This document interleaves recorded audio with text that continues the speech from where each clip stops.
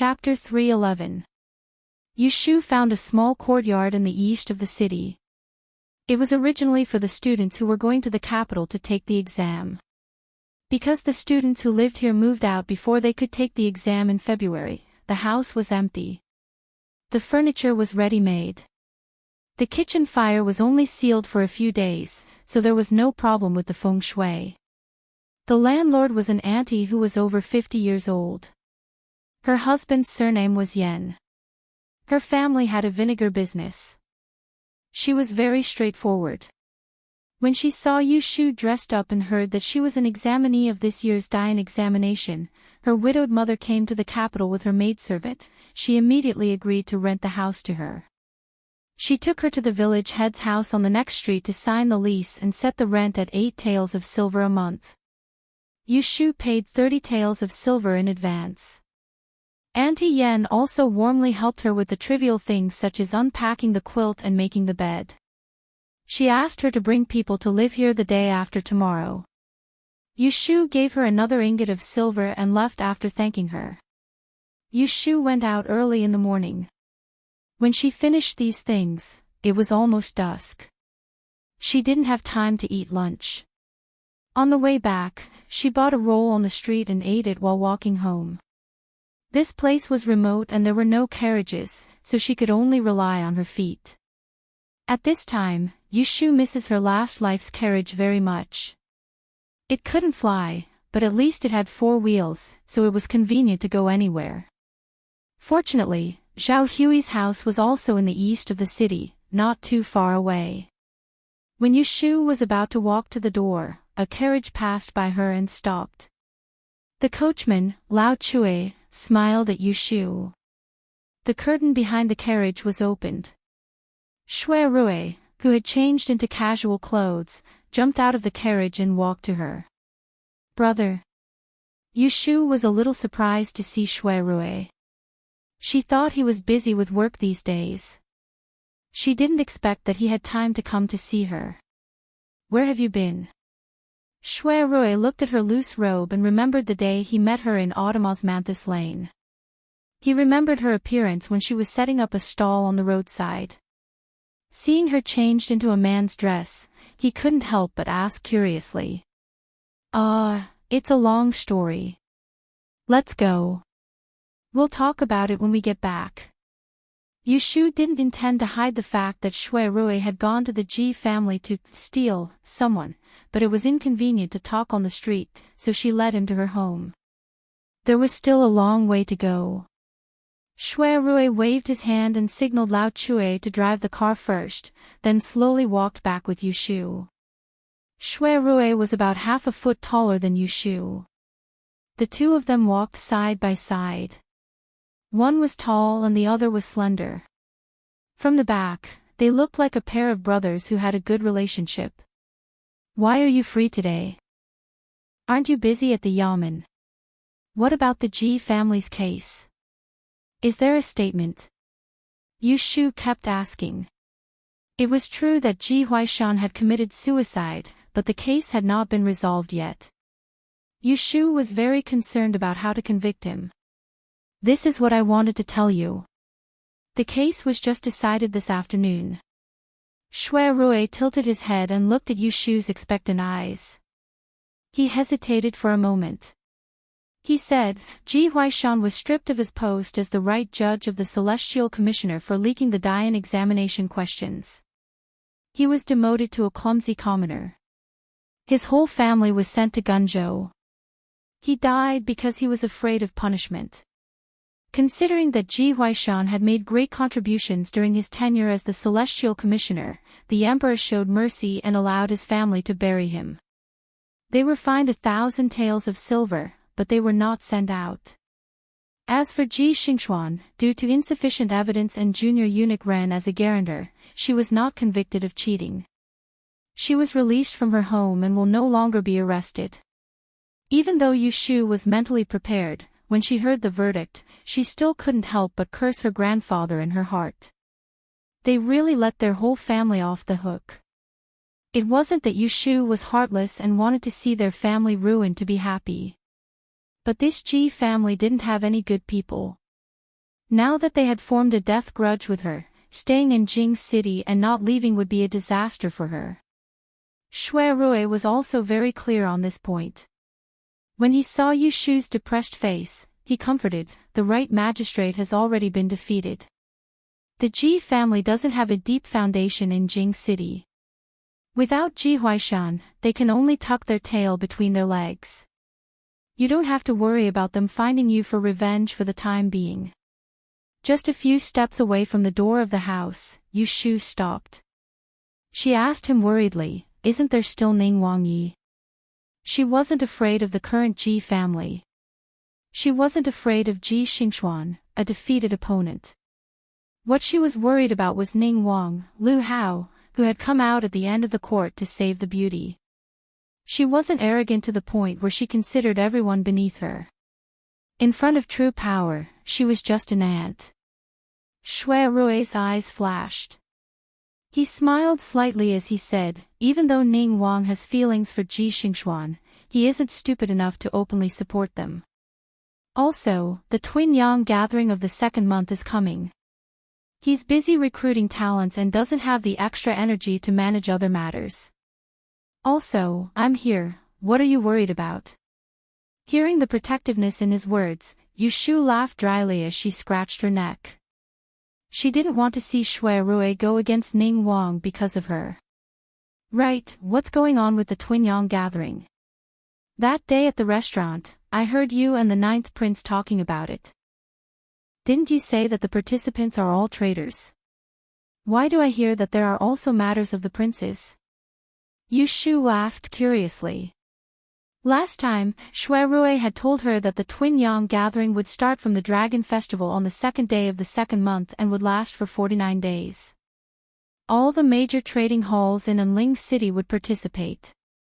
The traders of various families would gather here to compete for a golden plaque that was bestowed by the emperor with the title of #1 hall in the world. "Oh, it's like this." Shui Rui stood at the door of Zhao Hui's house and explained to Yu Shu, "During the period of the Twin Yang gathering, it is during the release of the results of the Great Yen examination. It is also the time when the imperial examinations are held. And Ling City is home to the talents of the world. It is a grand occasion that only occurs once every 3 years. Other than the gathering of traders, there were also scholars and martial artists, competing with each other in the realm of knowledge. Because these traders, scholars, and martial artists have not yet entered official careers and have nothing to do with the state, they are not involved in forming factions for personal gain. Therefore, with the tacit consent of the emperor, during the period of the Twin Yang gathering, all the nobles in the capital, the powerful families, the trading halls, the academies, and the martial halls will participate and select talents for their own use." Hearing this, Yu Shu came to a sudden realization.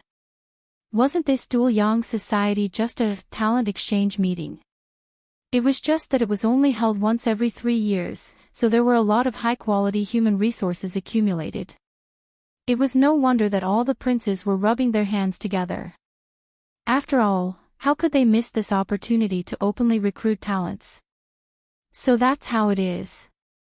"I understand," Yu Shu nodded and said half-jokingly, "then I can also participate in this Twin Yang gathering. If I don't get into the Taisher Library, at least I have a way out in the future." To be honest, if she couldn't enter the Taisher Library, it was not bad to find a backer in this Twin Yang gathering. Shui Rui glanced at her and said lightly, "I have already booked you. Where else do you want to go?" Yu Shu was stunned for a moment. She muttered with a strange expression, "What are you talking about? When did I become yours?" Shui Rui frowned, "You forgot so quickly. You signed a contract with me. If you can't enter the Taisher Library, you have to obediently stay in my Wangji Tower to manage for 3 years. After his reminder, Yu Shu finally understood the meaning of his words. She coughed awkwardly. She had almost forgotten about this. If she couldn't enter the Taisher Library, she had to obediently work for great young Master Shui. Seeing the displeasure on Shui Rui's face, Yu Shu hurriedly giggled and said, "It's not that I didn't remember it in a moment. It's written in black and white, so it's useless even if I forget it. Shui Rui relaxed his brows and looked at her sensible appearance with satisfaction. He warned with a stern face, the Twin Yang gathering is indeed lively, but it is also very chaotic. There are crooks and honest people mixed in, and there are people from the Jianghu. If you want to go take a look, follow me. Don't run around alone. Do you hear me? Oh. Yushu answered as she counted the days in her heart. Today was the 25th, and there were only a few days left until the 2nd of February. The grand examination's results were released by subjects. If she remembered correctly, the first subject, Yili, would be released on the 4th day of the 2nd month, which was the 3rd day of the dual Yang gathering. When the results were released, there would definitely be a lot of excitement to watch. It was easy to imagine how many nobles would fight for the top 3 of each subject. It was a pity that she was too bad at Yili and was destined to not make it on the list. Otherwise, she could go and show her face. The two of them talked for a while in front of the door. He Fengji happened to come back from the medical center with a medicine box. Seeing Shui Rui, she politely walked up to him and asked, "Sir Shui is here. Why are you standing outside the door and not going in?" When Yushu was taken away by the Celestial Commissioner's officers in broad daylight, He Fengji was so anxious that she went around asking for help. It was Shui Rui who sent someone to inform them. Later, he and Jingchen sent Yushu back. Seeing that his identity could no longer be hidden, Yushu asked for Shui Rui's opinion and told Zhao Hui, her husband, and Pei Jing that Shui Rui was the eldest son of the Shui family. She also specifically told them not to leak the fact that Shui Rui had stayed in Yang, so He Fengji changed her story. "I was just about to go in and have a seat. Did Dr. He just come back from the medical center? How's business?" After He Fengji invited Shui Rui in, he put on an amiable and approachable face. Yushu curled her lips. Even she had to admit defeat at this person's ability to change his face. He Fengji sighed, "As a doctor, of course, I hope that the fewer patients, the better. But I have to support my family, and I'm afraid that no one will come to see me and get medicine. It's really difficult." "Ha ha." Shui Rui smiled in understanding. Humans eat grains, and they also have emotions. Falling sick is a very common thing, and it follows this logic. There's no need for a physician to be too concerned about it, you just have to treat the patient well. Listening to his opinion, He Fengji nodded repeatedly, "You're right." As they were talking, they arrived at the entrance of the hall. He Fengji stopped and said to Yushu, "Take Mr. Shui to see Xiaoxiu first. I just made a prescription this afternoon. Go to the kitchen and tell them to brew it." He Fengji thought that Shui Rui was here to see Xiaoxiu. After he finished speaking, he took the medicine box and left. Shui Rui turned his head to ask Yushu, "What happened to Xiaoxiu?" Yushu's face darkened, he was pushed off his horse in the study hall and hit his head. Shui Rui furrowed his brows and looked angry. "What happened? Did someone bully him in the academy?" Shui Rui knew that Baichuan Academy only accepted children of high officials in the capital. So, he personally went to Academician Song early in the morning and asked him to take special care of Yu Xiaoxiu. He was afraid that Yu Xiaoxiu didn't have a family background and would be bullied in the academy. Chapter 312. It's a coincidence. It's your old Shui family's brat who bullied our Yu family's child. Shui Rui was puzzled. "What do you mean by that?" Yushu didn't want to say more. She said angrily, "I'm not sure either. Let's ask Xiaoxiu later." Yushu took Shui Rui to the room to see Yu Xiaoxiu. Yu Xiaoxiu, who had been unconscious for the whole night, had already woken up. He was lying on the bed, leaning over to reach the cup of water on the coffee table. The white gauze wrapped around his forehead was soaked in red, which was a bit shocking. "Xiaoxiu." Yushu stepped forward and supported him with one hand. She let him sit on the bed first. She frowned. Where is Shenma?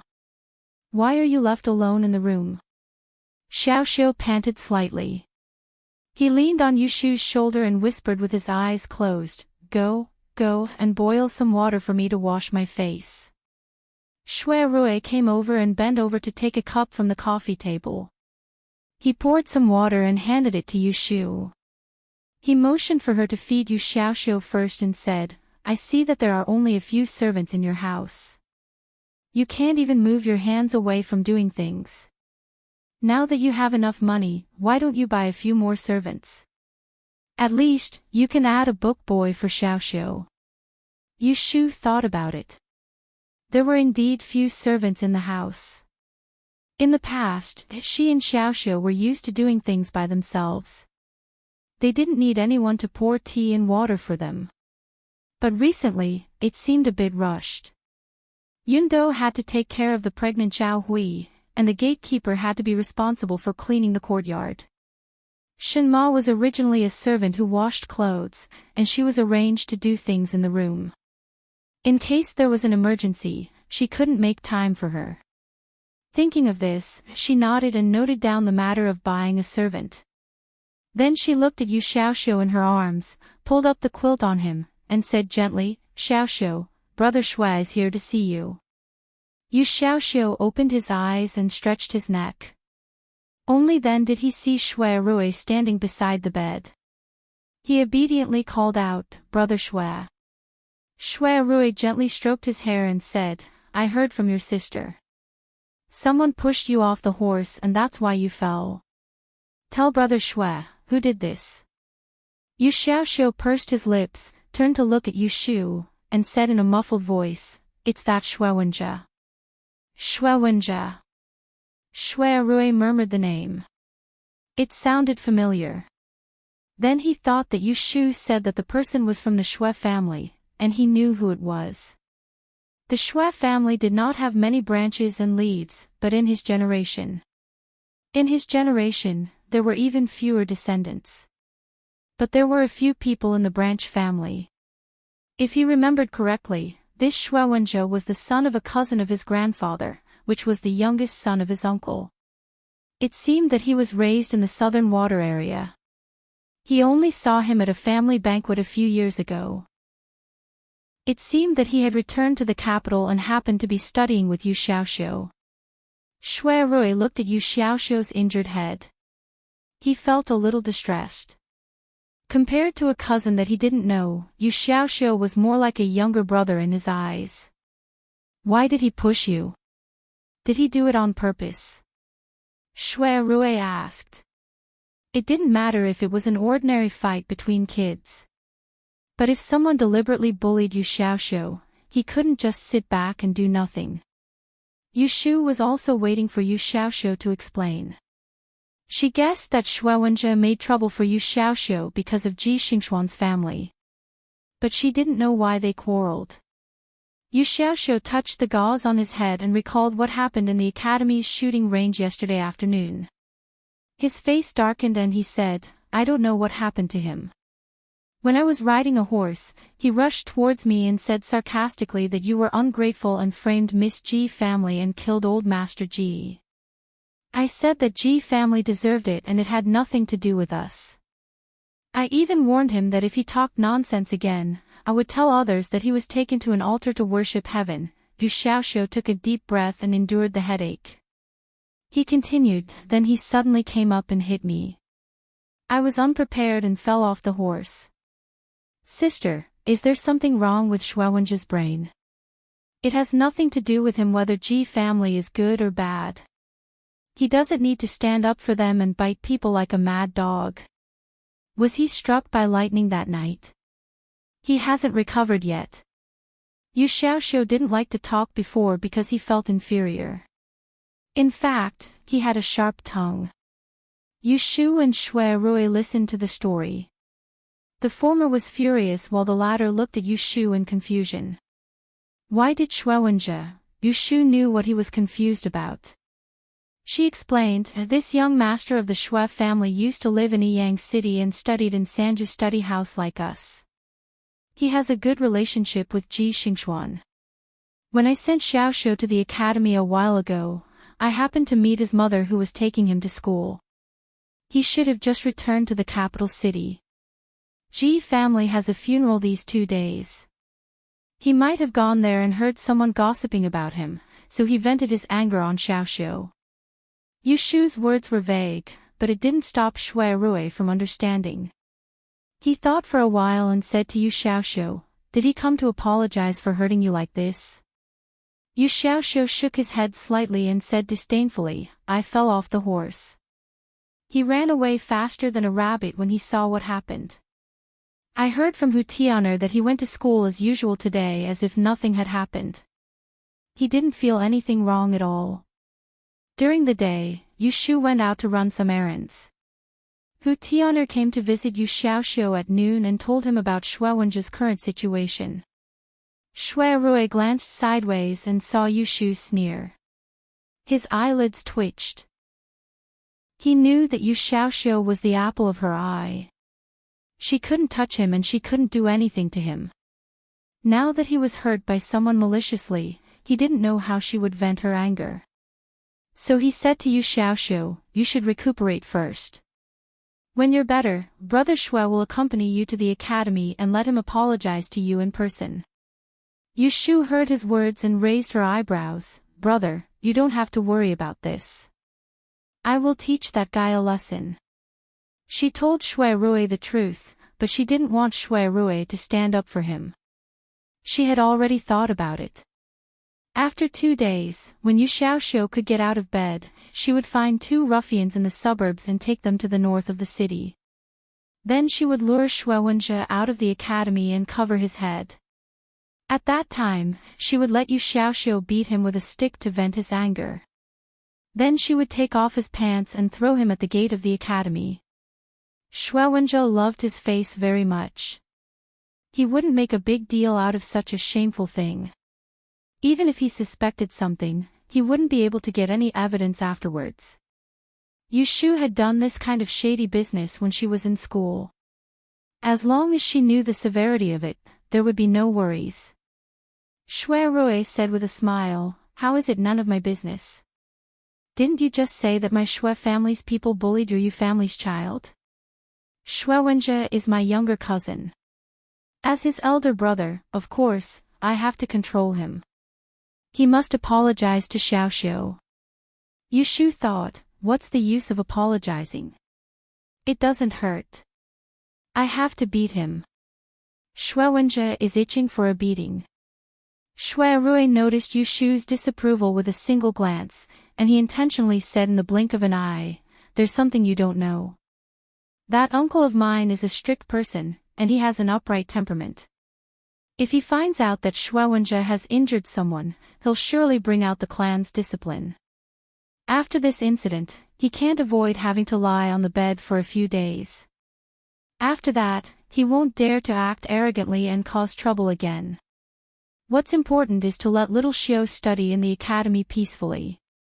He didn't say that because he was worried that his cousin would suffer a loss at Yu Shu's hands, but he was afraid that she would be too heavy-handed and make things worse, making it hard to clean up. Moreover, he didn't want Yu Shu to be entangled with these grudges all day long and not be able to rest for a day. Hearing his words, Yu Shu hesitated for a moment. She looked down at Yu Xiaoxiu and asked coquettishly, "What do you think? Do you want him to apologize to you, or do you want me to teach him a lesson for you?" After all, Yu Xiaoxiu was a good boy, unlike Yu Shu who could not be offended. Although he was angry at Shui Wenjie's behavior, he didn't want Yu Shu to make things difficult for others because of him. After following Yu Shu for so many days, he knew his sister's temper. If he really let her teach others a lesson, she might be very angry. So he said, "Shui Wenjie is a lunatic. I don't want to lower myself to his level. I just want him to apologize to me. There's no need to teach him a lesson. Let his parents take care of him." Shui Rui saw that the boy was sensible and liked him. He laughed and scolded, "What Shui Wenjie? You even scolded Brother Shui." Yu Xiaoxiu hurriedly said, "I'm not talking about you. Brother Shui is a good man. How can that bastard be compared to him? Shui Rui laughed and stopped teasing him. He turned to look at Yu Shu. Yu Shu was not a fool. After a while, she also understood what Shui Rui meant. At this point, if she insisted on teaching Shui Wenjie a lesson, she would be making things difficult for Shui Rui. Well, that's it. Let him apologize to Xiaoxiu later. Yu Shu thought for a moment and added, by the way, let him pay for the medical expenses. He Fengji treated Yu Xiaoxiu. Of course, the prescription was good. This morning, Yu Shu also urged him to break a piece of the cloud Ganoderma and add it to the prescription. Shui Rui nodded and said, that's right. After talking for a long time, Yu Xiaoxiu felt dizzy and hissed. Yu Shu hurriedly helped him lie down and coaxed him.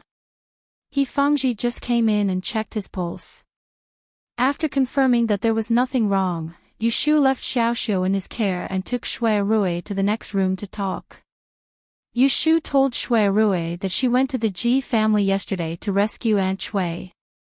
After Shui Rui heard this, he actually didn't know what to say to her for a time, and he wanted to scold her for acting rashly.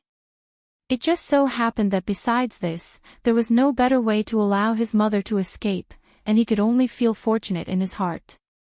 Fortunately, she wasn't caught on the spot. I went out today to find a house for my mother to live in. My godmother is pregnant and the Ji family might come at any time. It's not convenient for her to live here.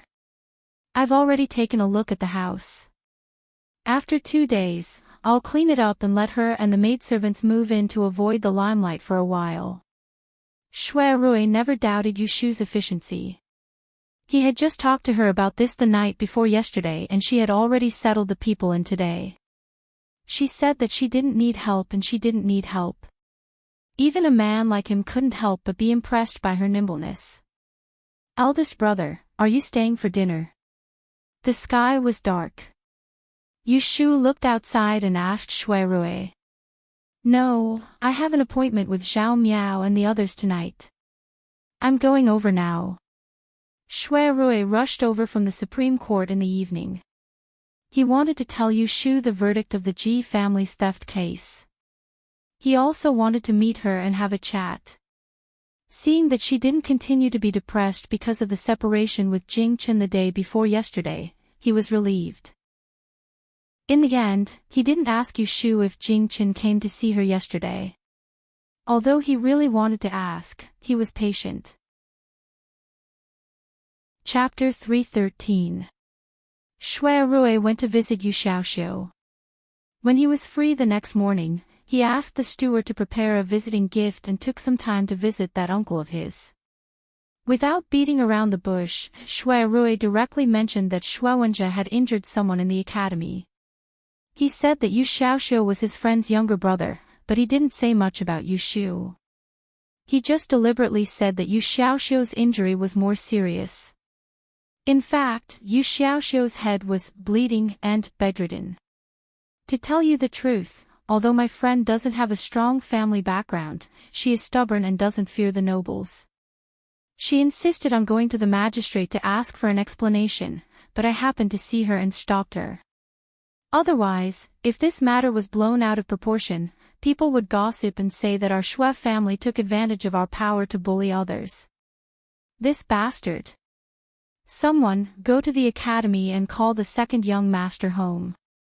Just as Shui Rui had expected, this cousin uncle of his that had a bad temper exploded into rage, and he sent people to the academy to get Shui Wenjie back on the spot.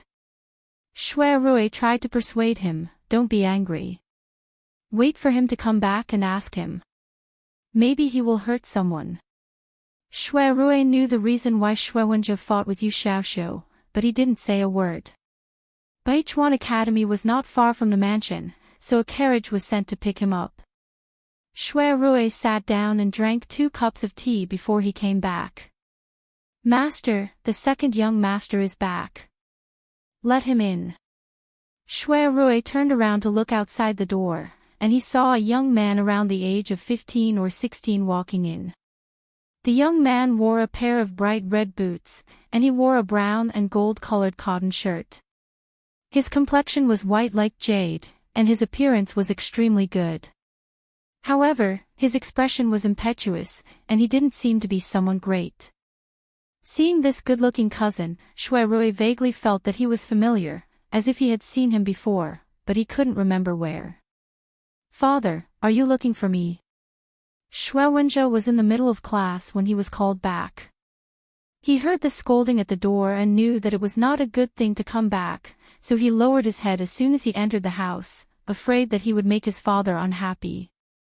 "Bastard, can't you see that your eldest cousin is here? Hurry up and greet him." Uncle Shuai reprimanded unhappily. In the past, his son had been raised in his father-in-law's hometown, and he had only seen him a few times a year. Now that he had been brought to his side, he was afraid that his son would be spoiled by his loving mother, so he was very strict with him. "Eldest cousin." Shuai stared blankly for a moment, then his face stiffened. He hadn't forgotten that last summer, his eldest cousin had gone to Yiyang City to propose to the Ji family. At that time, his mother had even brought him to a guest house to pay a visit. When he found out about this, he had made a big fuss, but in the end, he hadn't been able to see his eldest cousin. Although he later heard that the marriage didn't go through, he still didn't have a good impression of this eldest cousin. In his impression, the other party was a hedonistic son of rich parents who wanted to lay his hands on the person he liked. Shuai raised his head and saw a young man dressed in brocade sitting on the left side of his father. The young man looked a few years older than him, and he had a smile on his face. He looked like a hypocrite, and he even looked a little familiar. Shuai ignored the familiarity and secretly felt disdain. He thought that this eldest cousin of his had a flirtatious look on his face, and he didn't look like a good person at all. "Why are you still in a daze?" Under the pressure of Uncle Shuai reluctantly called out, "Eldest cousin." Shuai nodded his head. His tone was intimate, and he did his best to put on a good show. "You've been living away from home in the past, and we haven't seen each other often. In the future, if you have the time, let's visit each other more often. There aren't many children in the Shuai family to begin with, and we should take care of each other even more." Uncle Shuai nodded his head repeatedly. Although he was in a fit of anger, he didn't forget to take the opportunity to get closer to the Buddhist library. "That's right. A while ago, I wanted to bring him to visit your grandfather, but I heard that the old man was unwell, so I didn't visit. Is he all right now? If it's convenient, I'll bring this little rascal to see you later." "Grandfather is in good health, there's no need for fourth uncle to worry about him." Shuai pointed at Shuai, reminding him of the important matter. "Let's get to the bottom of this matter first." Uncle Shuai then turned his head to look at Shuai, his face darkening as he questioned him. "Tell me honestly, did you cause trouble at the academy the afternoon before yesterday, and hurt someone?" Shuai was staring at Shuai, cursing in his heart. When he suddenly heard his father's question, he was dumbfounded. In an instant, the image of Yu Xiaoxiu falling off the horse and falling with his head covered in blood appeared in his mind, and his expression began to panic. No one knows a son better than a father.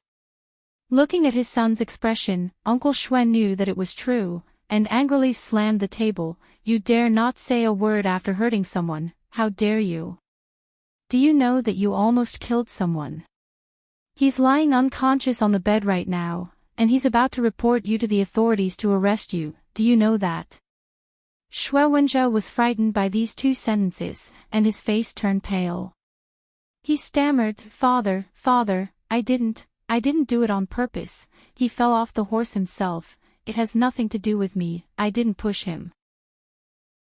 Shuai frowned. Yu Xiaoxiu would not lie about this matter. It was clearly this Shuai who pushed him off the horse, and now he's still trying to quibble. Why does fourth uncle have such a disappointing son? "Fourth uncle, I heard from that child's classmates that many people saw with their own eyes. It was Wenjia who hit him first, and pushed him off the horse," Shuai said to Uncle Shuai with a face of embarrassment.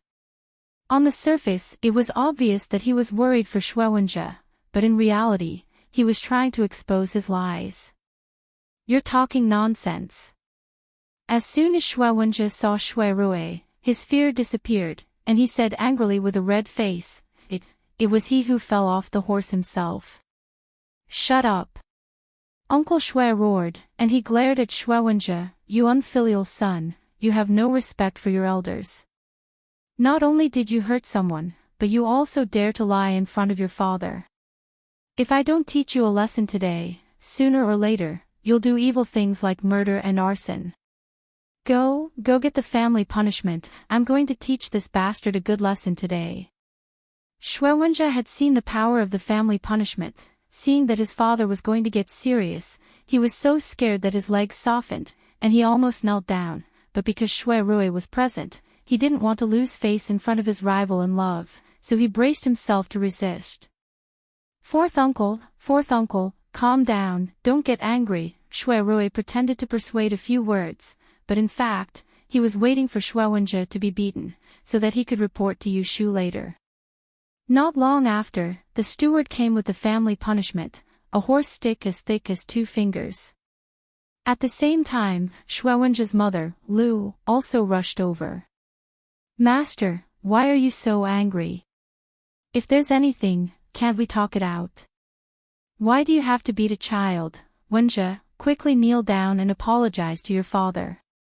Lu must have known the temper of her uncle Shui, who cried as soon as he came over, so she hugged Wenjie, hit him twice, and pushed him to kneel down.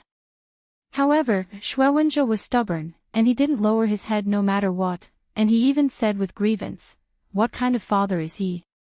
He left me outside for more than 10 years, and as soon as he came home, he beat me and scolded me. If he wants to beat me, then he can beat me. If he beats me to death, I want to see how he can have another son. His attitude was tantamount to adding fuel to the fire. Uncle Shui was originally putting on a show in front of Shui Rui to teach his son, but at this moment, he was truly enraged. He took 2 steps forward and grabbed the riding stick before hitting Wenjie's body, and he cursed as he hit Wenjie. Mrs. Lu cried as she tried to stop him, and the servants were at a loss of what to do. They didn't dare to pull their master back, and the room was instantly in a mess. Unfilial son. Master, please stop. Mother, don't stop him, let him beat me to death. Seeing the situation, Shui Rui didn't rush forward to stop Wenjie. He silently counted how many times Wenjie was hit by the stick, and after he fell to the ground, he coughed and went forward to pull Uncle Shui back.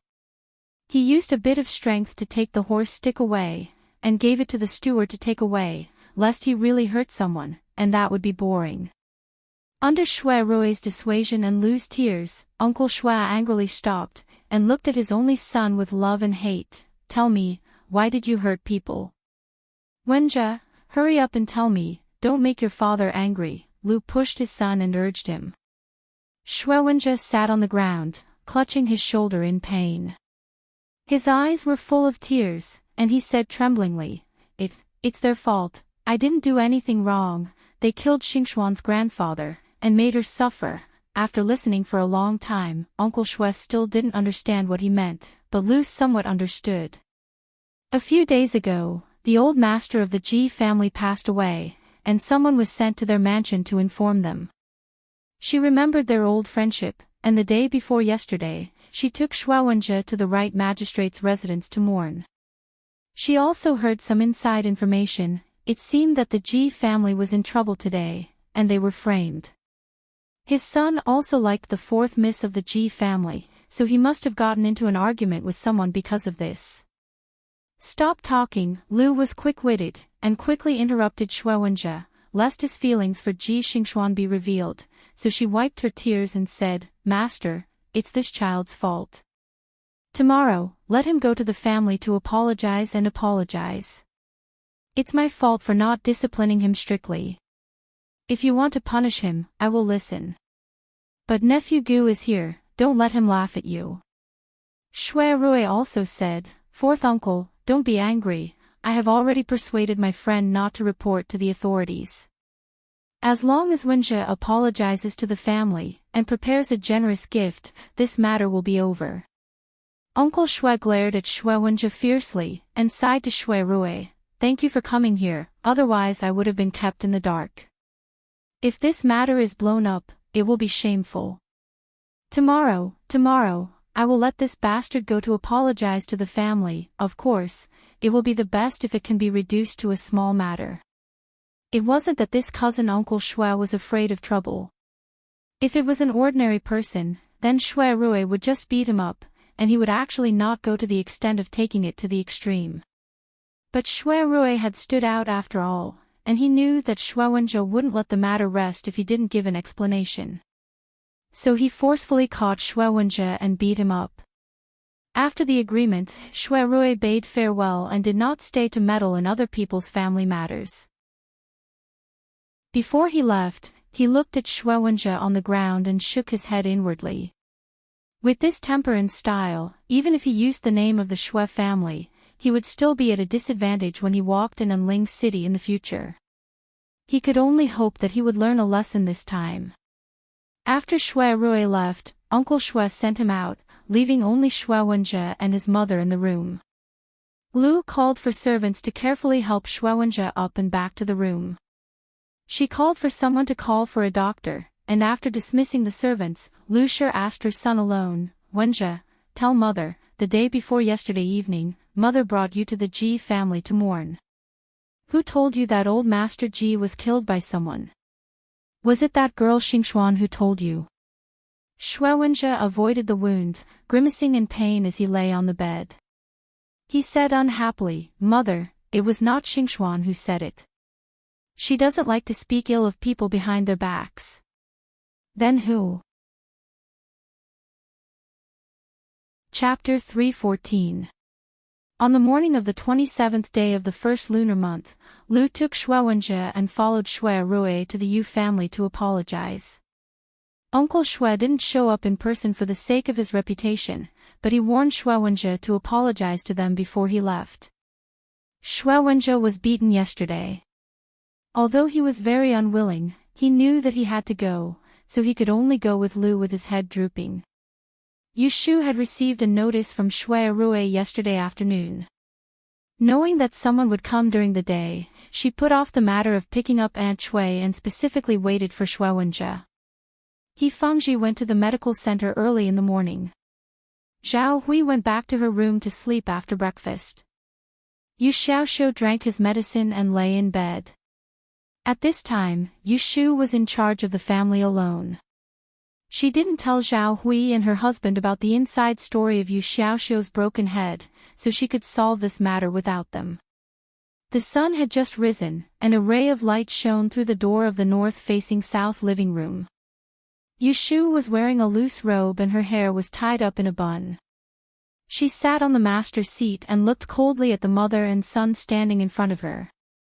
Shui Rui, on the other hand, stood at the side and acted as a peacemaker. He stated the purpose of his visit today, and Mrs. Luas pushed Shui Wenjie's shoulder and asked him to apologize and admit his mistake.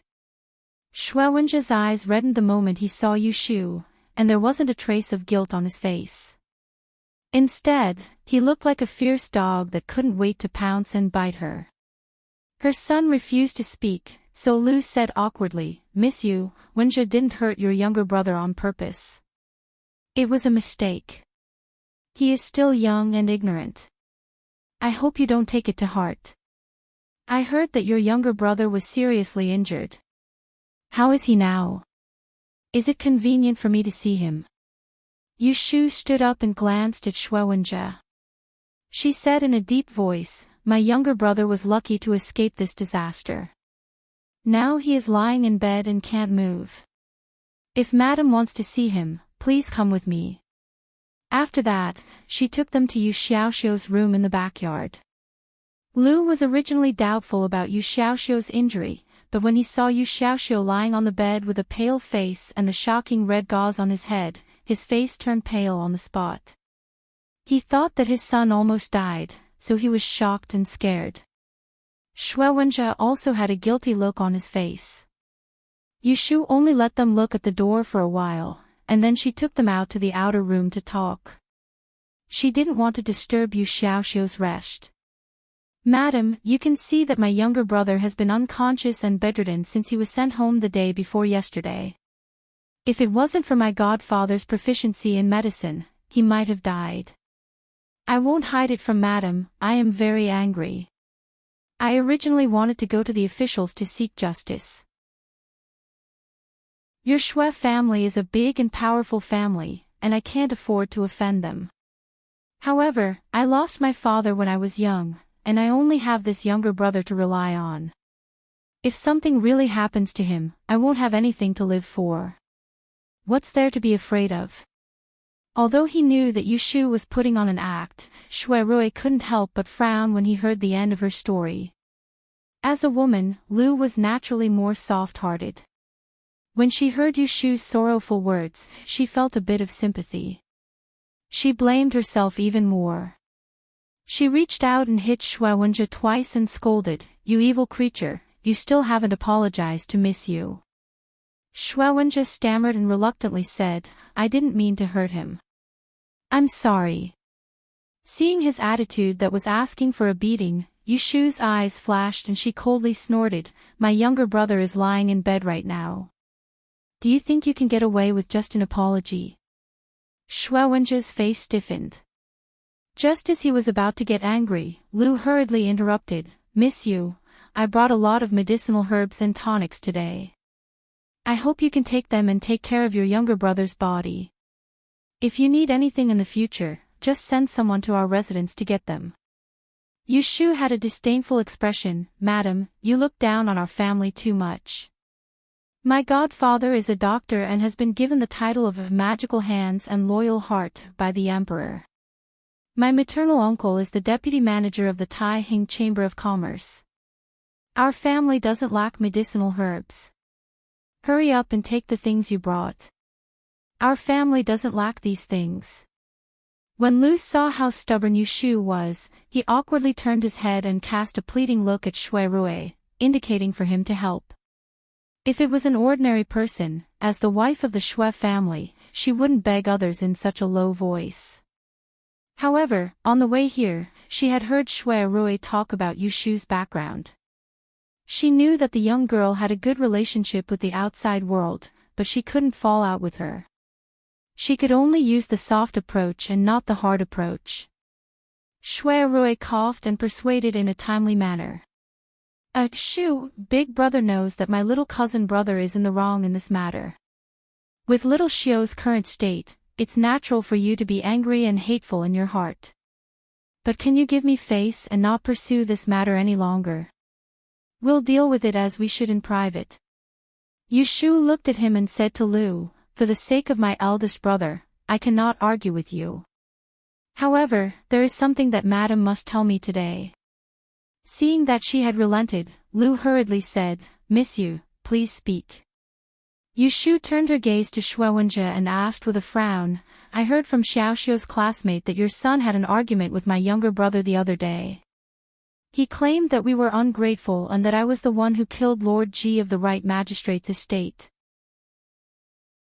I want to ask your son who was the one who talked nonsense in front of him and urged him to seek revenge on my younger brother." Yu Shu dared to guarantee that this matter had something to do with Ji Xingxuan. Otherwise, how could an outsider like Shui Wenjie know about the private affairs of the Ji family? Shui Wenjie kept a straight face and didn't say anything.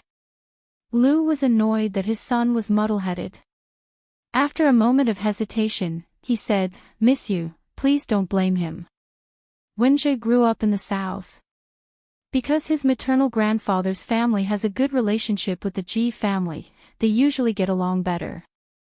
2 days ago, I went to the Ji estate to pay my respects and brought this child with me.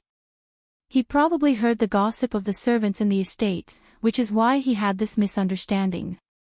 This Lady Shui's words were watertight and Yu Shu couldn't find any flaws. However, at this time, Shui Wenjie muttered, "What misunderstanding?" She was obviously the one who framed the good guy.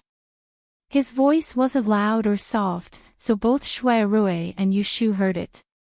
The latter immediately pulled a long face and sneered, what is Sir Shui saying? Why don't you speak louder? I didn't see you being polite when you were hurting people, but now you're acting like a turtle hiding in its shell. Shui Wenjie's face turned red. After enduring for a long time, he finally broke down because of Yu Shu's insult. I said that you were the one who killed him. You're an ungrateful person. What's wrong with that? After Shui Wenjie shouted, the room became quiet. But, before Mrs. Liu could reprimand Shui Wenjie, she raised her hand and fiercely slapped his face. Slap. Slap. One slap wasn't enough, so how could Yu Shu let go of this opportunity? While they were still in a daze, she slapped Shui Wenjie's face again. She had a lot of strength in her hands, so the two sudden slaps stunned Shui Wenjie. He tilted his head and covered his burning cheek, not knowing how to react. The corners of Shui Rui's mouth twitched a couple of times as he helplessly looked at Yu Shu. He knew that she wasn't willing to suffer even the slightest loss. Wenjie! Liu cried out in alarm and hugged his son. As he looked at his son's face, he turned his head and angrily said to Yu Shu, "Miss Yu, what are you doing? You've gone too far." Yu Shu shook her numb hand and looked at Shui Wenjie's cheek, which had instantly become red and swollen. She felt a lot better in her heart and bluntly said to Liu, "Compared to what your son has done, the 2 slaps I gave him are light. He hurt my younger brother first and then slandered me. How can I tolerate him? These 2 slaps are for my younger brother. Although it's not as painful as what he has suffered, I won't pursue the matter of him hurting my younger brother for the sake of Madam's concern for your son. I hope that Madam will teach him well when you go back, so that he won't cause trouble in the future and harm others and himself. You can leave now. I still need to take care of my younger brother, so I won't see you out." Yu Shu reached out with one hand to the door and impatiently began to chase them away. She had slapped someone's son's face in front of their mother and still spoke in such a righteous and magnanimous manner. It was likely that only Yu Shu would do something like this. You dare to hit me." Shui Wenjie finally reacted. His face and ears were red as he glared at Yu Shu with a pair of ox eyes that were spewing fire. "Wenjie, shut up." Liu gritted his teeth and scolded. He grabbed Shui Wenjie and glanced at Yu Shu with a dark expression. Then, he led the servants outside the door and dragged the furious Shui Wenjie away. Shui Rui didn't leave with them. He stood at the door and watched them leave. Then, he turned his head and said to Yu Shu, "Why did you do this?"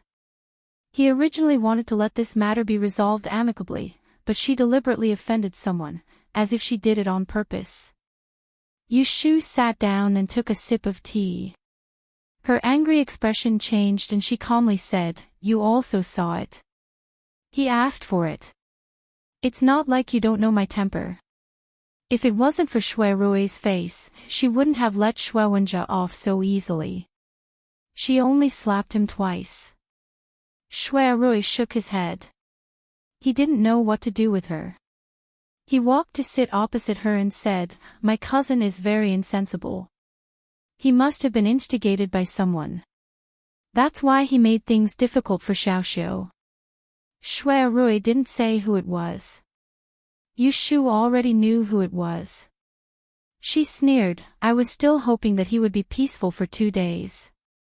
Who would have thought that he would find trouble for me so soon? It seems that if I don't let him go, he won't let me go either." It's not like Yu Shu didn't suffer from Ji Xingxuan. She was always caught off guard. It really made her angry. Today, she slapped Shui Wenjie twice. Half of it was because of Ji Xingxuan. Shui Wenjie deserved to hit the muzzle. Shui Rui didn't want to see her angry because of this matter. So, he changed the topic. "Oh, right.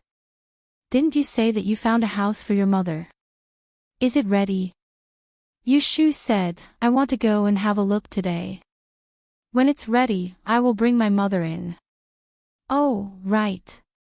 The day before yesterday, you mentioned to me about buying a servant. I asked Godfather and Godmother. They said that it's possible. They want to buy a study boy for Xiaoxiu. They also want to buy a maid and a manservant.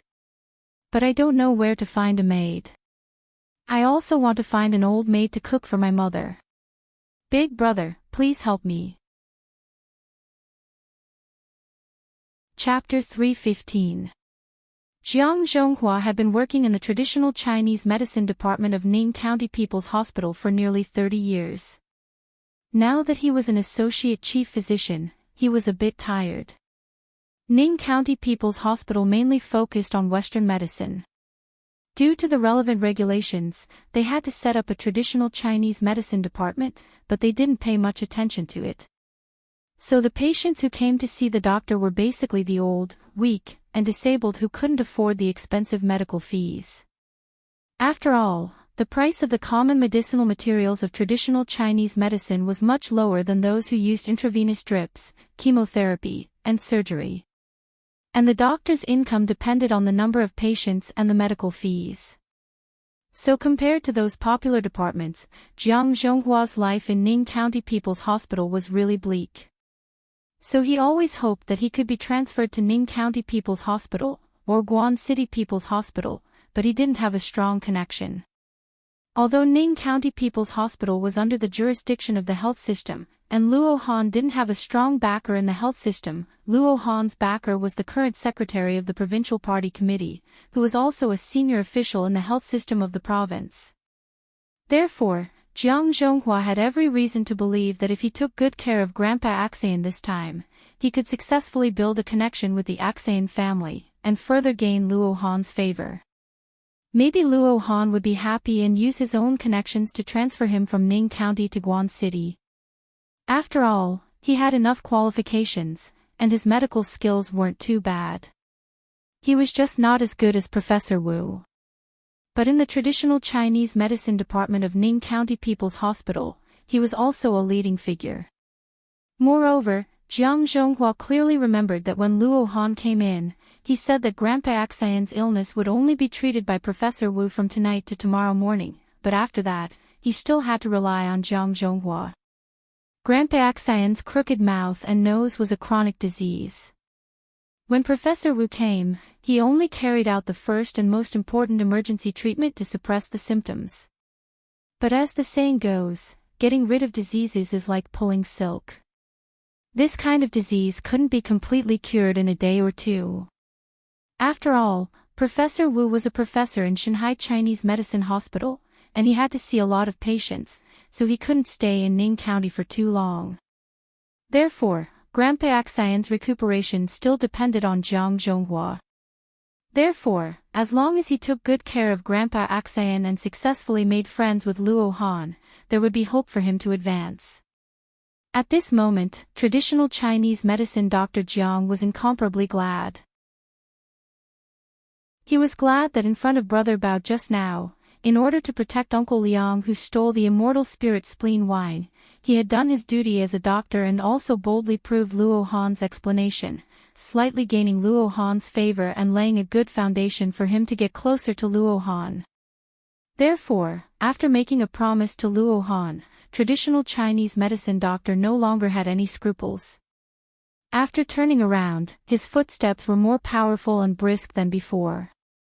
His old face also became lively, positive, and confident from the original calmness. Sure enough, it didn't take more than 8 minutes.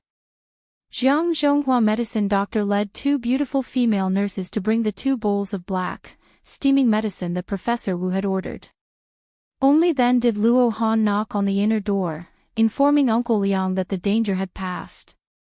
Perhaps Uncle Liang had already heard the commotion outside from his room, so he immediately opened the MDF door, which wasn't very thick. An embarrassed smile appeared on his face. "Xiao Luo, Xiao Chen, I've really troubled you too this time."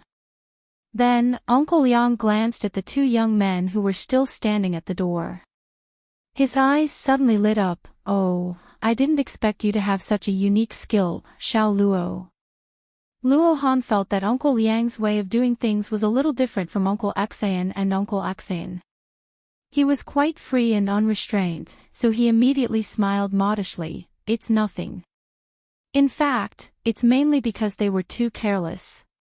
He then looked into the room and saw Dr. Wu, who was calmly putting the golden needles into the needle bag. "Uncle Wu, the medicine is ready. Do you want to drink it now?"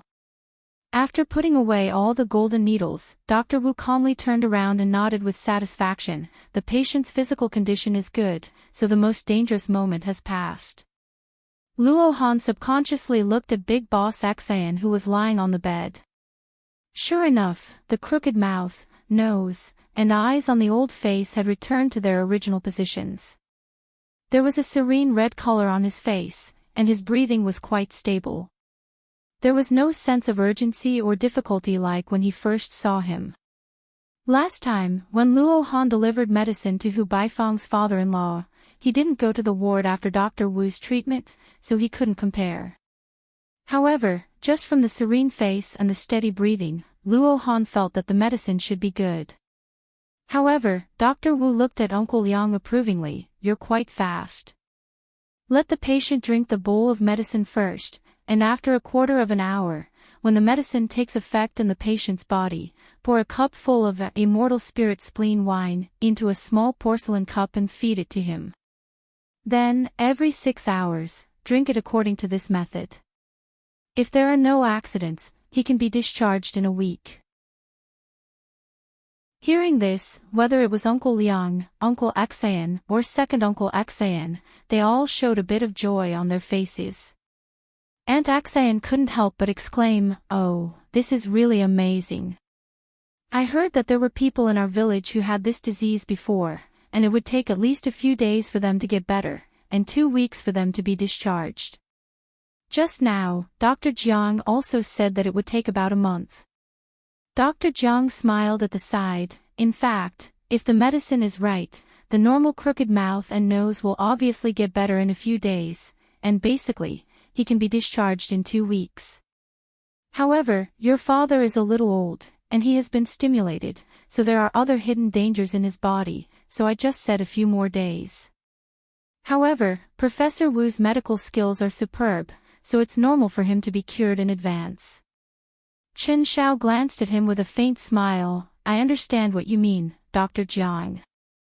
Logically speaking, a month's recuperation is actually not too long. However, my grandfather is not used to staying in the hospital, so we are naturally happy that there is a better way." Chen Xiao naturally knew that Dr. Jiang must have made a false statement about a month's time. However, when Dr. Jiang was facing the 2 young men, he still did his duty as a doctor, so Chen Xiao only vaguely pointed at him. The Xian family was not a rich family, and their financial situation was just average, even in the village. They were also used to being diligent and thrifty. A month's hospitalization fee in the People's Hospital of Ning County was at least tens of thousands. Even if Grandpa Xian could really afford it, how could he be willing to pay so much? Dr. Jiang just smiled embarrassedly. In the early morning, Yu Shu sat beside Yu Xiaoxiu's bed, holding a bowl to feed him medicine. Yu Xiaoxiu had been lying in bed for 3 days, and his face finally had some color. Except for the occasional dizziness that he couldn't move, it was not a big deal. "Sister, are you still going to see Mother today?" Yu Xiaoxiu asked. Yesterday, he heard from Yu Shu about the process of rescuing Aunt Shui, so he knew that she took her to a house in the east of the city to temporarily live. "Yes, I'm going out today. I have to buy an old maid to send to Mother. Xiang Sui can't do rough work, and they have to eat all day long. Oh, then when you see Mother, tell her that I have been busy with homework recently, and I will visit her later. Don't tell her that I hurt my head." "Got it." After feeding him medicine, Yu Shu went back to her room to change her clothes. Just when she was ready, she heard Mrs. Shen's hurried voice outside the door. "Miss, young Master Jing is here." "Oh." Yu Shu stroked her collar and turned around. She walked out with some surprise and went to the front yard to meet someone. She thought that Jing Chen had come at the right time. She was about to ask him for some knowledge on Shui. When she arrived at the door of the living room, Yushu looked inside and saw the person sitting in the living room. Her eyebrows trembled slightly. Jing Chen didn't come alone, and he brought someone with him. Xiaoyu. As soon as Jing Chen saw Yushu, he stood up from the chair. Shui Yun, who was looking around the living room, turned her head and smiled at Yushu with him. Miss you. Miss Shui. Yushu nodded at the little junior sister Shui Yun, and said to Jing Chen, why did you come to see me today? What's the matter? Jing Chen said, I came to tell you that I will be moving to the princess estate tomorrow. There will be a banquet at the princess estate the night after tomorrow, and I invite you to attend. As he spoke, Shui Yun, who was beside him, took out a letter from Jin Zhanzhan and handed it to Yushu. This is the invitation to enter the estate that day. Miss, you must be there. Yushu looked at the invitation that was handed to her, and the corner of her mouth twitched. She didn't know why, but she felt a little uncomfortable. She felt that she and Jing Chen had suddenly become outsiders. Well, it should be like this. Yushu laughed at herself in her heart. No matter how close she was to Jing Chen, how could it be compared to his junior sister who grew up with him? In comparison, wasn't she an outsider? Yes, I will be there. Yushu accepted the invitation. The group of thieves who murdered Jing Chen hadn't found any clues yet. Although Jing Chen now had the protection of the imperial family, she was still worried. There must be a lot of people attending the banquet at the princess estate. She had to go and take a look. Maybe there were people who wanted to harm Jing Chen among them. Does Miss Yu have anything else to do later? Shui Yun suggested, if you're not busy, let's stroll around the capital together. Last time we went on a night trip, you couldn't come because you had something to do. You should be free today, right? Yushu looked at her, and then looked at Jing Chen. Seeing the latter's expectant face, she couldn't bring herself to refuse. She had a lot of things to do here, so she didn't have the time to go out and play. Moreover, it would be awkward for the three of them to go together. Jing Chen could see that Yushu was in a dilemma. He also saw that she was neatly dressed and looked like she was about to go out, so he asked, do you have something else to do? Yushu nodded, there aren't enough servants at home, so I need to buy a few servants. I can't go shopping today. Maybe next time. Jing Chen looked disappointed, but Shui Yun asked with interest, where can I buy servants? Yushu was speechless. She didn't know where to find human traffickers. Shui Rui only told her to wait for him at home and said that he would take her there. At this time, a shout suddenly came from outside the gate, Miss Yu, is Miss Yu at home? When Yushu heard that it was old Chui's voice, she turned her head and saw that there was a carriage parked outside the gate not far away. The curtains of the carriage window were hanging, and she could vaguely see Shui Rui sitting inside. I'm here. Wait a minute, I'll go out now. Yushu responded, turned her head, and apologized to Jing Chen, Brother Shui is here. Yesterday, we agreed that he would take me to buy servants. Jing Chen, you and Miss Shui can go shopping. We'll go together next time. Jing Chen looked at the carriage parked at the gate and also saw the figure sitting in the carriage. He didn't know why he felt a little restless. He turned his eyes back to Yushu's face and said without thinking much, I'll go with you. Ah. Yushu didn't expect that Jing Chen would propose to go with them. She was stunned for a moment, but then she heard junior sister Shui Yun clap her hands and say with a smile, yes, let's go together. I haven't seen selling servants yet. Could she say that she didn't want to go with them? Shui Rui's eyesight was excellent.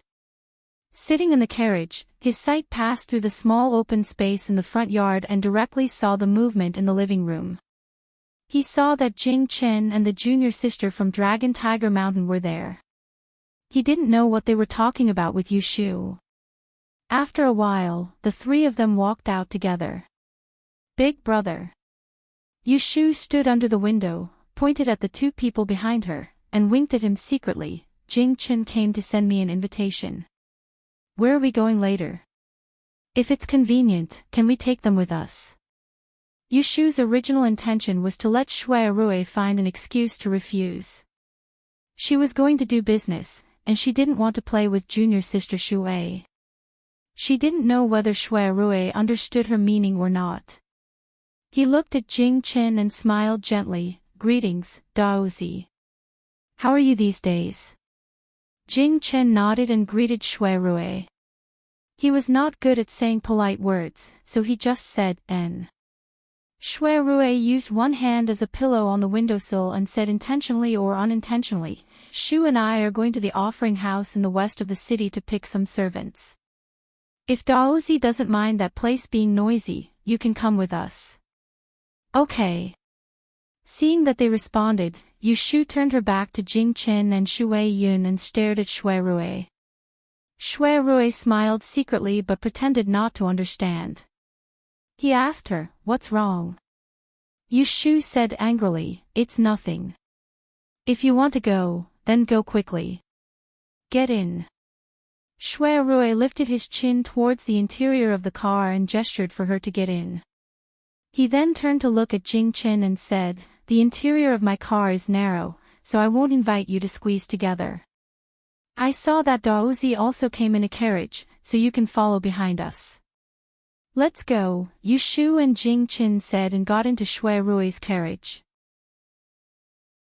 She thought that since Jing Chen was accompanied by junior sister Shui Yun, she didn't want to join them. Jing Chen looked at the carriage curtain that was put down in front of him, and without saying a word, he took Shui Yun to the palace carriage across the street.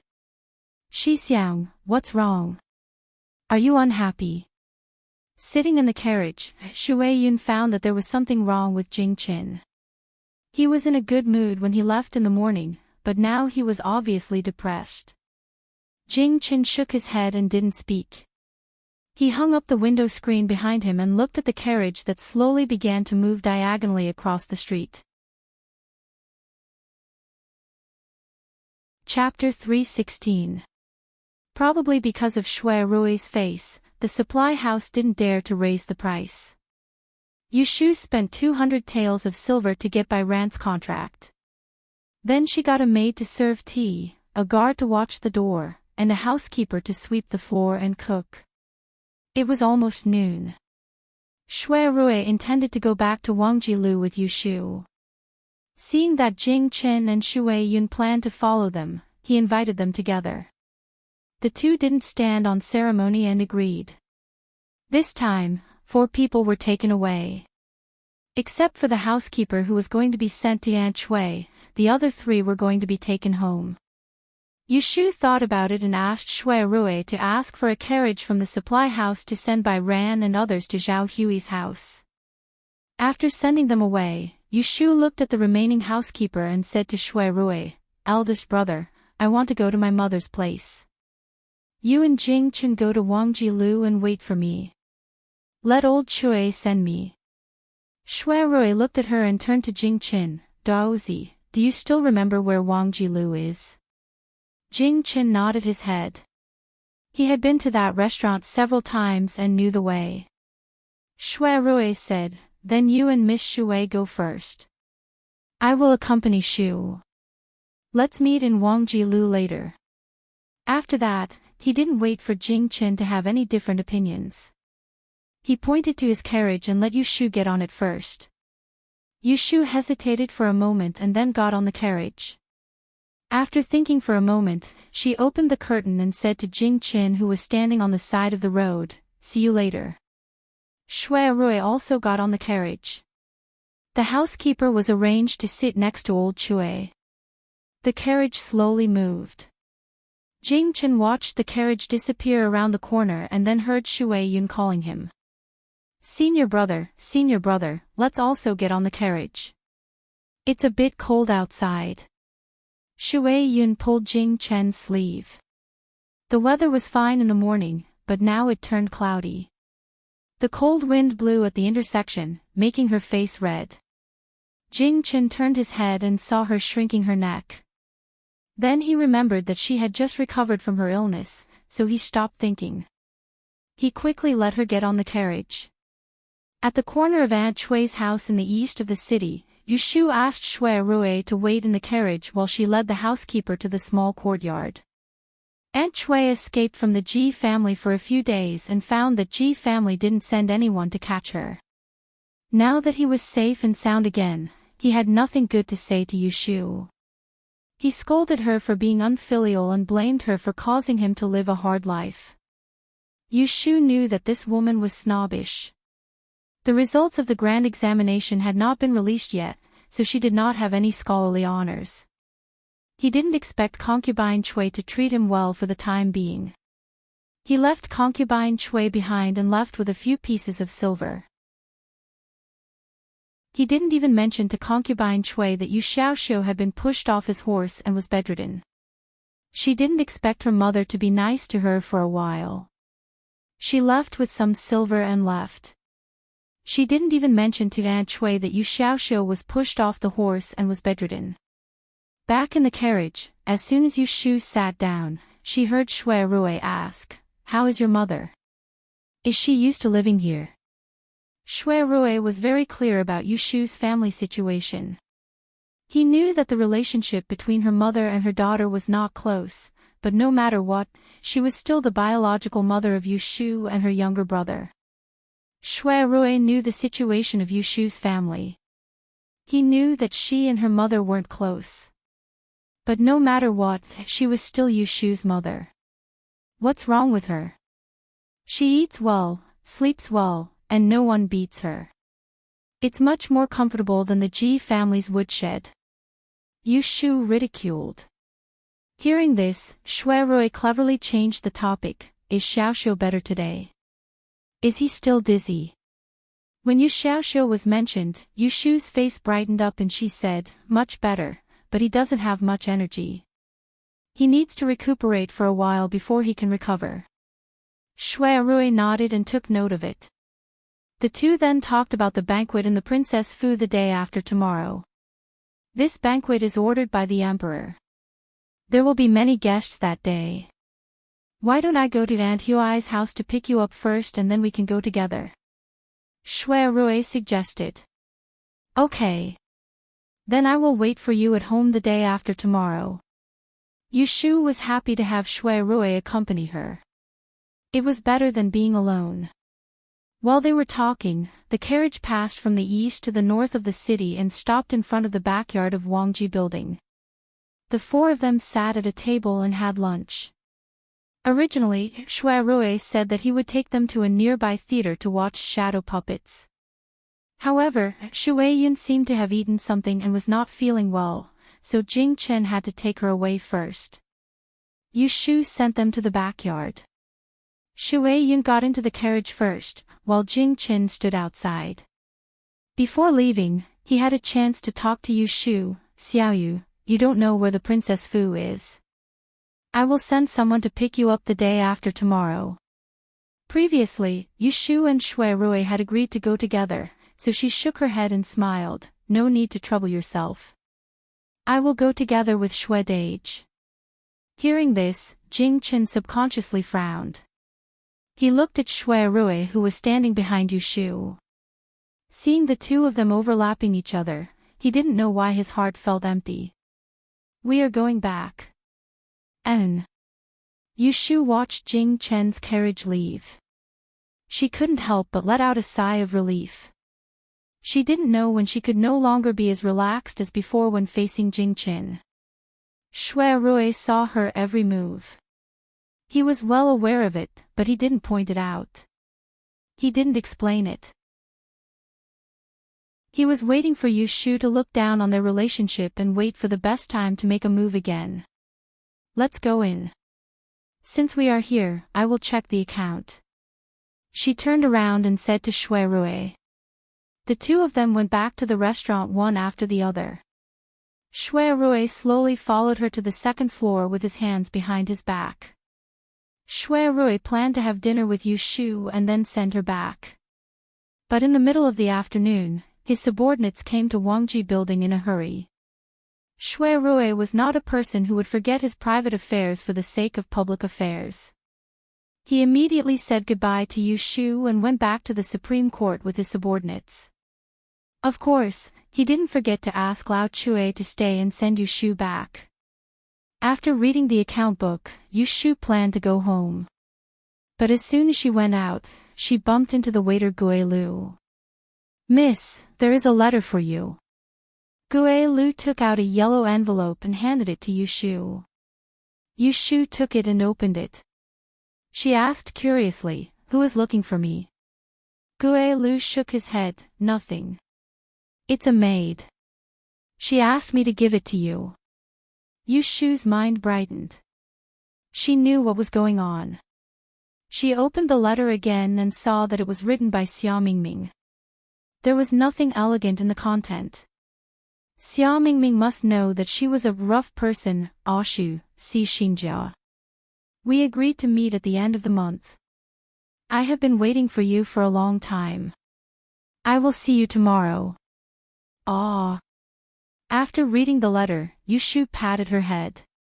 Things were so messy these days that she forgot about the meeting with Xia Mingming. Since the Lantern Festival, Xia Mingming and Ji Xingxuan went to Wangji Building to make a scene and were caught by her. It has been half a month. They have been writing to each other, but they haven't seen each other in private. She heard from Shui Rui that Xia Mingming was going to be the 9th prince's wife. She was worried about her. She had to see Xia Mingming in person first. "Where is the person who sent the letter?" Yu Shu looked up and asked. Gue Lu said, "He put the letter down and left." Yu Shu nodded and folded the letter. She put it in her arms. "Go and ask old Chue to send me home." Gue Lu said, "Ah." Not long after, he ran back with a dark red food box in his hand. "What is this?" Yu Shu asked while locking the door. Gue Lu smiled. "Young master asked the kitchen to stew it when he came this afternoon. He said that he wanted to bring it back for young master to eat." Chapter 317. Shui Rui brought Yu Shu to this place mainly to help Yu Xiaoxiu find a clean page boy to accompany her and find a few servants who knew her through and through. Secondly, he wanted to take this opportunity to take her out for a walk and change her mood. After all, the case of the Ji family had not been settled for a long time. She had a lot of troubles around her. She had nothing to do all day, and he felt tired for her. Who would have thought that they would coincidentally run into Jing Qin and little junior sister Shui Yun, who came to look for Yu Shu? They followed them and disrupted Shui Rui's plan to travel together. But at the very least, she was now in his carriage and sitting in front of him. "Is the princess mansion repaired?" Shui Rui held his arm and pointed at the banquet invitation in Yu Shu's hand with his eyes. It was the one that Shui Yun had just given her in the living room. Without asking, he could guess what kind of banquet it was. Yu Shu nodded absent-mindedly and said, "Jing Qin will move from the palace to the princess mansion tomorrow. The banquet will be held the day after tomorrow. Why didn't you receive the invitation?" As the only biological son of Yun Hua Yi and the late Princess Royal, Jing Qin had gone through many difficulties to reach the capital city. Ever since he entered the palace and met the emperor, he had been showered with love and care. The huge mansion that Princess Liyue had left behind was bestowed to this nephew of hers. Some time ago, it had been renovated and was only waiting for its master. Shui Rui smiled and said, "I wasn't able to trouble Daoist disciple to personally come and invite me. I presume the invitation was sent to the estate early this morning, but I wasn't able to obtain it because I slept in the Forgotten Opportunity Pavilion last night." As he spoke, he reached out his hand and pressed the cuffs of his sleeves, which were embroidered with gold thread, until they were smooth, revealing a small portion of the snow-white lining. Yu Shu understood and gave him the banquet invitation. She came to her senses and asked, "By the way, you haven't told me where we are going today." Shui Rui opened the invitation and answered, "There is a residential house in the west of the city. I think you must have heard of it before." After listening to Shui Rui's general explanation, Yu Shu asked curiously, according to what you said, this residential house is opened by the imperial court. Although it was said that when in Rome do as the Romans do, Yushu had only been an ancient person for a year. She hadn't started from scratch yet. She was still a stranger to the world. She was still very unfamiliar with the world. Otherwise, she wouldn't have been unable to find a servant. Shui Rui nod. Thinking of what happened in the residential house, he just smiled and didn't elaborate. Yushu saw that he didn't want to say more, so she didn't ask again. She turned to care about other things. Eldest brother, what kind of study companion do you think I should find for Xiaoxiu? Is it someone older or younger? In Yushu's view, this servant was not only a nanny for Yu Xiaoxiu, but also a playmate. She must pay attention to it, so as not to lead the only child of the Yu family astray. Of course, it was better to find someone older and sensible. Yu Xiaoxiu was 12 years old this year, so finding someone 13 or 14 years old was enough. Don't worry, when we get there, you can choose one that you like. Shui Rui took a look at the time written on the banquet card and returned it to Yushu. He then turned around and took a glance through the window that was covered with green muslin at the back of the carriage. A horse carriage was following closely behind them. It wasn't far from Zhao Hui's house to the residential house. It was only a short distance, but Yushu hadn't been here before. On the way, they passed by several bustling streets and saw people selling snacks on the roadside. When the fragrance floated into the carriage, Shui Rui would ask the coachman Lao Chui to stop. He would bring 1 or 2 dishes for Yushu to taste. They also passed by Willow Bank Lake. There were spring flowers. Shui Rui would ask the carriage to slow down for Yushu to see, which wasted a lot of time. The journey that was supposed to take less than an hour had not even arrived after 2 hours. It was unknown whether Shui Rui did it intentionally or unintentionally, but he did not pay much attention to the people following behind him. Thus, along the way, the 2 carriages were separated by each other. Jing Chen only sat sideways next to the window, relying on his hearing ability to faintly hear a few conversations and laughter in front of him, but he did not see anyone. Xixiang, the weather is getting warmer and warmer. It's a good time to go out and explore the spring. I heard from Chongyun that there are several Taoist temples outside the city. Why don't we find a day to visit them? Yes. Jing Chen answered. Shui Yun held her snow-white face with her hands and looked at the scenery outside the window. She then looked back at Jing Chen and smiled brightly. Now that you have the Ode of Longevity to protect you, you don't have to be careful anymore. You don't have to be afraid that Kata Xing will attack you all the time.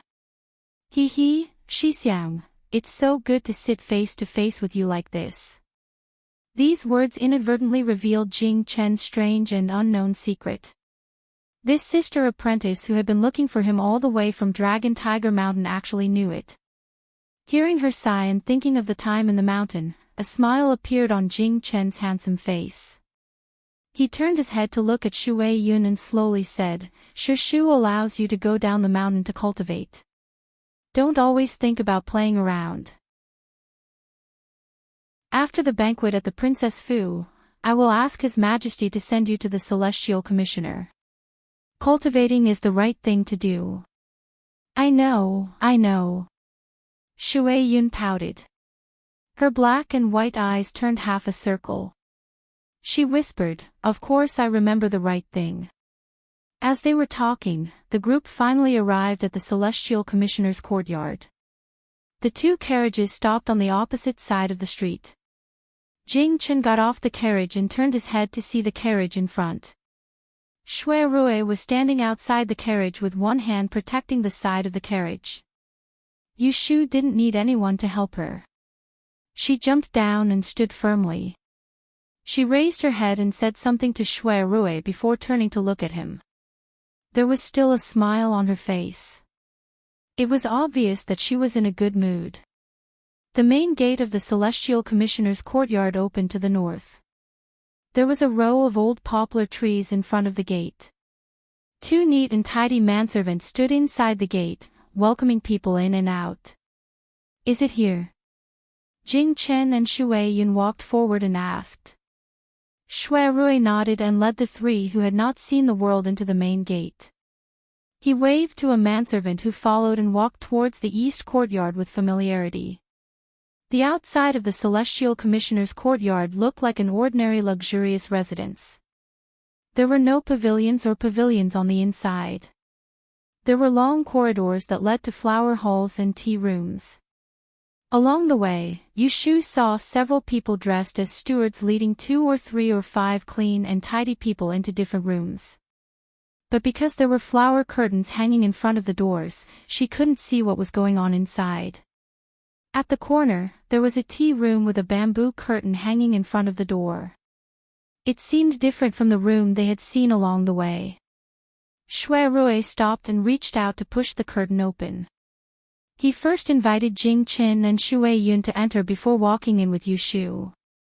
There was no one in the tea room. It was spacious, but the windows were bright and clean. There were no furnishings except for tables, chairs, and 2 paintings on the wall.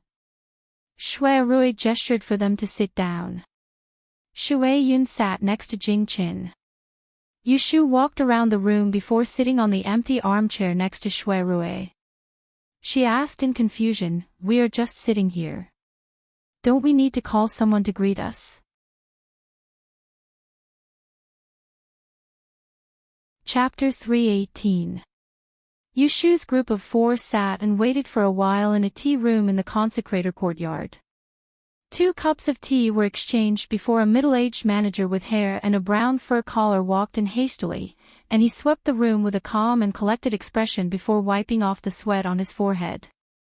He felt strange in his heart that there were so many people here, yet he didn't know that the other 2 were here to join in the fun. He bowed towards Shui Rui and apologized. "I'm late, Lord Shui, please don't take offense." Shui Rui waited for a while, but he didn't look unhappy. He raised his hand and said, "It doesn't matter. How is it? Do you have a count of the people I asked you to choose?" Yushu often heard people calling Shui Rui, First Young Master Shui, respectfully. Of course, there were also people calling him Lord Shui. It could be seen that Shui Rui preferred the latter. "Of course. Lord Shui asked someone to tell me yesterday. I dare not neglect it." The middle-aged steward hurriedly took 2 steps forward and took out the booklet from under his armpit. His fingers were sticky with saliva. As he flipped through the pages, he said, "There aren't many boys in the courtyard these days. There are only 4 who are well-educated, sensible, and well-behaved. I've picked them out. In terms of family background, the best is the grandson of the former Jiangzhou provincial governor, Bai Wei. He just turned 12 last month. He is good at painting and is good at both literature and martial arts. His family has a set of long boxing. His birth date is good and he is beautiful. He has been disciplined in the courtyard for a year and has a gentle temperament. If there is anything wrong with him, he just doesn't talk much." Listening to the steward's report, Jing Chen and Shui Yun, the 2 Daoist disciples, did not have any strange expressions. Only Yushu revealed a trace of surprise. She was here to pick a servant, so why was the talent that this steward mentioned was actually the descendant of an official? He did not look like someone who was suitable to be a study attendant.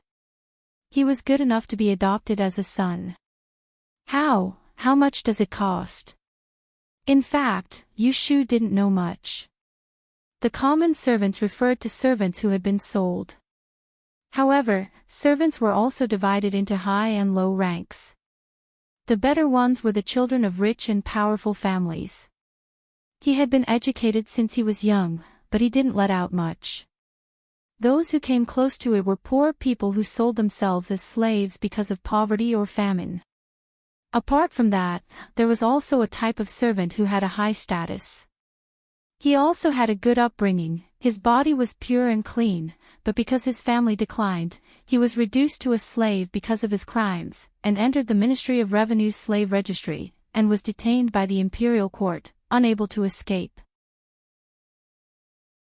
They could only serve others as slaves, and this type of servant could never be bought outside. Even more despicable would be the prostitutes in the brothel. That's enough. You don't have to read them out one by one, Shui Rui interrupted the middle-aged manager. Bring the people you just mentioned to me first. Let me take a look at them. Yes, sir, please wait a moment. The middle-aged steward closed the booklet and turned to Yu Shu. Young master, young lady, please wait a moment as well. He retreated to the door and gave the order. Not long after, servants carried 2 small tables in. For treasures of the study were placed on the table, and a pair of cushions were placed on the ground. Yu Shu was puzzled about what was going on when she saw the steward who had just left leading a few people back in. Looking closely, there were 4 youths. Their figures weren't ordinary, but they all had good looks. Their heads were lowered, and her expression couldn't be seen. But their ages were about the same, and they wore cotton robes of the same style. Their colors were different, and the most eye-catching one was the one in the middle in a blue robe. His lips were red, and his teeth were white.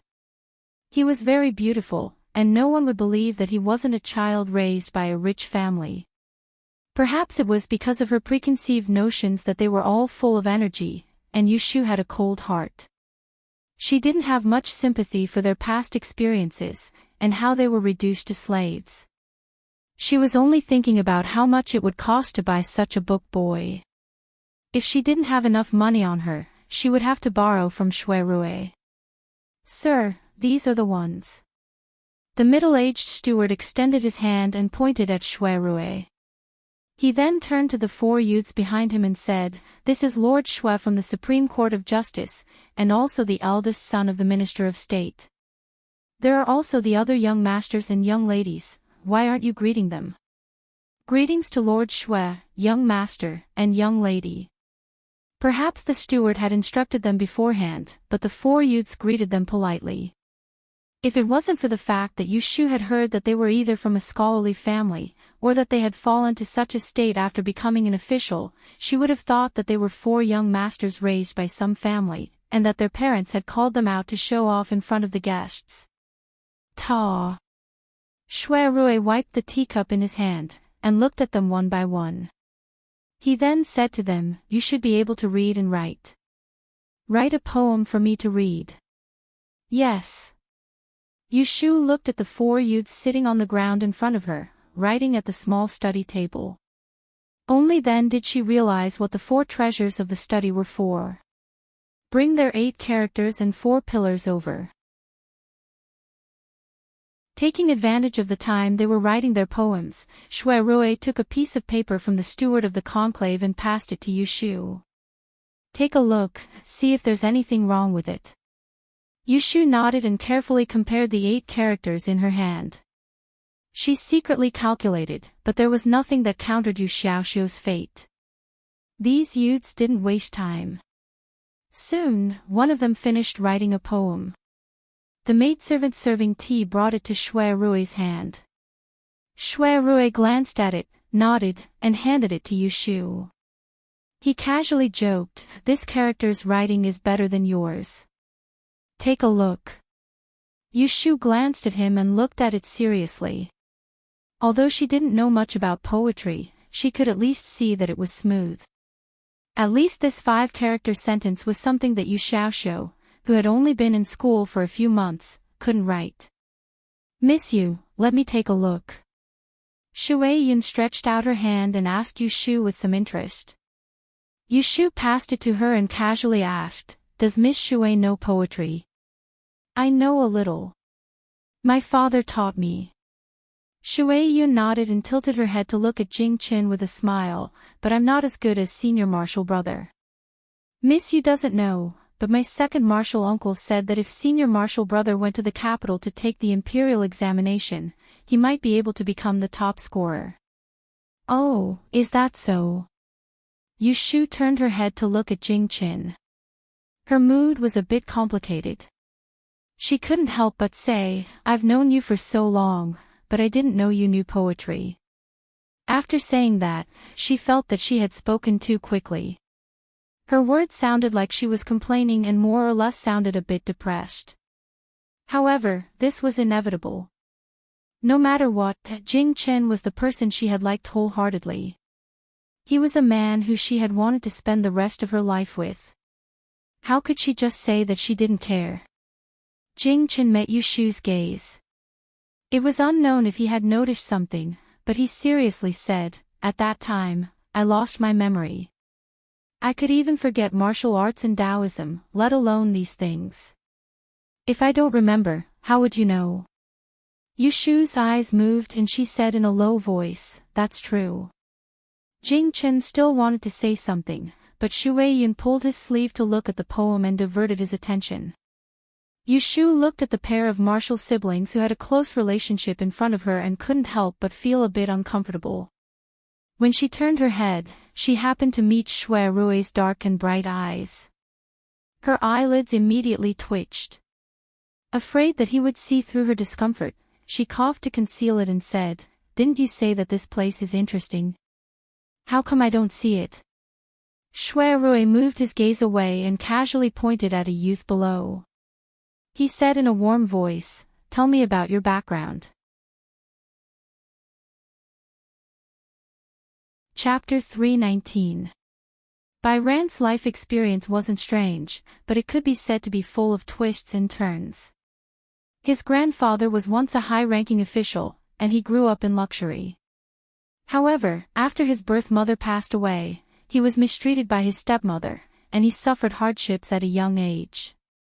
Later, his grandfather, Bai Wei, delayed the military plan in the northwest town 2 years ago, and angered the emperor. His entire family, old and young, were punished. Some died, and some became slaves. Bai Ran was sent to the upper house, and now it had been a year. After the time it took to finish a cup of tea, Yu Shu was engrossed in listening, and she sighed slightly with emotion and sighed with emotion. She even understood where the interesting Shui Rui spoke of was. Presumably, every single one of these young masters that had met with misfortune had a story to tell, and these stories of real people and events were much more interesting than those fake dramas fabricated by storytellers in tea houses. After the young master finishes, there is nothing else to talk about. After Bai Ran finished his story, his face became gloomy. He retreated to the side of the desk and continued to write poems. However, his mind had already flown to somewhere else. Yu Shu turned her head to look at Shui Rui. Shui Rui commented, "Bai Wei Wu was a wolf in the imperial court in the past. However, he was overconfident and stubbornly acted on his own accord. Due to a moment of carelessness, our imperial court was defeated by Walla in the battle at Wang City 2 years ago. His crime cannot be forgiven and brought disaster to his descendants." Yu Shu always thought that the Han dynasty was rich and the people strong. This was the first time she heard about the war in the surrounding areas. Only then did she know that the world was not completely peaceful. The whole country should not start a war. Winning or losing is heaven's will. Why should we blame people? Shui Yun suddenly said. Her words were very disrespectful. She said that the people who led the army should be blamed for the defeat. Wasn't that referring to the emperor? Everyone in the room turned their heads to look at her in surprise. However, she was calm and composed, as if she did not know that her words were shocking. At the same time, Jing Chen, who had not spoken much, did not change his expression. Miss Shui is a person of Taoism. Naturally, you are weak and do not fight. Alright, let's not talk about national affairs. Let's listen to the other people's life experiences. Shui Rui smiled and changed the topic. This also made the people in the room calm. A look of understanding appeared on her face. Yu Shu touched her chin and secretly glanced at Shui Yun again. She didn't know much about her junior sister in the Celestial Master Taoism. But from what he had said just now, perhaps he was a straightforward person.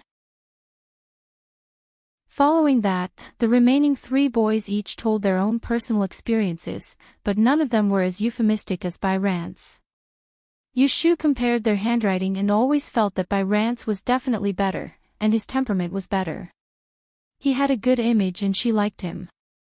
If she brought him back, not only would he be Yu Xiaoxiu's study boy, he would even be able to teach him how to read and write. But it was because he was too good that Yushu felt something was wrong. She tilted her body and whispered to Shui Rui, "Big brother. What's wrong?" Shui Rui tilted his ear and heard her whisper. "In my opinion, this consecration courtyard was frequented by guests. With Rance's character and appearance, why hadn't anyone taken her away for a year? Will there be any problems?" Yushu's worry was not unreasonable. After all, she bought him to accompany Yu Xiaoxiu. She didn't want to bring any trouble back. Shui Rui also had this little doubt. Ran had been taken care of very well in the consecration courtyard. It was reasonable to say that she should have been taken away long ago. There must be something fishy about keeping her until now. So he thought for a moment and put down the tea. He called the middle-aged steward to him and pointed at Ran. His face was slightly cold. "Is this person clean?" Seeing his serious face, the steward hurriedly replied, "Clean, of course clean. What are you talking about? I'm scared and don't dare to deceive you. I won't hide it from you. This person is personally taken care of by me. Since last February, she hasn't even left the gate of the consecration courtyard. How could she cause trouble?" Shui Rui's complexion improved. He waved his hand to let the steward retreat to the side. Then he asked Yushu, "Have you seen him? Which one do you think is suitable?" When Yushu heard what the manager said just now, she felt a lot more at ease. She didn't waste any time and immediately raised her chin towards Ran. She said, "Let's choose him. Based on his character, he should be compatible with little Xiu." After seeing good people, who would pick a bad one? The middle-aged steward had long seen that the person who wanted to buy the person was not Shui Rui. But he didn't care about anything. After all, in the consecration courtyard, the person who came was the master. If you can afford the price, you can take the person away. Shui Rui nodded and said to the steward, "Bring me his list and the indenture contract."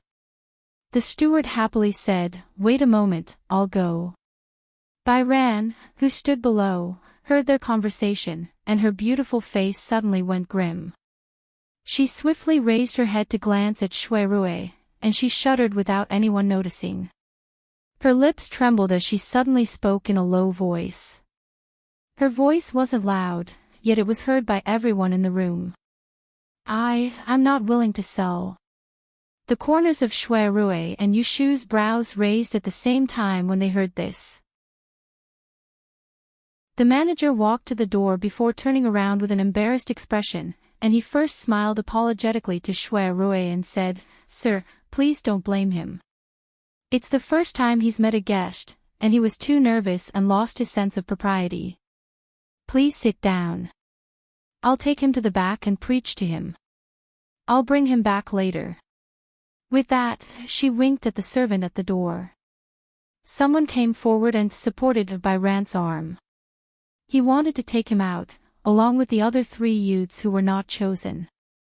Yushu clearly saw that among those who were submissive, only Ran showed a struggling face. The youth's eyes were full of unwillingness, which made her heart inexplicably moved. After pondering for a moment, she called out to the steward, "Wait a minute, don't leave in a hurry. Let me ask him a few questions." The steward was hindered by Shui Rui, so he couldn't refuse. He had to stop the person and turn back to answer. "You just said that you don't want to sell yourself?" Yushu bluntly asked. Ran braced himself and said, "Yes, I don't want to go out and be a slave. I'd rather stay in this consecration courtyard for a lifetime." Yushu frowned. She couldn't tell what was strange. She vaguely felt that the reason Ran didn't want to sell himself was not because he couldn't bear to be a slave to serve others, but because of some other reason. "Since you've entered the consecration courtyard, sooner or later you'll have to be a slave. Whether you're willing or not, it's not up to you. Why do you have to be so stubborn? Shuai could roughly see that Yu Shu was very fond of this Bai Ran to be Yu Xiaoxiu's errand boy. She also somewhat cherished talents. So, with a good temper, he persuaded Bai Ran, "My sworn sister is taking you back, but not for any other purpose. She has a younger brother who is smart and sensible. He's about the same age as you, and he needs an errand boy to accompany him." Their family's elders were born in Xinglin, and they opened a medical center to save people. They're kind, and although they don't come from a rich and powerful family, they're still well off. My sworn sister is a barter, and in the past, she also had a bright future. If you go to her house, there's no better place to go. Other people wouldn't even come if they begged for it, so why wouldn't you be willing? Listening to his words, Bai Ran was stunned. He looked at Shuai and then looked at Yu Shu. His face revealed a sudden realization, but it disappeared in a flash. He lowered his head again. After a moment, he raised his head and asked Yu Shu, "May I ask Miss Honorable surname and great name?" Yu Shu stared at his expression and said, "My surname is Yu, and my given name is Shu, without a character." Chapter 320. Presumably, because of Shuai reputation, the residents of concubines didn't dare to raise the price. Yu Shu spent 200 taels of silver to obtain Bai Ran's indenture. After that, she got a servant girl to serve tea, a guard to watch the door, and a servant woman to sweep the floor and cook. When it was almost noon, Shuai intended to return to the Forgotten Opportunity Tower with Yu Shu. When he saw that Jing Qin and Shuai Yun intended to continue following them, he invited them as well. The two of them didn't stand on ceremony and accepted his invitation. This time, 4 people were taken away. Except for the housekeeper who was going to be sent to Yanshui, the other 3 were going to be taken home. Yu Shu thought about it and asked Shuai to ask for a carriage from the supply house to send Bai Ran and others to Zhao Hui's house. After sending them away, Yu Shu looked at the remaining housekeeper and said to Shuai, "Eldest brother, I want to go to my mother's place. You and Jing Chen go to Wangji Lu and wait for me. Let old Shuai send me." Shuai looked at her and turned to Jing Chen, "Daozi, do you still remember where Wangji Lu is?" Jing Chen nodded his head. He had been to that restaurant several times and knew the way. Shuai said, "Then you and Miss Shuai go first. I will accompany Shu. Let's meet in Wangji Lu later." After that, he didn't wait for Jing Chen to have any different opinion. He pointed to his carriage and let Yu Shu get on it first. Yu Shu hesitated for a moment and then got on the carriage. After thinking for a moment, she opened the curtain and said to Jing Chen, who was standing on the side of the road, "See you later." Shuai also got on the carriage. The maidservant was arranged to sit next to the coachman Lao Chui. The carriage started to move slowly. Jing Chen watched as the carriage disappeared around the corner. Only then did he hear Shuai Yun calling him. Senior brother, let's get in the car too. It's a little cold outside." Shuai Yun tugged at Jing Chen's sleeves. The weather in the morning was fine, but now it had turned cloudy. The cold wind at the intersection blew, making her face turn red. Jing Chen turned his head and saw her shrinking her neck. He remembered that she had just recovered from her illness, so he stopped thinking. He hurriedly led her into the car. When they arrived at the corner of Aunt Chui's house in the east of the city, Yu Shu asked Shuai to wait outside in the car and led the servant woman who was cooking to the small courtyard. Aunt Chui had just escaped from the Ji family for a few days when she realized that the Ji family hadn't sent anyone to catch her. Now that he was safe and sound, his sharp tongue came back. When he saw Yu Shu, he didn't have anything good to say. He scolded her for being unfilial and blamed her for making him suffer. Yu Shu knew that this woman was snobbish. The Dian examination hasn't been released yet, so she didn't have any achievements. He didn't expect concubine Chui to treat him well for the time being. He left concubine Chui behind and left with a few pieces of silver. He didn't even mention to concubine Chui that Yu Xiaoxiu had been pushed off his horse and was bedridden. Returning to the carriage, as soon as Yu Shu sat down, she heard Shui Rui ask, "How is your mother? Is she used to living here?" Because the two met in Yang City. Shui Rui was very clear about the situation of Yu Shu's family. He knew that they weren't close, but no matter what, she was still Yu Shu and her brother's biological mother. He still needed to show his concern. What's there to not be used to? She eats well, sleeps well, and no one hits or scolds her. Compared to the Ji family's woodshed, it's much more comfortable. Yu Shu lightly ridiculed. Hearing this, Shui Rui cleverly changed the topic. Is Xiaoxiu feeling better today?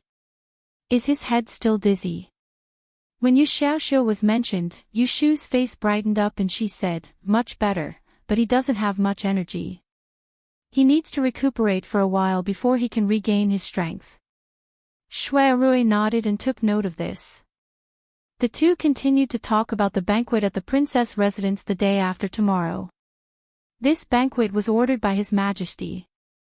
There will definitely be many guests that day. How about I go to Aunt Huai's house to pick you up first and then we can go together?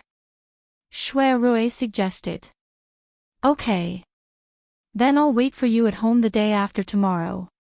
Yu Shu was happy to have Shui Rui as her companion. It was better than being alone. While they were talking, the carriage passed from the east to the north of the city and stopped in front of the backyard of Wangji restaurant. The four of them sat at a table and had lunch. Originally, Shui Rui said that he would take them to a nearby theater to watch shadow puppets. However, it seemed that Shui Yun had eaten something and was not feeling well.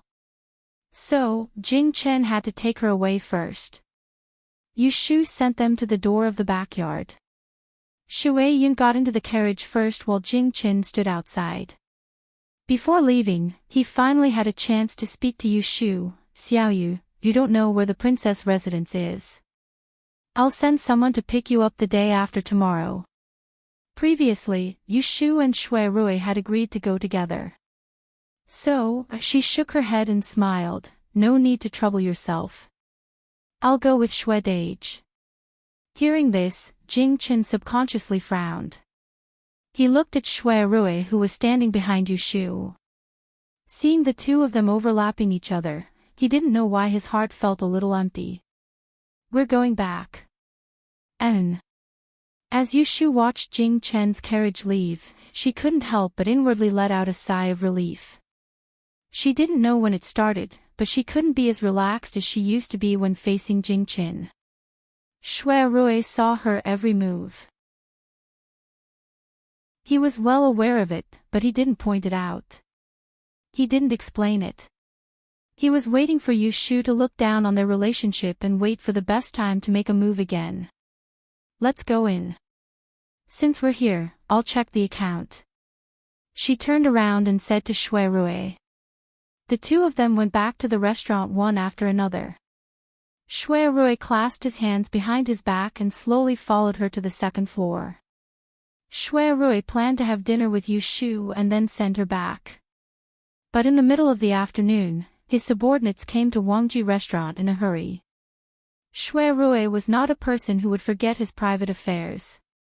He immediately greeted Yu Shu and went back to the Supreme Court with his subordinates. Of course, he didn't forget to ask Lao Chui to send Yu Shu back. After reading the account book, Yu Shu planned to go home. But as soon as she went out, she bumped into the waiter Gui Lu.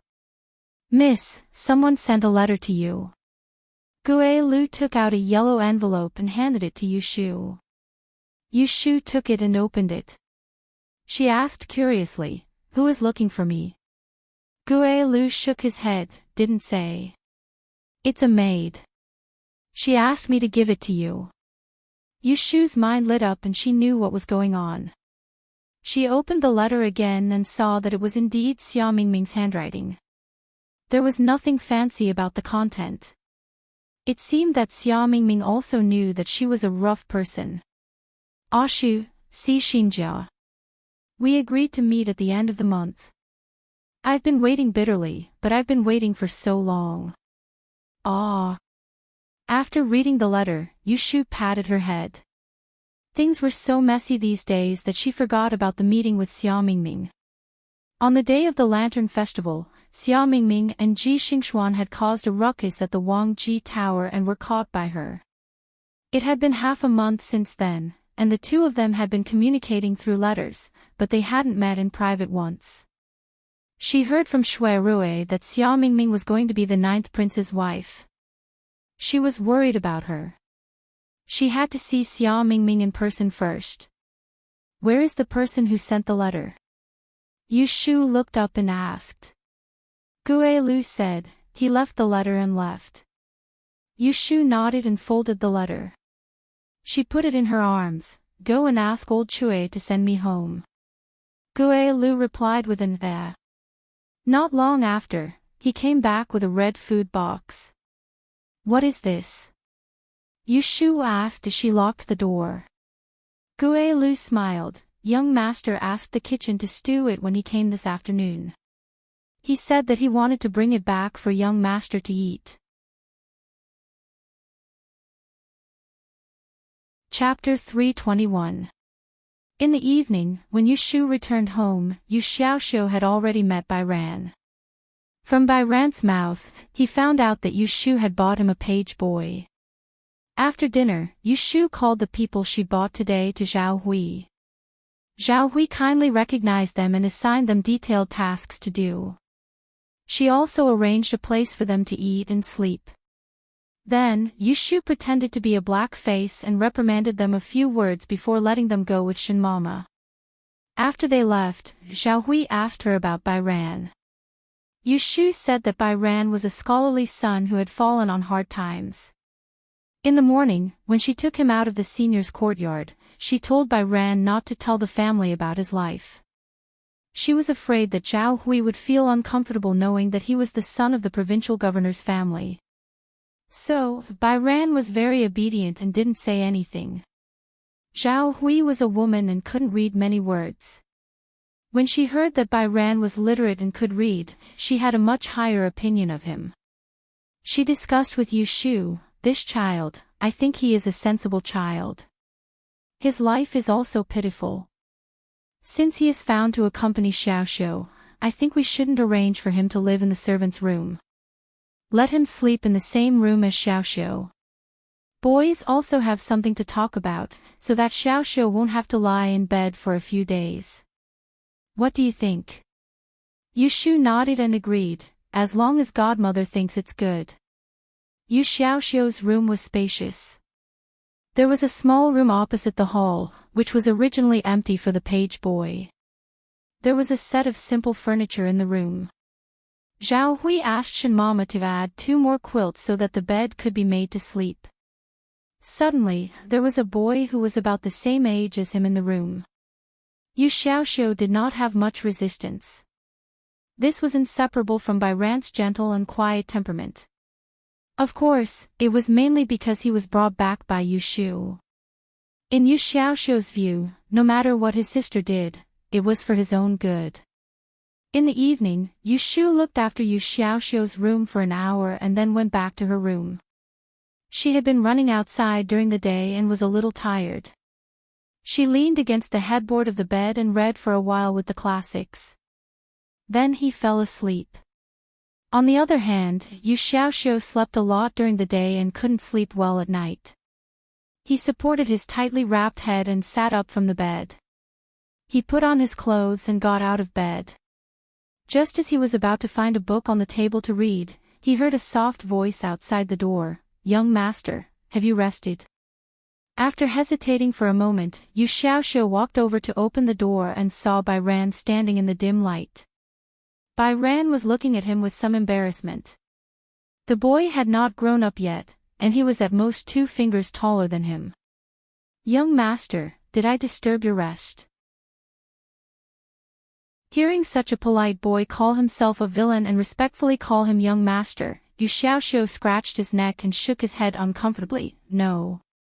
I haven't slept yet. I haven't slept yet, what do you want? Bai Ran bowed her head and said, I just got up to check the door and window. I saw that the light in your room was still on. So I asked about it. Young master is injured. Don't stay up late. It's better to rest early. If there's anything, just call me. I'm sleeping opposite you. I can hear you. Yu Xiaoxiu was the same as Yu Shu. If you respect me, I will respect you tenfold. After listening to his caring words, he immediately had a good impression of Bai Ran. Just as he was bored and couldn't sleep, he moved sideways to make way for him and called him in. I have been sleeping during the day. This will make me dizzy lying in bed, so I got up to find a book to read. Come and accompany me.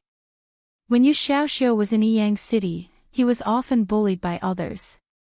Because his family was poor, he was often bullied by others. His temperament was eccentric and he had an inferiority complex. When he was a teenager, he was still a little gloomy.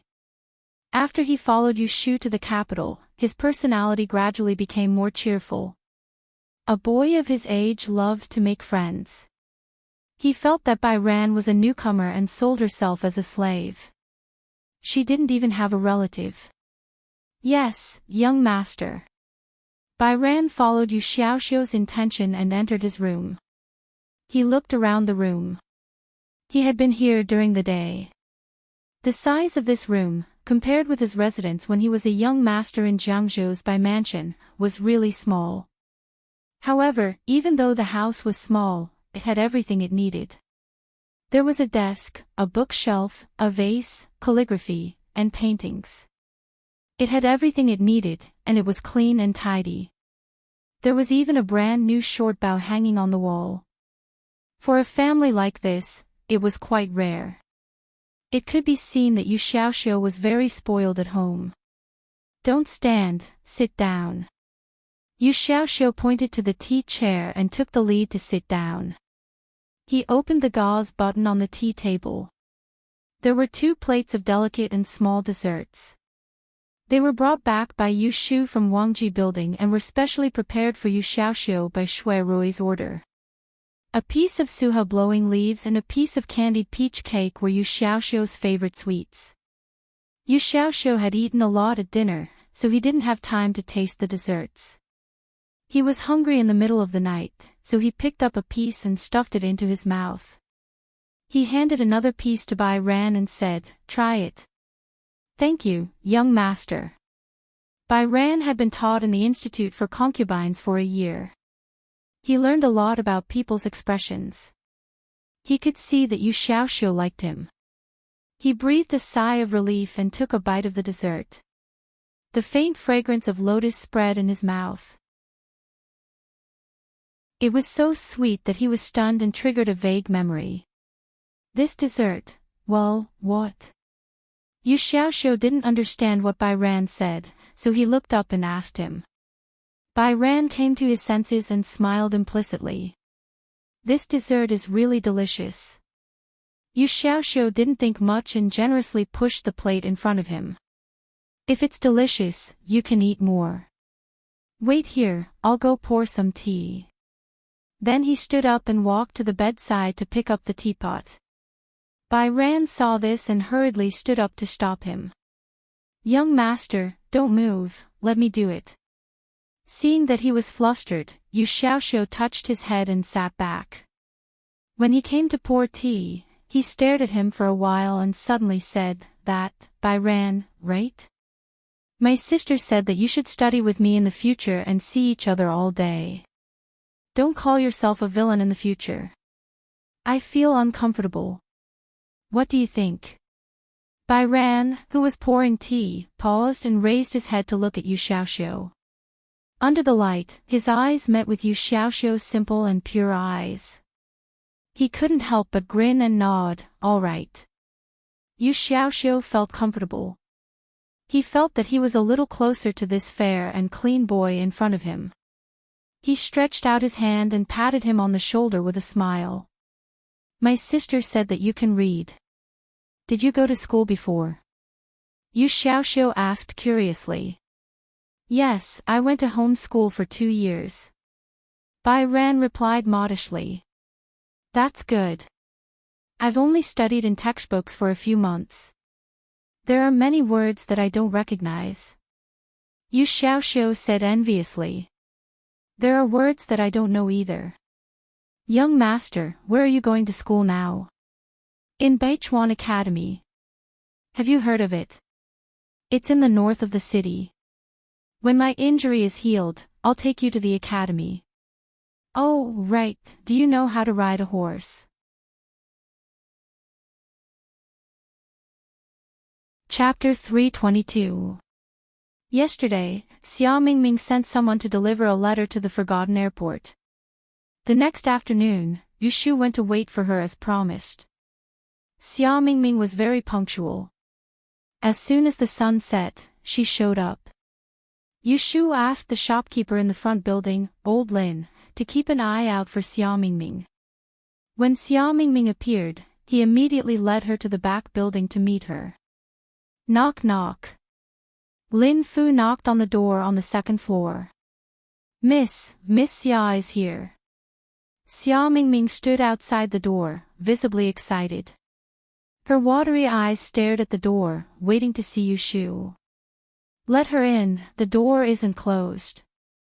Yu Shu was sitting in the living room with her legs crossed, drinking fruit tea. She could see the figure on the screen and had just responded when a yellow figure squeezed into the room. They looked at each other and realized that they had reunited. Yu Shu was still fine, but Xia Mingming could not help but pout. He looked like he was about to cry and felt wronged. Yu Shu was the most annoying person who made people cry. She frowned when she saw this scene. She didn't open her mouth to greet him, nor did it sound like she hadn't seen him for a long time. Instead, she sounded a little impatient. Why are you still in the capital?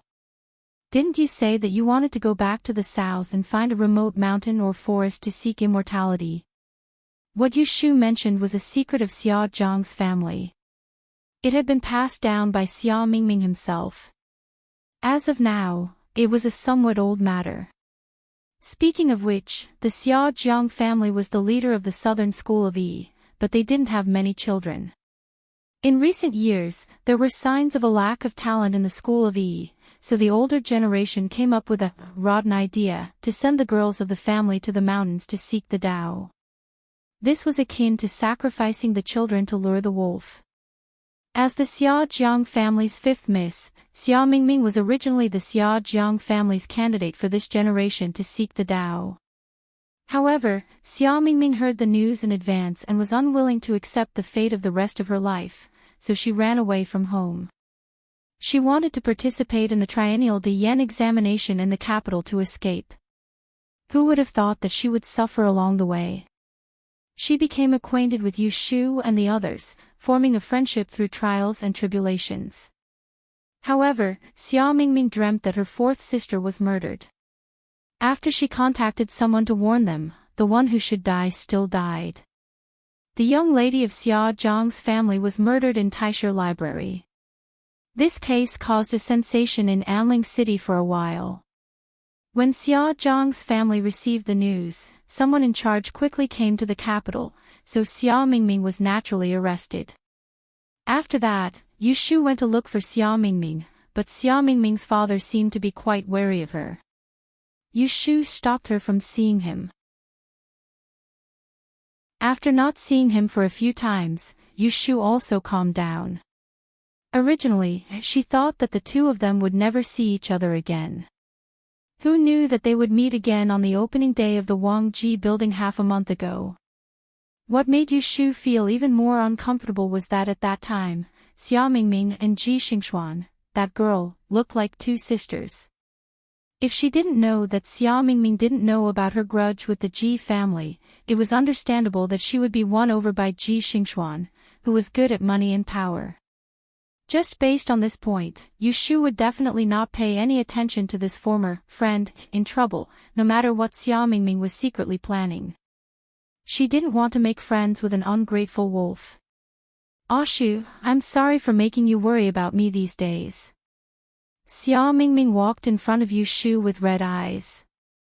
Her two white and tender little hands were placed in front of her, not knowing where to put them.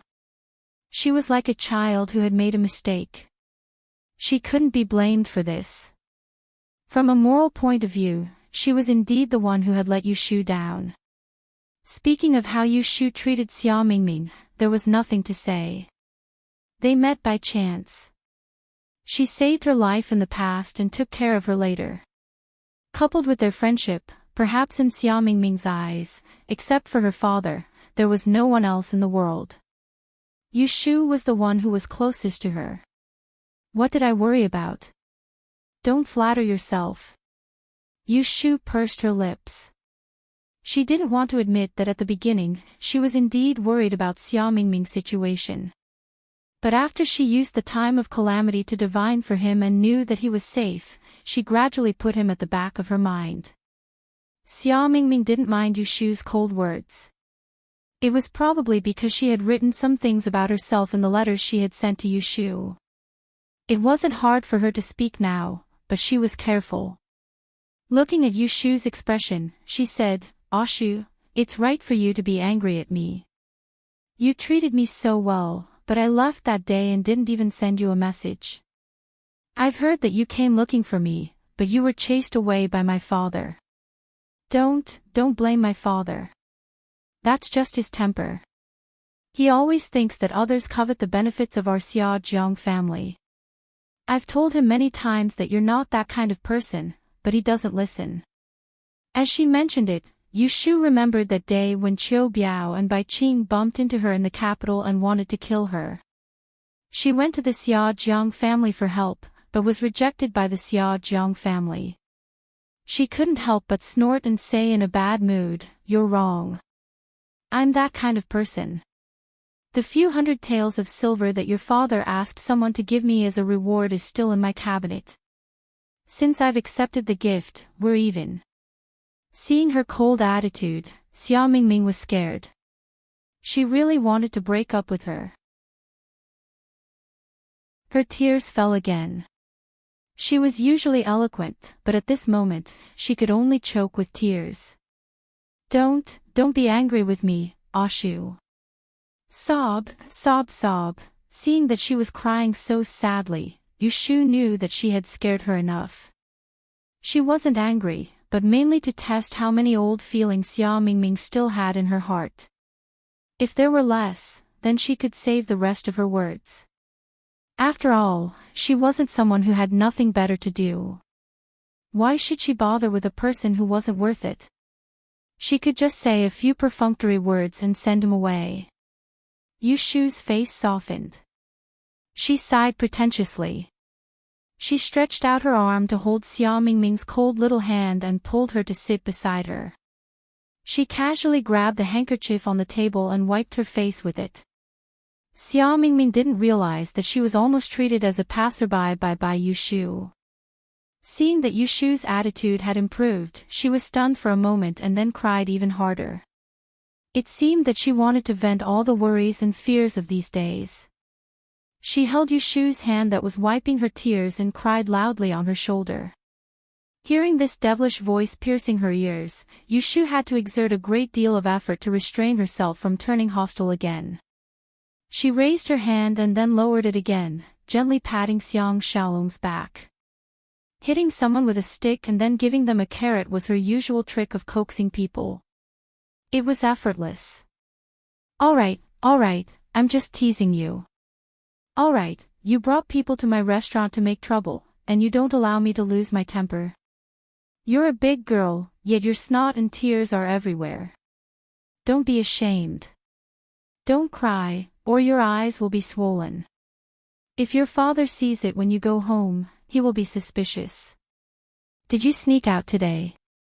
Xia Mingming raised her tear-stained pear blossom head from her shoulder. It wasn't as embarrassing as Shu said. Instead, she was beautiful. She nodded and sniffled, and, last time I made trouble in the restaurant, my father punished me to not go out. Shu, you really don't blame me. Chapter 323. Xia Mingming had nothing to hide from Yu Shu. She knew about her marriage with the 9th prince before Yu Shu did. Now that she heard Yu Shu mention it, she didn't make a fuss. She looked dazed for a moment before nodding her head. Yu Shu saw that she didn't look happy or angry. She didn't seem to have any conflict with this marriage, but she didn't seem to have the shyness that a girl should have. Yu Shu couldn't tell what she was thinking. After all, not everyone had the idea that once you marry into a noble family, it's as deep as the sea. As an ancient person born and raised here, perhaps she felt that marrying into the royal family was a good thing to bring glory to her family. Then, do you like this marriage? Yu Shu's question was purely out of concern. Xia Mingming raised her head. There were still tears hanging in the corners of her eyes. There was a hint of ridicule in her eyes. It's not up to me whether I like it or not. This is His Majesty's grace. Yu Shu nodded. She immediately knew that Xia Mingming had accepted her fate. This was also good. In such a big family, how many people could make their own decisions? Moreover, marriage was a big matter, so it was best to be open-minded. Yu Shu originally planned that if this marriage was real and Xia Mingming was dissatisfied, she would try to persuade her. Of course, she wasn't going to persuade her to run away from home again, but to persuade her to think on the bright side. Running away from a marriage was just a joke in novels and dramas. It wasn't worth it to implicate the whole family for her own selfishness. I've seen the 9th prince. Yu Shu's words surprised Xia Mingming. You've seen the 9th prince. Yu Shu nodded and comforted him. That highness looks like he's a man of few words, but he's actually quite generous and talented. Oh, do you still remember? On the day of the Lantern Festival, you came to my place to cause trouble. After that, there were a few riddles that you guys couldn't answer, and one of them was written by His Highness. Xia Mingming's expression became strange. She quickly asked Yu Shu which question it was. Yu Shu still had a little impression of it, so she told her the beginning. Xia Mingming continued, somewhat indignantly saying, that riddle was very hard to pronounce. I thought at the time that it must have been suggested by a man of many minds. Then, she thought of something and looked around the room. She pulled Yu Shu's hand and asked, who owns this restaurant? Why is it that even the 9th prince came to support us on the day of the opening? How are you managing things? Aren't you going to set up a stall in Autumn Osmanthus Lane for fortune-telling? Yu Shu did not answer but asked, tell me first. What's going on between you and that Ji Xingxuan? Why did you suddenly come to cause trouble that day? It seems like you did it on purpose. Being stared at by Yu Shu, Xia Mingming didn't dare to look straight at her. He shifted his position uncomfortably and said awkwardly, I was just having fun on the spur of the moment. Of course I won't mess around. Yu Shu raised her eyebrows and felt that it was necessary to make things clear to her. The Ji family met with an accident not long ago. Have you heard about it? Xia Mingming frowned and nodded. Although I didn't go out, I heard from my father that the right judge of the Ji family was corrupt and dared to steal the Dian examination questions. He was exposed and committed suicide in court to escape punishment. Yu Shu saw that she knew about it, so she skipped the explanation and told the truth, that's right. I was the one who exposed it. Xia Mingming's pair of jade-like eyes instantly widened. You? Yu Shu squeezed her somewhat cold palm and said slowly, I remember that you were very curious about my background at the beginning. I won't hide it from you today. My mother was originally a widow. A few years ago, she remarried into the Yi Shui Ji family in Yiyang City and became a concubine of the third master. Xiao Xiu and I were abused in his family. Later, I secretly became a disciple of a master and left his family. You are, Xia Mingming's face was full of disbelief. She originally thought that a capable woman like Yu Shu, Even if she didn't come from a reclusive family, it was impossible for her to be taught by a small family. Who would have thought that her background was like this? Don't interrupt. Yu Shu reprimanded her. Xia Mingming obediently shut her mouth and listened to her. She pricked up her ears for fear of missing a sentence. You know what happened next. I brought Xiaoxiu to the capital to make a living. I wanted to live a down-to-earth life. Who knew that Ji Xingxuan, that girl, met me and recognized me? She happened to find out that I knew the secret of the 6 lines divination, so she came to tempt me to hand over the unique skill. I refused, so she went back to discuss with the old master. Since she couldn't tempt me, she threatened me. It was during the Diyan examination, so I signed up for it.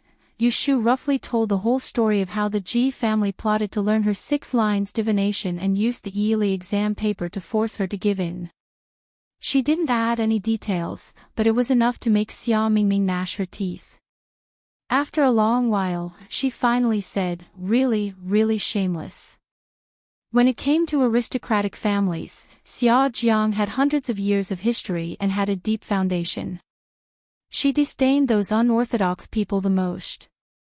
Xia Mingming had been influenced by what she saw and heard since she was a child. Regarding the Ji family's greedy behavior of plotting to learn other people's unique skill, it was not much more than burning, killing, and plundering. Moreover, she begged Yu Shu in every way to teach her the 6 lines divination. Yu Shu was calm. Seeing that Xia Mingming felt unfair for her, she pretended to be generous and waved her hand, saying, "Death is a big deal. The old master of the Ji family asked for it. Evil has its retribution, so let's not talk about his merits. As for the matter of him stealing the exam paper, I accidentally discovered it and was forced to report him. It wasn't a capital crime, but he wanted to protect Ji Xingxuan's innocence and brought about his own death. In short, I have already formed a deep hatred with the Ji family. I'm afraid that Ji Xingxuan is the one who wants me dead. I'm telling you all this to tell you that if you still want to interact with me in the future, stay away from that Ji Xingxuan. If you want to benefit from both sides, get out of my sight as soon as possible." Yu Shu's words were too harsh. She knew clearly that Xia Mingming was nervous, but she didn't soften. How could she not know what this girl was planning? It was because Xia Jiangying's murder case was too strange. She was unwilling to accept it and wanted to get close to Ji Xingxuan to find out the truth of the murder case. But how could a fox's tail be so easily revealed? Ji Xingxuan was a shrewd person. She must have already seen through Xia Mingming's ulterior motives. With her 4th Mrs. level, it would be a piece of cake for her to trick Xia Mingming. Xia Mingming could barely be considered as half a teammate now. In the future, they would fight monsters together and level up. How could Yu Shu stand to see her being tricked? Tricking Xia Mingming was the same as tricking herself. If she wanted to seek revenge for her sister, she could, but she had to train her body first. Yu Shu made her words clear. Xia Mingming was conflicted. In the end, her reliance on Yu Shu won the upper hand. Her eyes darkened. She thought to herself that revenge couldn't be rushed. The real culprit would be found sooner or later. She threw away the burden of her thoughts and shook Yu Shu's hand. In a soft and coquettish voice, she said, "I'll listen to you. I'll stay away from her, all right."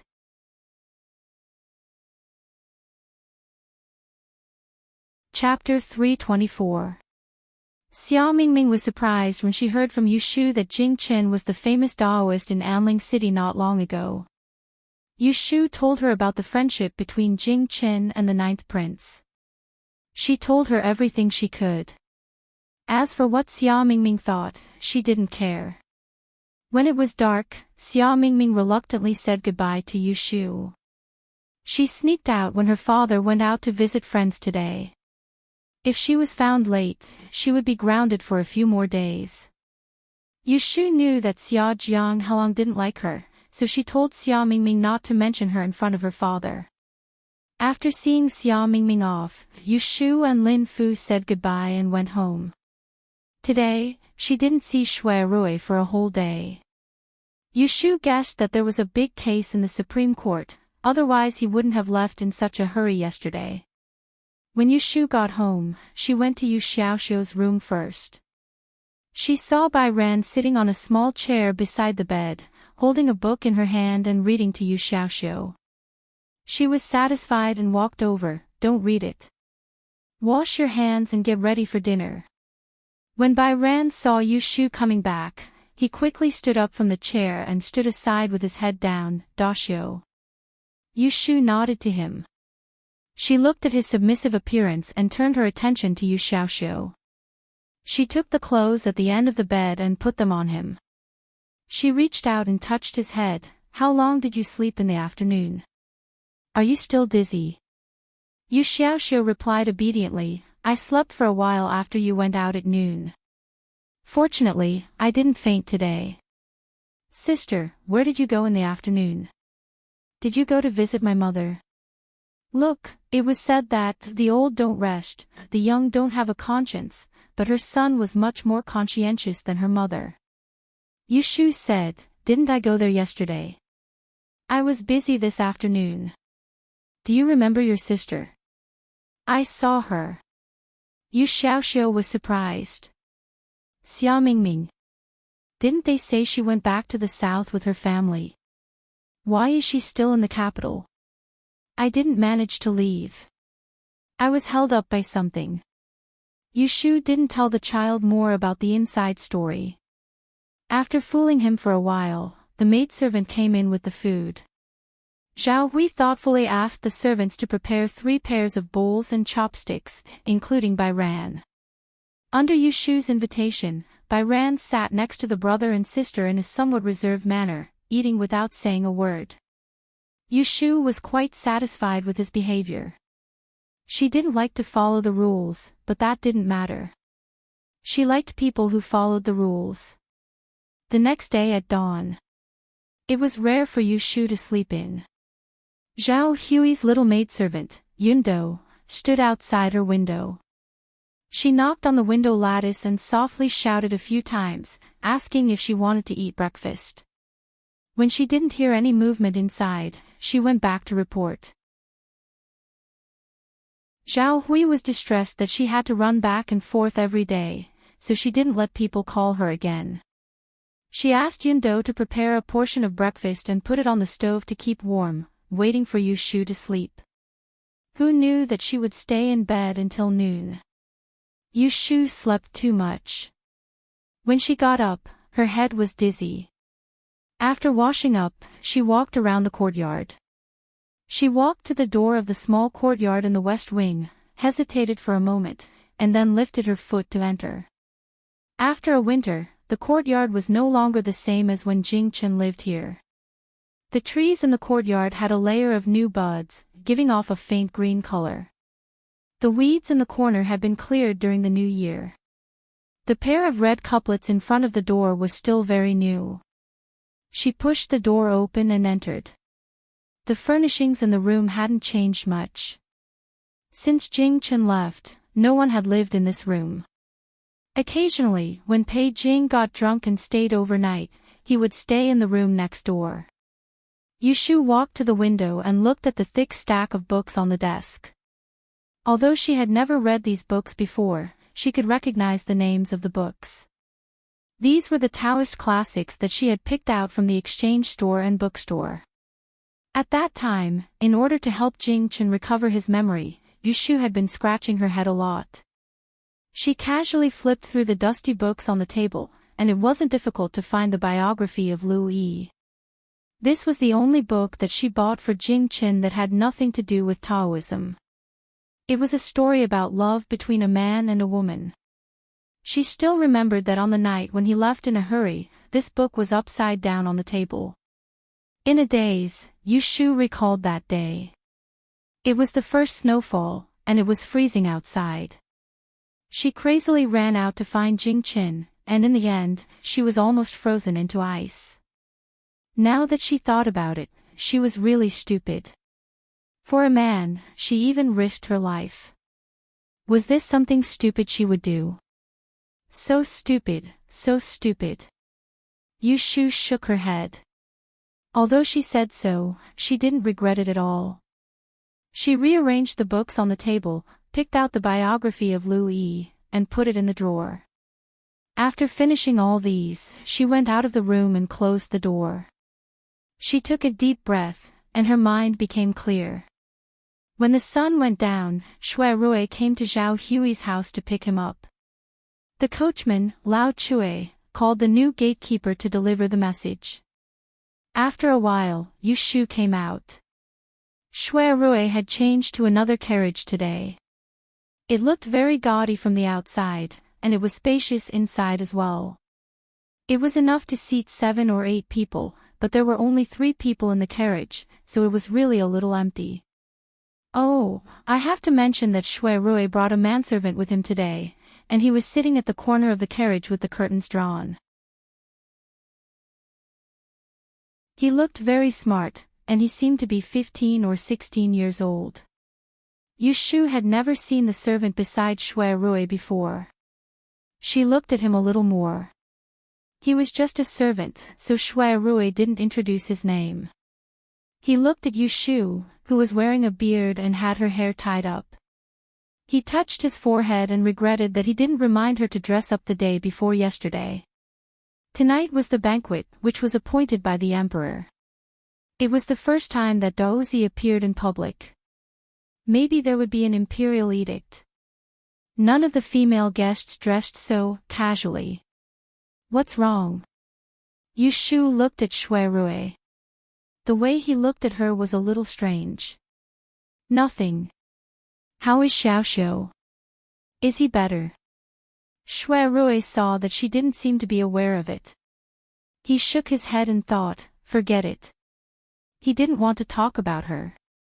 Anyway, the host of this banquet wasn't someone else.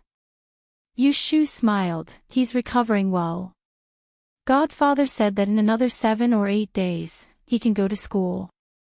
That's good, Shui Rui prepared to talk business with Yushu. This was the main reason why he took a detour to pick her up. There are a lot of people going to the Princess Fu tonight. Among the same generation, those who should come are all here.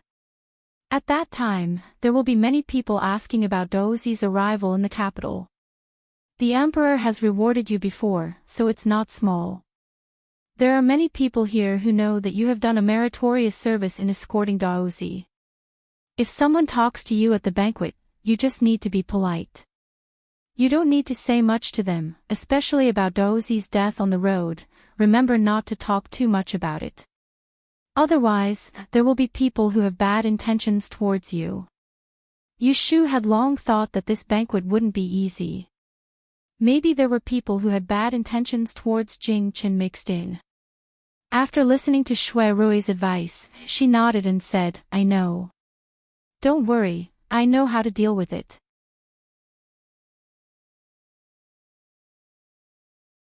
Chapter 325. Yushu could still remember when she first arrived at An Dynasty. She was at the Ji family's ancestral home and felt that the pavilions were very grand. Afterwards, when she strolled with Shui Rui to Prince Xiang's elegant and unique Dingbo pavilion, the Ji family's ancestral home was no longer pleasing to her eyes. Today, when she came to the princess royal residence again, the Ji family's ancestral home simply became a rundown courtyard. If one were to use women to describe the Ji family's old residence as a young lady who never left the front door, then the Dingbo Hall would be a graceful beauty. This Princess Royal's residence, which occupied a long street at the foot of the Huanghua, was indeed a beautiful woman with a noble and threatening air.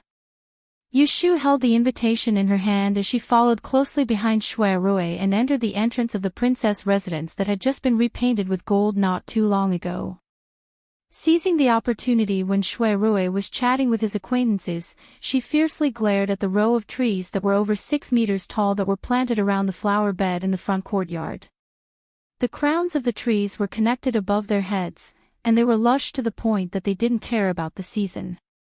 They were illuminated by the innumerable flower-winged golden chandeliers that hung above the garden, and they seemed like numerous dragons that had taken form as they circled in the air. She had followed Daoist Qingzheng before and had heard of such a precious tree. It grew in the courtyard and was green all year round. It did not bloom nor shed leaves, but its leaves could attract 3 wealth and gather 4 treasures. Its branches could suppress the 5 evils and ward off the 6 calamities. It was said that even in the face of natural disasters, if one hid under this precious tree, one would be able to turn misfortune into blessing. Because the crown of the tree rarely formed the shape of a dragon, the predecessors called this precious tree Dragon Court Wood. If anyone had such a precious tree in their house, they would wake up smiling even in their dreams and would probably have to sleep under this tree every day. Yushu concluded that the row of trees by the flower bed was most likely the Dragon Court Wood that Qingjing spoke of. She couldn't help but swallow her saliva. She thought to herself, good heavens, such a rare treasure is actually placed here to guard the door. After Shui Rui finished talking to the people, he turned around and saw that Yushu was staring in a direction. He looked over and did not see anyone, so he asked, "What's wrong?" Yushu pointed at the row of trees and asked him, "Do you know what kind of trees they are?" Shui Rui raised his head and looked at the huge canopy of trees, his face revealing a trace of admiration. Yushu was shocked when she opened her mouth. "It's the Dragon Court Wood, isn't it?" You recognize it." Shui Rui only glanced at her with a smile, and then followed the maidservant leading the way into the garden. Yushu rubbed her chin and followed. She wanted to ask him how he recognized this treasure, but then she thought about it. The Shui family was one of the wealthiest families in the capital. What kind of rare treasures had young Master Shui not seen before? Perhaps his family had one as well. "Brother Rui!" Someone shouted from behind. Shui Rui stopped with his hands behind his back.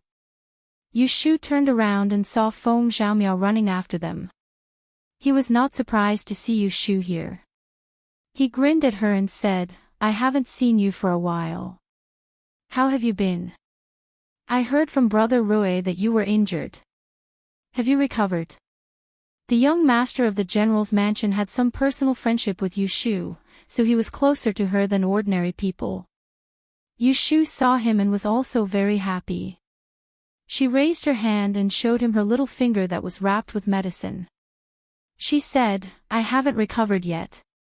Feng Zhaomiao did not know that one of Yushu's fingers had been forcefully twisted off by the imperial astronomer's men. From the outside, he thought it was just a scratch on her skin, so he did not ask any questions. Inwardly, he thought, girls are always so delicate. The 3 of them chatted and walked to the door of the banquet hall together. They handed the invitation with incense to the eunuch who bowed in front of the door. They followed the eunuch's loud voice and entered the door. "The Shaoqing of the Supreme Court, Lord Shui is here." The eunuch only read one of Shui Rui's invitation. This was the rule. Feng Zhaomiao was a young master and did not have an official position, so he did not need to read it. Yushu was a commoner and she was an examinee of the Dian examination. She could only use it to fool the common people. Here, she was not even worth a fart. Yushu squinted her eyes because of the dazzling splendor inside. She looked around and saw the main character sitting at the front and surrounded by a table of people, Jing Qin, who was wearing a white jade robe. She quickly looked at the guests at the other tables and was not surprised that none of them looked familiar. Jing Chen's table was big and could seat 11 or 12 people. There were still a few empty seats. As expected by Yushu, she and Shui Rui were led by a waiter to that table. Yushu finally got a clear look at the other people at the table when she was almost in front of them. She recognized a few of them here. Needless to say, the 7th Prince Lu Hao and the 9th Prince Lu Tan, the other 2 young men with golden hair coiled into a bun, were certainly of the imperial generation. Prince Xiang's youngest heir, Lu Jiong, and Princess Shiwen were sitting together. One was chatting with Jing Qin, while the other was pulling Jing Chen's youngest apprentice sister. Both of them had their palms open, as if they were reading palms or something. Since the beginning of the banquet, Jing Chen had been sitting like this, listening to their conversation. From time to time, he would look towards the door. When he saw Yu Shu enter the door, his face revealed a bit of a happy color. Just as he was about to stand up, he suddenly remembered Lu Tan's exhortations yesterday, advising him not to act too close to Yu Shu in front of others. Thus, he sat still and waited for her to come closer. Shui Rui is late. Congratulations on Dozi's relocation. Shui Rui first bowed to Jing Chen before greeting the princes. He was indeed delayed by official business and came late. Fortunately, no one present wanted to make things difficult for him and didn't mention drinking as a punishment. They all nodded and intentionally or unintentionally glanced at Yu Shu behind him. Those who hadn't seen Yu Shu before could more or less guess who this unfamiliar girl was. Yu Shu and Princess Xiwen had some conflict. On the night of the Lantern Festival, they had pulled faces. Today, when they saw each other, Xiwen only shot a cold glance at Yu Shu. Yu Shu pretended not to see it. There were 2 empty seats next to Lu Tan. Shui Rui took Yu Shu to sit. Feng Zhaomiao scratched his head and looked left and right. He saw that the left side of Xiwen was still empty, so he moved over to sit. Yu Shu obediently sat down. When she raised her head, she could see Jing Chen. The 2 of them happened to be sitting face to face, separated by a large round table. When Jing Chen saw her raise her head, he cast his warm gaze over. Yu Shu pursed her lips and smiled at him. She then turned her attention to other places and didn't make eye contact with him. The banquet in the Princess Fu was more extravagant than Yu Shu had imagined. There were plates of delicacies and nectar on the table. If Yu Shu hadn't seen the world in Wang Jilu, she probably wouldn't have been able to recognize any of them. The small plates and bowls were all carved from white jade. They were so clear that people couldn't bear to dirty them. Yu Shu held the heavy jade bowl, afraid that she would accidentally break it. Behind her, there was a servant responsible for serving the dishes. She didn't need to reach out to pick up the dishes, so the servant added a small bowl for her. Unfortunately, she could only pick up 1 mouthful of each dish. It wasn't enough for her to taste. The chatter in the banquet hall didn't stop. The guests took advantage of the banquet to drink and ask each other about some news. Their eyes were all fixed on the main table on the east side, waiting for a chance to curry favor and become familiar with each other. Now in Anling City, there were few people in the court who didn't know that the emperor doted on this nephew who had just been found. Even the Princess Fu, which had been empty for more than 10 years, broke the rules and gave it to someone to live in. This Taoist master's background couldn't be underestimated. Not only was he a relative of the emperor, but he was also the descendant of Yi Zi. He cultivated in the mountains since he was young and learned a lot of skills.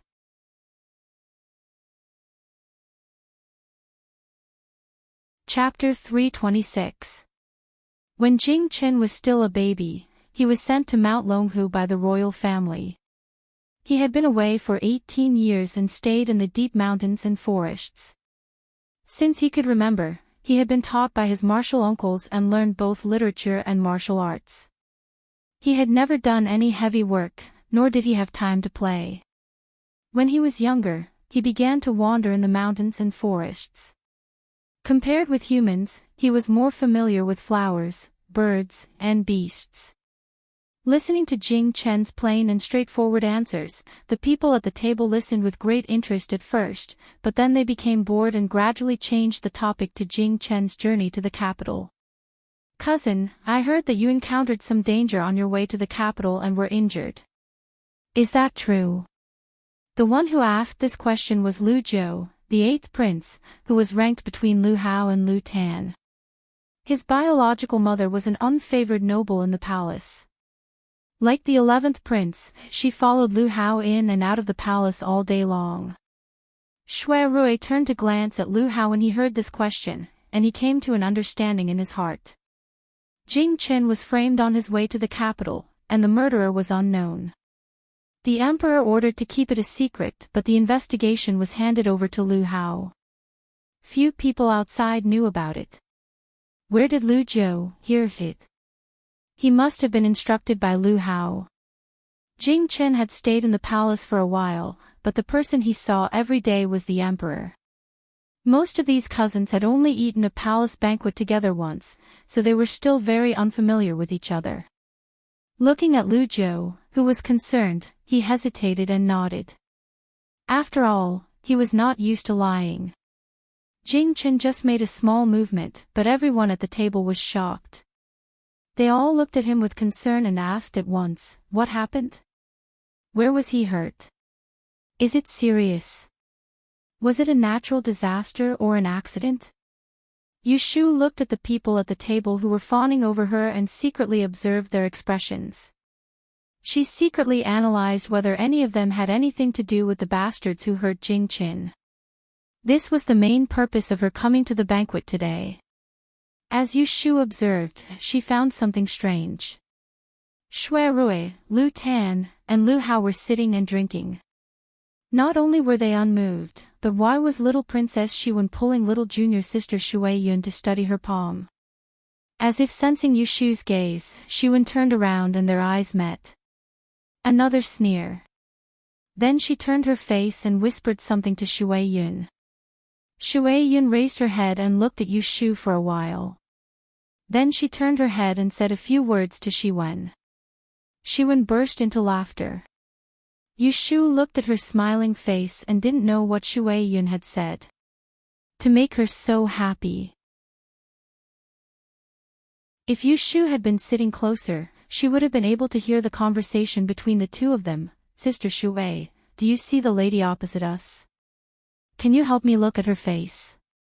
Will she be rich or noble in the future?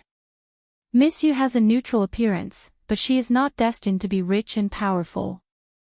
"Oh. Sister, in the 10 classes of people that you mentioned to me just now, which class do they belong to?" "She should be in the 9th class. Pfft, then she is just a lowly person."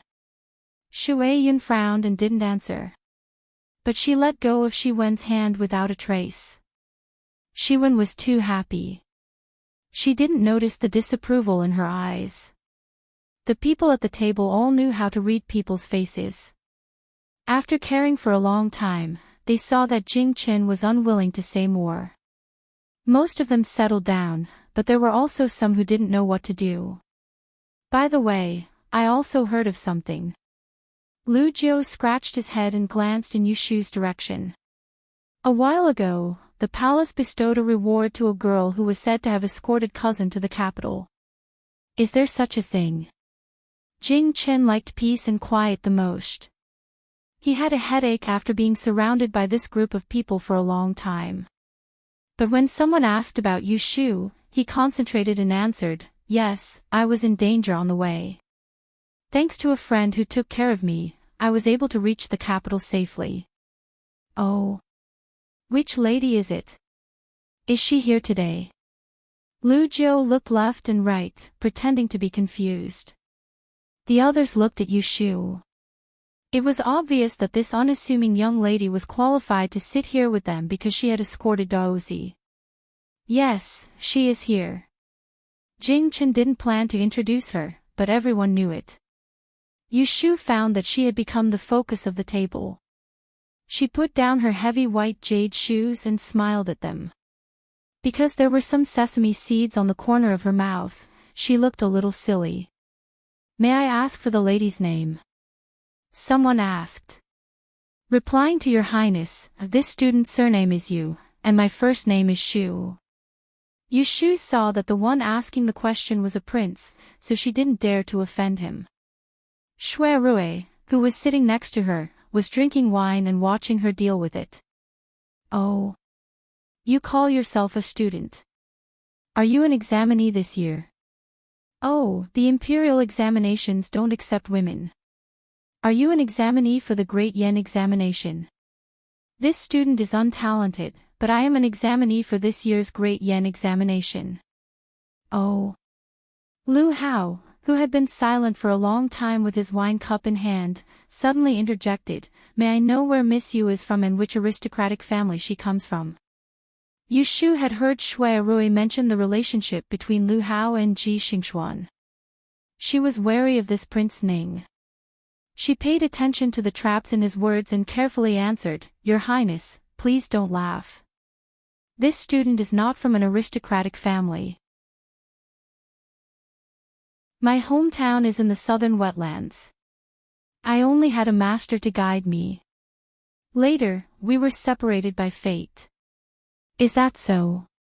Lu Hao narrowed his eyes and said with a fake smile, "Then Miss Yu's master is really capable. The disciple he taught is much better than the students of the Imperial Historian's Library." Lu Hao's words caused the eyes of everyone at the table who were originally dispirited to light up, and Shui Rui's hand that held his wine cup tightened as he raised his head to stare at Lu Hao with an unfathomable gaze. Someone asked excitedly, "Seventh brother, where did you get these words from? Is this Miss Yu more capable than the people of the Imperial Historian's Library?" Lu Hao nodded. Yu Shu's eyelids twitched. She guessed what he was going to say at almost the same time he opened his mouth. "Last year, I went to Imperial Uncle's Dingbua house and made a bet with Lu Jiong and the others. The person who accompanied me was the fourth daughter of the former Celestial Commissioner, right Judge Ji family. I'm sure you all have heard of her reputation. 3 years ago, she passed the Great Yen examination and this year she took the exam again. She aimed for the title of Great E-Master. In the end, she lost to this Miss Yu. If you don't believe me, you can ask the Imperial Prince if there was such a thing." Lu Jiong was innocently affected. He looked at the smiling Prince Ning and then looked at the gloomy Shui Rui. He answered dryly, there was such a thing."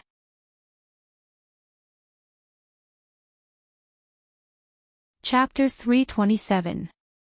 Miss Yu, this prince invites you to attend the Double Sun Gathering next month. What do you think? The first person to ask was the fourth Imperial Prince, Lu Si, whom Yu Shu had met for the first time today. He was also the person with the highest seniority at the table tonight.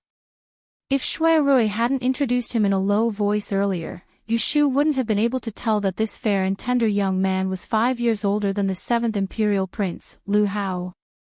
Double Sun Gathering. Yu Shu didn't hide the confusion on her face. She smiled apologetically at Lu Lu and then turned her head to look at Shui Rui. Her eyes sent a signal, "What's going on?" She knew about the Double Sun Gathering. Starting from the 2nd of the 2nd month, on the 49th day of the 7th month, there was a large-scale talent selection in Anling City. But why did the fourth Imperial Prince invite her? When Shui Rui saw Yu Shu's clueless expression, he secretly frowned. Just as he was about to say something, someone interjected, "Nothing much." Yu Shu glanced sideways and looked at the 14 or 15-year-old handsome young man sitting next to Lu Hao. She pouted unhappily and said to Lu Si, "Why should I go with fourth older brother? I haven't found a suitable person yet. This year's Double Sun Gathering, I'm also going. At that time, you can sit with me at the same table." The last sentence was said to Yu Shu with his chin raised. The arrogance in his eyes made it seem as if he was giving Yu Shu a lot of face and it was up to her whether she agreed or not. Yu Shu is still confused, but Shui Rui's face is a bit gloomy. He turns to look at Lu Hao and sees the troublemaker watching the show with a satisfied expression. Not far away, Lu Tan, who is close to Shui Rui, also shows a trace of worry. There were a few people left at the table who had planned to invite Yu Shu. When they heard this little ancestor open his mouth, they hesitated for a moment and tactfully closed their mouths. As for the excellent King Lu Si, who had been choked, his face revealed an awkward expression. In front of everyone, it was not good to show weakness. He could only summon up his courage and say with a dry laugh, "11th brother. This is your first time participating in the Twin Suns Gathering. Just go and watch the excitement. Even if you bring people along, they might not be of any use. He addressed him as 11th brother. This allowed Yu Shu to guess the identity of this young man. He was the 11th prince, Lu Yi. After hearing Lu Si's words, Lu Yi's face darkened. He squinted his slender eyes and said to Lu Si in a strange tone, "If I don't need them, will you need them?" She did not know if it was an illusion, but Yu Shu felt as if the entire banquet hall had quieted down. Turning her head to look, she saw that more than 10 tables of people were all staring in their direction. Lu Si's expression could not hold back. He seemed to want to explode in anger, but when he saw Lu Hao beside Lu Yi, he suppressed his anger. His face quickly turned red. This deadlock continued. Jing Chen suddenly spoke, "What's wrong with the twin sons gathering? Why did you invite Xiao Yu along?" It was Jing Chen's words. Just as he voiced Yu Shu's doubts, everyone at the table looked at each other. Only then did they think of this Daoist who had only recently appeared in the capital. He had always lived in the mountains and probably did not know the crux of this matter. It's like this, everyone looked towards the source of the voice. Seeing that it was Crown Prince Lu Jiong, they waited for him to speak. "I believe that Daoist has heard of the twin sons gathering. This gathering is held once every 3 years. It coincides with the imperial examinations and the Great Yen examinations. Talented people from all over the world gather in Anling City. Often, there are those who were born at the wrong time and did not achieve their ambitions. The imperial court has ordered the twin sons fighting ring. No matter if it is a scholar, a martial artist, or a scholar, they can all compete here. Those who come out on top in each category will be able to win the prize." Lu Jiong looked at Jing Chen and saw that he was listening seriously. Then he continued, "In our Dan dynasty, the princes, when the year is right, will have to appear at the twin sons meeting to watch the arena. Before the curtains fall, from the people who are participating in the arena, a few people who are most likely to win the prize will be chosen. If they guess correctly, then they can be directly called into the curtains. If there are 2 princes who guessed correctly, then they will be called in and asked about their ambitions. That's why when the princes watch the fighting ring, they will accompany the Yi masters to help them find the right person to win the prize." At this point, Lu Jiong's mouth seemed to be dry. He raised his wine cup and the manservant behind him hurriedly poured wine for him. As he was moistening his throat, someone at the banquet naturally took over the topic. It is also because of this reason that when the princes attend the twin sons gathering, they will always be accompanied by a large entourage. They will be accompanied by many Yi masters who will give them advice. 2 dynasties ago, there was once a prince who invited 4 Yi masters to give him pointers. In the twin sons gathering, one person won the 8 prizes, causing the others to return disappointed. The former emperor used this as an excuse and ordered that during the twin sons gathering, the princes will only be allowed to sit. There will only be 2 seats, 1 Qian and 1 Kuan. Shui Rui's voice paused for a moment as he intentionally glanced sideways at Yu Shu, and then he said, "Only men are allowed to sit at the Qian banquet, whereas, only women are allowed to sit at the Kuan banquet. Moreover, those that occupy these 2 banquets can't be officials of the Directorate of Astronomy or officials of the Imperial Court." Hearing this, Yu Shu suddenly understood why Lu Si and Lu Yi invited her to the twin sons gathering. They heard what Lu Hao said and thought that she was stronger than Ji Xingxuan. So they wanted her to sit at the Kuan banquet and help them look at the faces. This was not surprising. The Qian banquet and the Kuan banquet could only bring 2 people. In addition, there were many restrictions. It was still okay to bring a man, but if a woman met the requirements, it would not be easy to find a guest. "I see. Then you guys want to invite her to sit at the banquet, right?" After listening to Lu Jiong and Shui Rui's explanation, Jing Chen nodded and went to ask Lu Si and Lu Yi. Lu Si and Lu Yi were staring at each other. The former was the first to react and turned to smile at Jing Chen. "That's right. Jing Chen, don't worry. Miss Yu protected you on the way here, so I will not neglect her." Louis snorted coldly and did not say anything. Jing Chen did not reply to Lu Si and turned to ask Yu Shu, "Do you want to go?" Yu Shu naturally didn't want to go.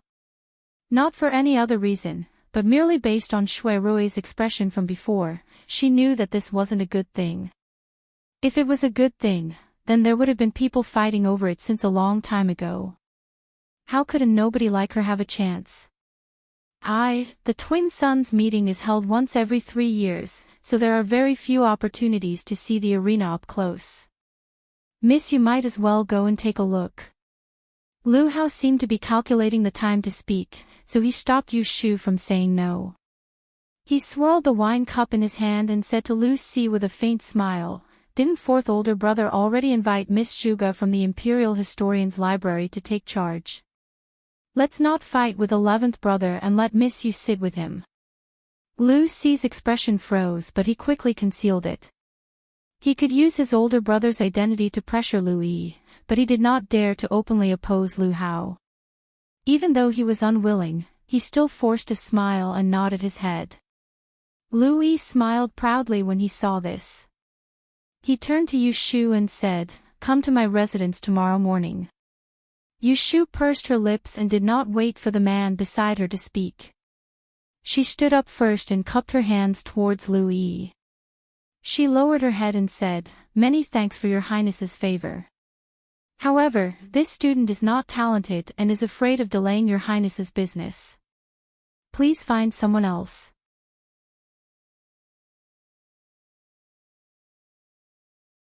Chapter 328. Many thanks for your highness's favor, but this student is not talented and is afraid of delaying your highness's official business. Please find someone else. At the banquet, when Yu Shu was faced with Lu Yi's invitation to the Twin Yang Society, she had tactfully declined because she had sensed the depth of the situation. Even though her attitude was respectful, her unhesitant refusal in front of everyone still hurt the young and spoiled 11th prince's face. Most people saw Lu Yi's unfriendly expression and sat up straight, waiting to watch a good show.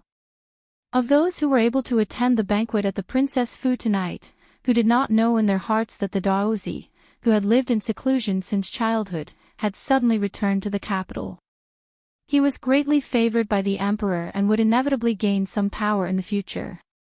Logically speaking, he should be the target that the princes who were about to leave the palace and start their own manners would fight to win over. However, it was rumored that the 9th prince, Lu Tan, had been cultivating in a Daoist sect deep in the mountains due to his illness these past few years and was in the same sect as this dozi Jing Qin. There were also people who heard that Jing Qin had been staying in the palace to accompany the monarch these past few days. Every time he left the palace, he would travel with Lu Tan.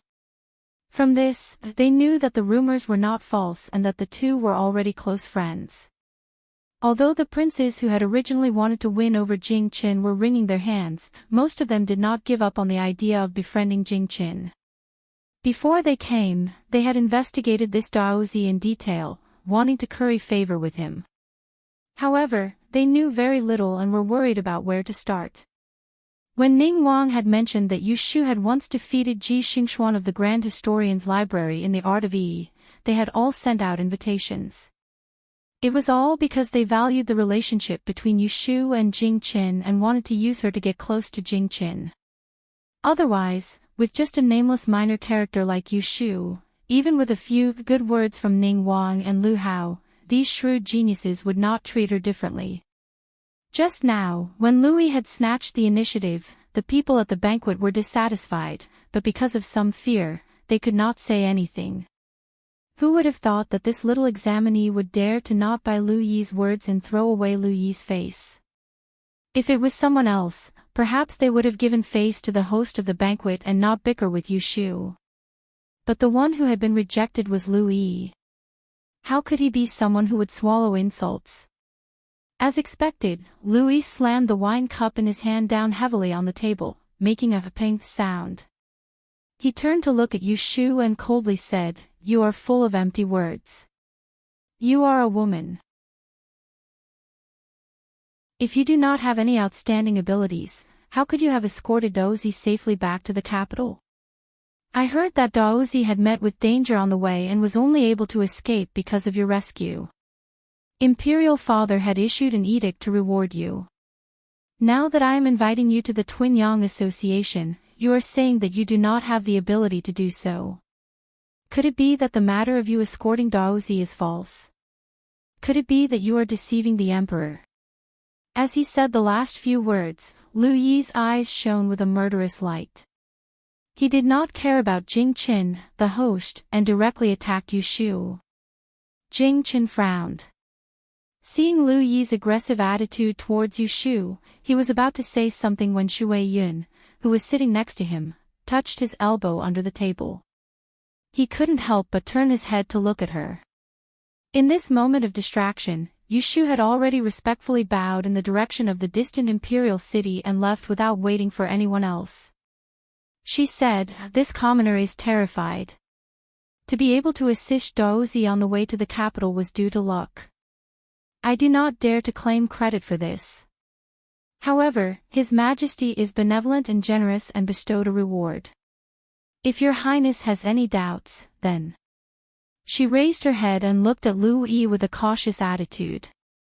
Half of her face was respectful and the other half was embarrassed to speak. There was also a trace of craftiness hidden in her eyes. She stammered, that is not something this commoner dares to casually discuss. Lu Yi had used the Emperor's favor to find fault. Yu Shu did not stop him. If he wanted to find fault, then let him.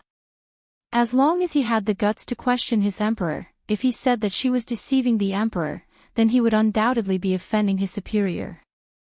This move of borrowing force to attack force, Yu Shu could not be said to be lacking in eloquence. Just looking at Lu Yi's frozen expression, it could be seen. Everyone present heard Yu Shu's words and couldn't help whispering. Lu Yi's expression was dark and he was momentarily speechless. He glanced sideways at Ning Wang, Lu Hao, who was sitting on his left. Lu Hao did not even look at him and did not speak up for him. He minded his own business and drank as if the person who had just started this matter was not him. Lu Yi did not speak, so Yu Shu could only brace herself and stand. She had just offended an imperial prince. Although she could handle it, she was actually very nervous. She, this fake ancient person, did not have much respect for the imperial family, but she would not think that she, a commoner, would be able to challenge an imperial prince. Before coming to the banquet, she had done a divination for herself and knew that tonight would not be smooth sailing. She needed to be accompanied by a noble person in order to be safe from danger. Yu Shu's eyes slanted and she glanced at the youth sitting beside her. Coincidentally, that person's gaze also turned over and their eyes met. Shui Rui held the exquisite and small magnolia wine cup in his hand. Because he was sitting close to her, he was able to see the minute changes on Yu Shu's face more clearly than the others.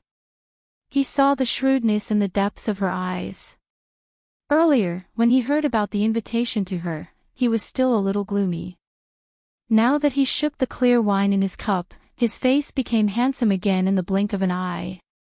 Since she has no intention of accepting the invitation, there is no need for your Highness to force her. If we continue to pursue this matter, it will be unbecoming of us. After all, tonight is a banquet to welcome Daozi.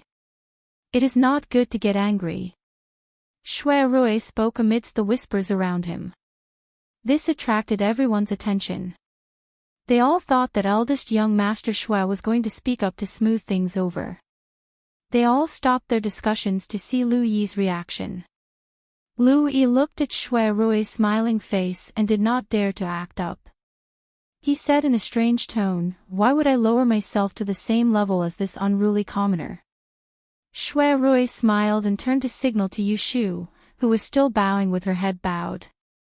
"There is no need to stand. Sit down." Yu Shu understood and did not foolishly sit down. Instead, she bowed to Lu Yi, regardless of whether he paid her any attention. "This commoner has been rude. Many thanks for your Highness's forgiveness." After she finished speaking, she sat down. When she raised her head, she saw Jing Qin, who was sitting far away, looking at her with a worried expression. She secretly winked at him, indicating that she was fine. After calming the small disturbance at the banquet, Shui Rui cleared his throat and said, "It is rare for us to gather together. On such a good occasion, why don't we talk about some interesting things?" Prince Yang's heir, Lu Jiong, and Shui Rui were cousins. The two of them had always been good friends. When he heard Lu Jiong's voice, Lu Jiong grinned and continued, "This Anling city is only so big. Throughout the year, there are only a few interesting things. Everyone's ears are tired of hearing it. Since Brother Rui said this, you must have something interesting to talk about. Don't keep us in suspense. Quickly tell us." Shui Rui shook his head and declined, saying, "You know that I am currently working in the yamen and do not go to the tea houses and restaurants much. How can I have anything interesting to talk about? If I want to talk about it, I can only talk about some cases. It is boring to talk about, so it is better not to talk about it." Unexpectedly, Lu Jiong became spirited and said with great interest, Don't. Just talk about cases. I like to listen to this. You are afraid that we will be bored. Do you not know how to pick strange things to talk about? For example, unjust and false cases. Is there any? Shui Rui pretended to think and said in a low voice, "There really is a case that can be brought up to talk about.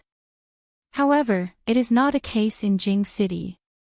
It is in Gan Province, outside of Baili City. Official Shui is really well informed. You can know about the matters in Gan Province just by sitting in Anling." Ning Wang suddenly interrupted with a laugh. Shui Rui paused, as if he did not hear this joke. Seeing that everyone at the table was waiting with interest to listen to him, he continued, "A few days ago, the Supreme Court received an edict to sort out the old cases in the Treasury. 2 colleagues and I accepted this task.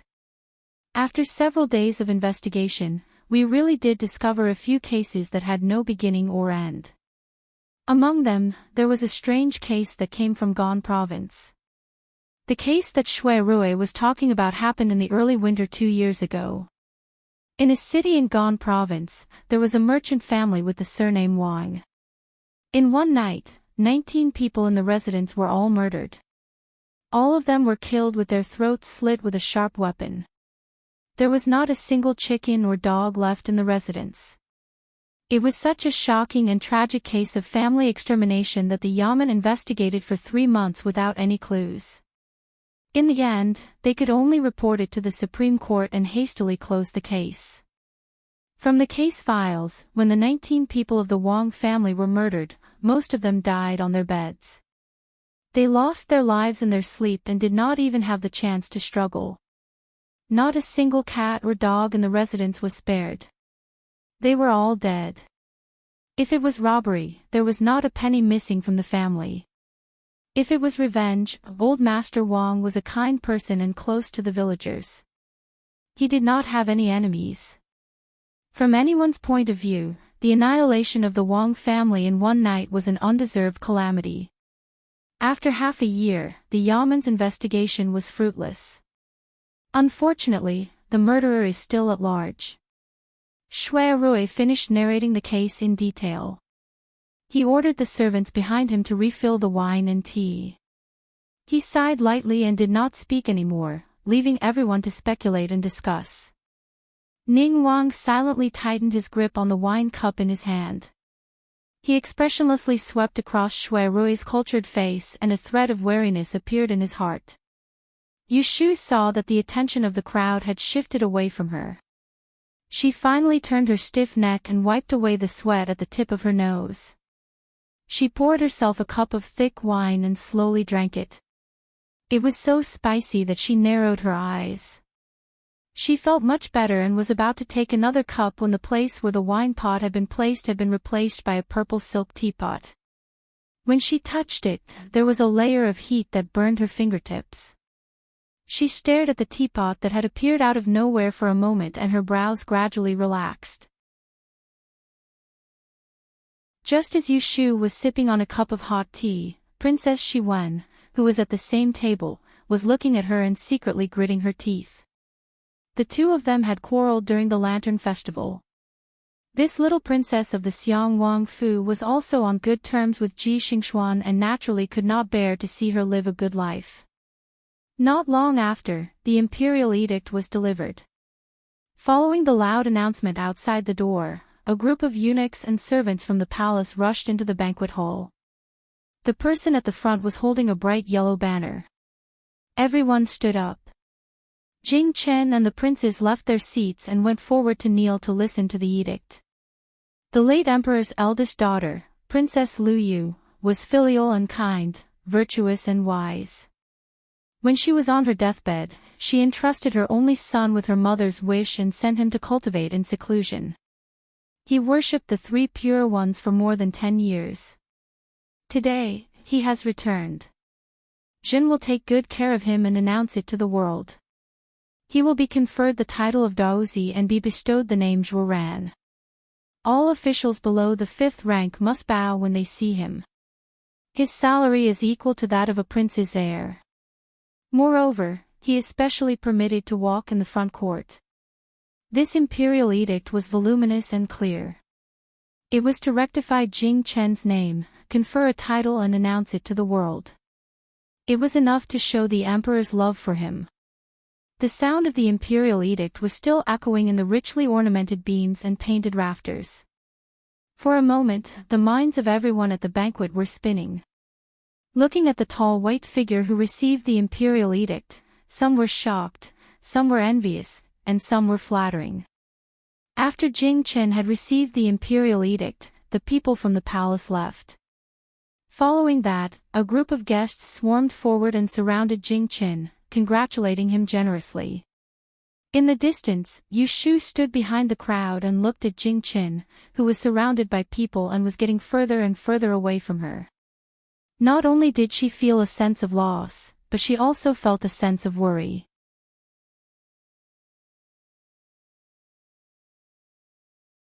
Chapter 329. When it was almost midnight, the guests who came to congratulate the princess's residents left one after another. At the end of the banquet, the princes at the main banquet table said their goodbyes. Jing Chen got up to see them off after being reminded by the chief steward behind him. Yu Shu followed behind a group of more than 10 people and walked to the main entrance of the front yard. She watched as Jing Chen, who was originally ignorant of worldly affairs, bid farewell to Ning Wang, Jia Wang, and the others in a somewhat unfamiliar manner. She watched as they boarded their carriages and left. In the end, there were only a few familiar faces left at the entrance. Marshal uncle, cousin, I'll go back to the palace first. Lu Tan looked at the moon. He hadn't built a residence yet and was still living in the palace, so it was inconvenient for him to spend the night outside. He bid farewell to Jing Chen and Shui Rui and then said to Shui Yun, youngest martial aunt, I'll send someone to pick you up at the Shuangyang meeting. Shui Yun smiled slightly and said, don't worry, I'll help you. Yu Shu listened to them talk. Seeing Shui Yun standing next to Jing Chen, she knew that she would live with Jing Chen at the princess's residence in the future. Yu Shu uncomfortably shifted her gaze to the long ting wood in the courtyard. She thought that they were fellow apprentices, so they naturally had to take care of each other. Miss you, goodbye. Lu Tan said goodbye. Yu Shu turned around and saw him nod at her. She quickly cupped her hands and bowed back, take care, Your Highness. Now that it was quiet in front of the door, Jing Chen finally found the opportunity to talk to Yu Shu. Xiao Yu, I don't need to live in the palace now, so it'll be more convenient in the future. Don't you want to learn astrology from me? How about I start teaching you tomorrow? Yu Shu's eyes lit up and she happily said, that's great. Then I'll come and find you tomorrow.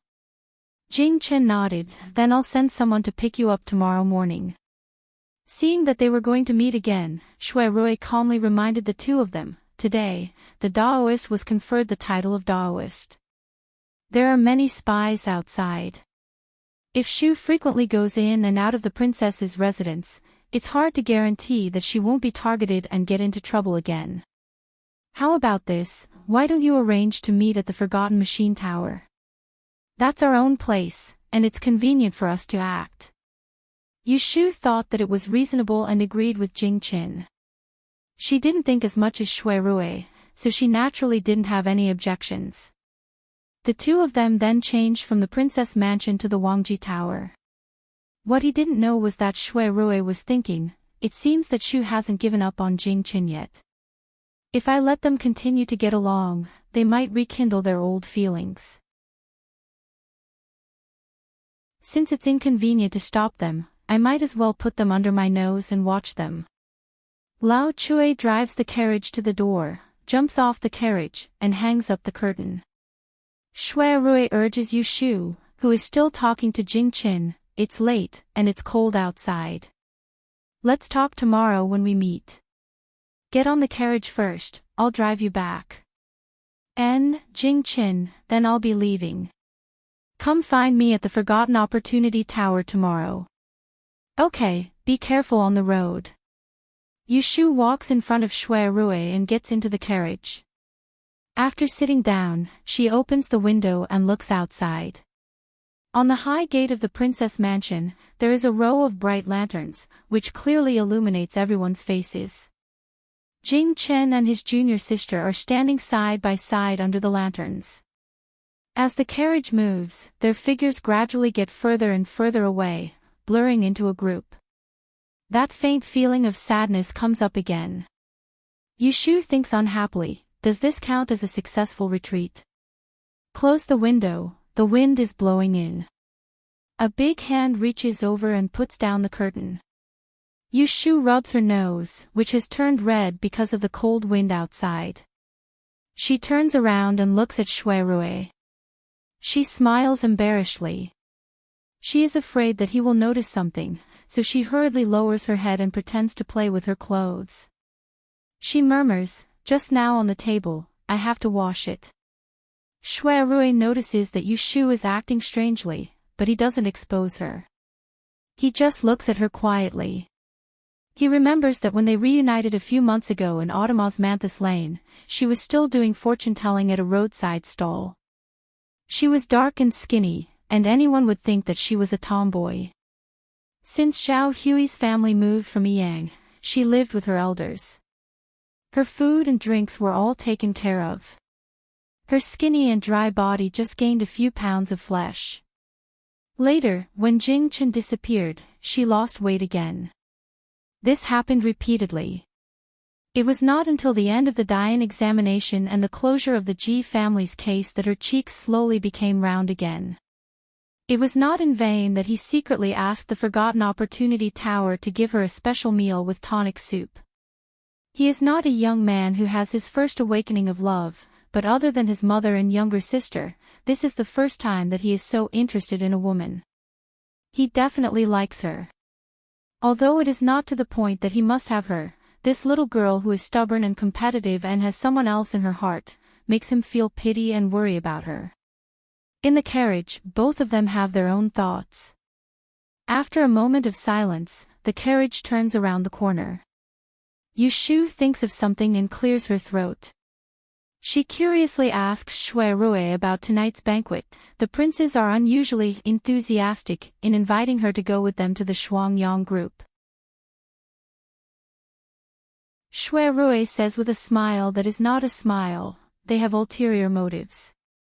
They are not targeting you, but Daozi. Finishing, he sees that Yushu's face is still a little confused, so he explains a little more clearly. Although not many people know that you were mistakenly taken to the Celestial Commissioner's office that night, but the Ji family's case has caused such a stir. After the incident, the palace has also sent out rewards. Daozi's danger on the road is no longer a secret. He has just arrived and does not have anyone close to him.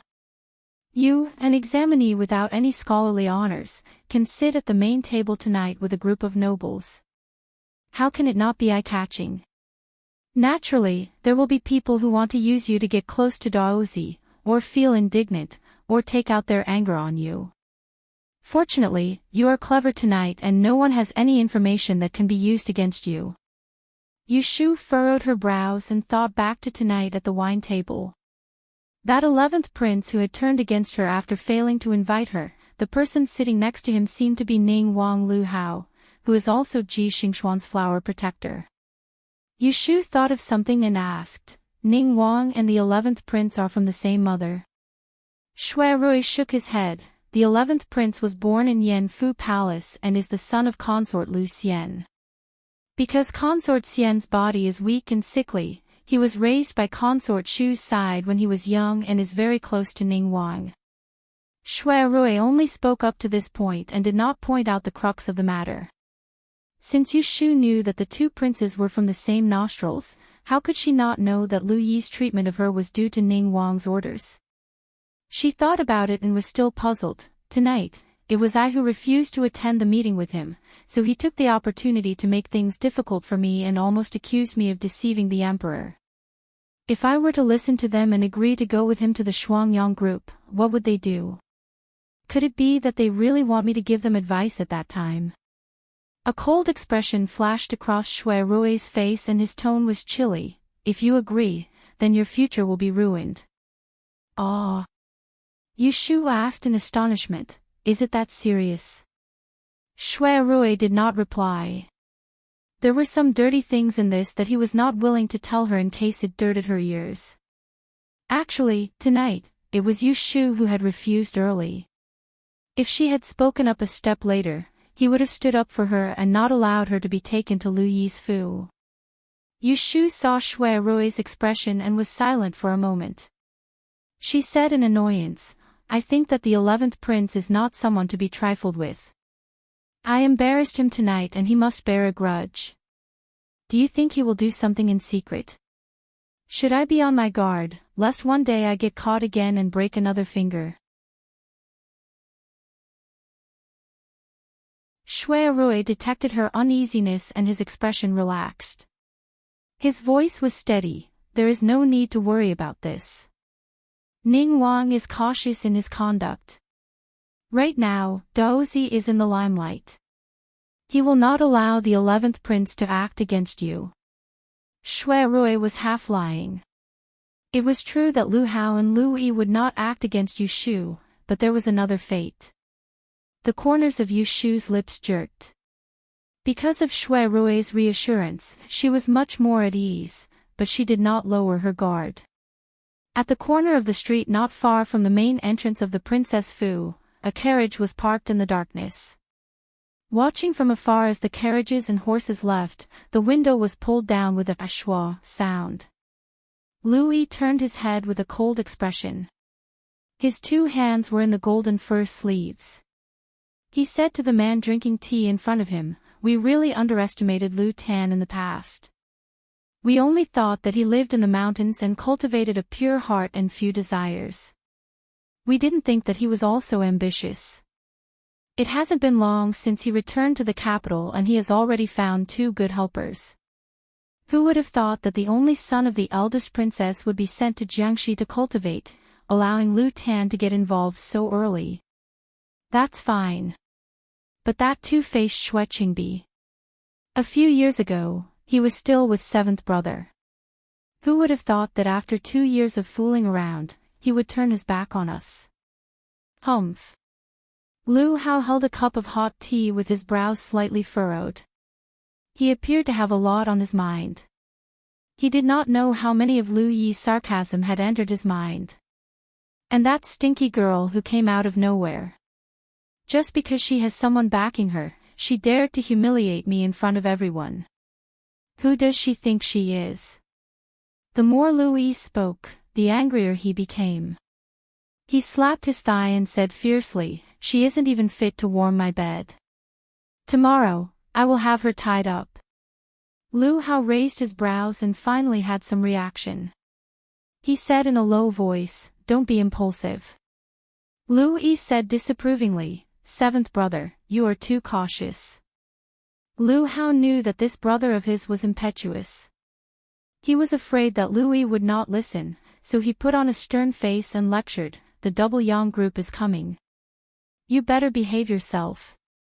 Don't spoil things for a woman. Do you understand? Louis nodded reluctantly and said gloomily, I know. I won't touch her. TSK, I really don't know what you are worried about. Even if I really kill a little girl, will that dozy fight me to the death? Lu Hao shook his head and narrowed his eyes. He was not afraid of that dozy who had the heart of the dragon. It was just that there was another person, gone province. Lu Hao's lips moved, and he silently murmured. His eyes gradually became gloomy. He was thinking about the tragedy that occurred in Gone Province that Shui Rui had mentioned tonight at the banquet, and he didn't know if it was intentional or unintentional. Seventh brother, what's wrong? Are you feeling unwell?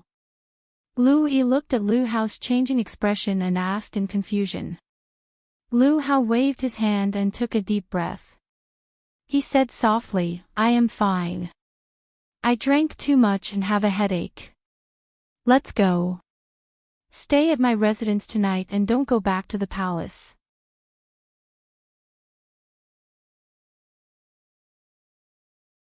Chapter 330. When Yushu got home, it was already late. Zhao Hui and her husband had already gone to bed. Before they went to bed, they told the gatekeeper to leave a door open for her. Yushu stopped in front of Yu Xiaoxiu's door when she passed by. When she saw that the lights inside were off, she turned to her own room. As soon as she entered, she saw Yundo snoring on the table, and the stove at her feet was almost extinguished. A few days ago, Yushu brought back a few servants from the Institute for Concubines, so Zhao Hui switched her maidservant Yundo to her room. On the other hand, Shen Nanny, who used to do chores, was promoted to be the housekeeper and served Zhao Hui. Yushu woke her up. Yundo rubbed her eyes and quickly got up to pour some hot water on the stove for Yushu to wash her face and rinse her mouth. She took a wooden brush and combed Yushu's hair. Finally, she ran to the kitchen to boil a bowl of hot tea for her to sober up. When Yushu was lying on the bed, she folded her clothes and put them on the cabinet before she quietly left. Yushu actually didn't like being served. She had too many secrets and liked to do things herself. There were many important manuscripts and handwritten notes in her room, and she had to organize them herself to feel safe. To put it bluntly, she was paranoid. Zhao Hui spent a lot of effort to get Yundo to be placed in her room. Yundo, this maidservant, was honest. She didn't know that Yushu didn't like her, so when she was assigned by Zhao Hui, she served her wholeheartedly. She was well-behaved and sensible, which made Yushu feel good in just 2 days. She didn't think about driving her out for a while. Yushu slept like this until the rooster crowed the next day. She got up and went to Yu Xiaoxiu's room before breakfast was served. When Yushu opened the curtain and entered the room, Bai Ran was coming out of Yu Xiaoxiu's bedroom with a basin of water to wash her face. When she saw Yushu, she politely stopped and greeted, Eldest Mississippi. Yushu saw that his clothes were neat and tidy, and he looked diligent. She gently smiled at him and said, Is Xiaoxiu awake? Young master has already woken up, Bai Ran said. He just washed his face and is sitting down. I'll go to the kitchen to see if breakfast is ready. All right, you can go now. Yushu went straight into Yu Xiaoxiu's bedroom. They didn't try to avoid suspicion. After all, the two of them had lived under the Ji family's roof for a period of time. They had even slept head to toe on the same wooden bed. Yu Xiaoxiu was sitting on the edge of the bed, flipping through a book. He looked up and saw Yushu coming in, so he put the book down. Sis. Why are you up so early? You don't have to go to school. Yushu walked over. He took the book in Wei Xiaobao's hand and looked at it. On the somewhat old cover were written the words Herbal Survey, in 4 small seal characters. There were pictures and words inside, but it was a medical book that taught people how to recognize herbs and medicines. Dr. He's study was filled with medical books. Yu Shu didn't find it strange that Yu Xiaoxiu would take it out to read, so she casually flipped through 2 pages and put it to the side. She turned her attention to other things. How are you getting along with Bairan? Is there any discomfort? Yu Xiaoxiu touched his neck and said, no, it's pretty good. Yu Shu said, then when your injuries are healed, ask him to go with you to the academy. Bairan has martial arts skills. If someone dares to bully you, just ask him to beat them back. She would rather spend an extra 20 taels a month to have someone by Yu Xiaoxiu's side to look after him. She didn't want what happened last time to happen again. She didn't want Yu Xiaoxiu to be pushed off the horse by Shuowenjie and have his head broken and bleeding. It almost scared her half to death. Sis, Yu Xiaoxiu called out awkwardly. He seemed to feel embarrassed and didn't want Yu Shu to mention that again. You came back late yesterday, and I was already asleep. Tell me what the princess palace is like. Is it really made of gold bricks and silver tiles? Ha, silly boy, can a house built with gold and silver be lived in? Won't you freeze to death? Yu Shu teased him, then seriously told him about the style of the princess palace. Speaking of the dragon court wood in the front yard, she felt an itch in her heart. She thought that when she saw Jing Chen later, she would ask him for a few branches and bring them back to grow as a potted plant. Yu Xiaoxiu still couldn't believe it. He stammered and asked, Sis, is brother Jing really the princess' son? I've seen the imperial edict. How can it be fake? Yu Shu touched his head. Your brother Jing is now a noble, a relative of the emperor. Yu Xiaoxiu chuckled. He was still young, and his heart was pure. He only felt happy for Jing Chen, and didn't have any other messy thoughts in his mind. The siblings chatted for a while. Then Yundo was called by Zhao Hui to ask Yu Shu to eat breakfast. Bairan brought food into the room for Yu Xiaoxiu. Yu Shu ate breakfast with Zhao Hui and then went out with Yifangji. One was going to the clinic, and the other was going to meet at Wang Jilu. At dawn, Jing Chen practiced a set of sword techniques in the princess palace's backyard. His complexion was ruddy, but he was slightly out of breath.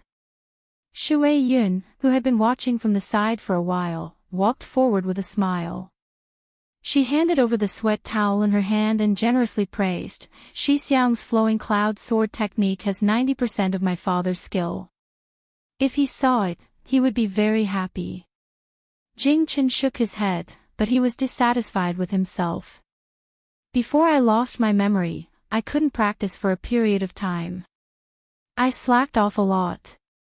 As he spoke, he took the sweat towel and wiped his forehead. He carried the sword to where the servants were waiting, took a piece of fur from the tray, and carefully wiped the rusty ancient sword in his hand. Shui Yun stood to the side and watched his actions. She couldn't help but find it funny. This sword does have spiritual energy, but it has no edge. What's wrong with you treasuring it so much? Why don't you find a blacksmith to polish it? Shui Yun's suggestion was good, but Jing Chen was unmoved. This is something that was given to me, so I should cherish it. What's more, when we practice the sword, we comprehend the Tao. Why do we need an edge? Shui Yun saw that he had a reason, so she didn't try to persuade him anymore.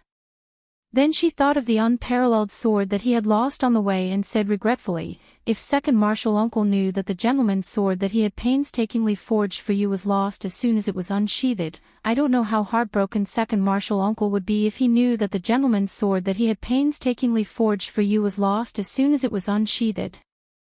After he finished speaking, he saw Jing Chen's face reveal a remorseful expression and secretly scolded himself for being too talkative. He looked at the sun and changed the topic. Didn't you have an appointment with Miss Yu? Quickly go wash up. Don't make her wait. Thinking of today's appointment, Jing Chen's expression couldn't help but soften. He nodded and was about to leave. He had only taken a few steps when Shui Yun stopped him. That's right, Shi Xiang. Shui Yun wanted to say something but hesitated. She knew that Jing Qin had the intention of passing on the teachings of their celestial master Taoist school to Yushu. She wanted to advise him, but she felt that he might not listen. The words were on the tip of her tongue, but she didn't blurt them out. She waved her hand and said, "It's fine. You should go quickly." Watching Jing Qin walk away, Shu Yin stayed in the same place. She was thinking about when to make an appointment with Miss Yu in private. In the small study room in the rear courtyard of Wangji Building, the maidservant served a few exquisite and special refreshments and then retreated. Yushu and Jing Qin sat facing each other. After so many days, the two of them finally had a rare opportunity to be alone. "Are you used to living in the princess residence?" Yushu looked at the well-dressed Jing Qin and deliberately asked. In fact, she had already heard from Shui Rui last night that the emperor seemed to have appointed a capable chief eunuch to be the steward of the princess residence. He also assigned a group of servants. Jing Chen's daily necessities were all taken care of by people, so how could his days be bad? "Emichim, I don't have to go through the trouble of applying for a waste token. It's more comfortable than living in the palace." Jing Chen obviously didn't answer her question. More than 10 years of cultivation wasn't for nothing. His foundation was stable, and he was quiet and had few desires. It was difficult for him to be blinded by ostentatious things. He could live a life of luxury and live a simple life. Yushu touched her nose and suddenly felt that she had the heart of a petty person. Ahem, that's good. Now that you're exposed in front of others, I suspect that the group of people who harmed you are hiding in the capital. They may find a chance to attack you again. You should be careful. Jing Chen heard Yushu's worry and comforted her. "Don't worry about me. The emperor has already ordered to investigate this matter.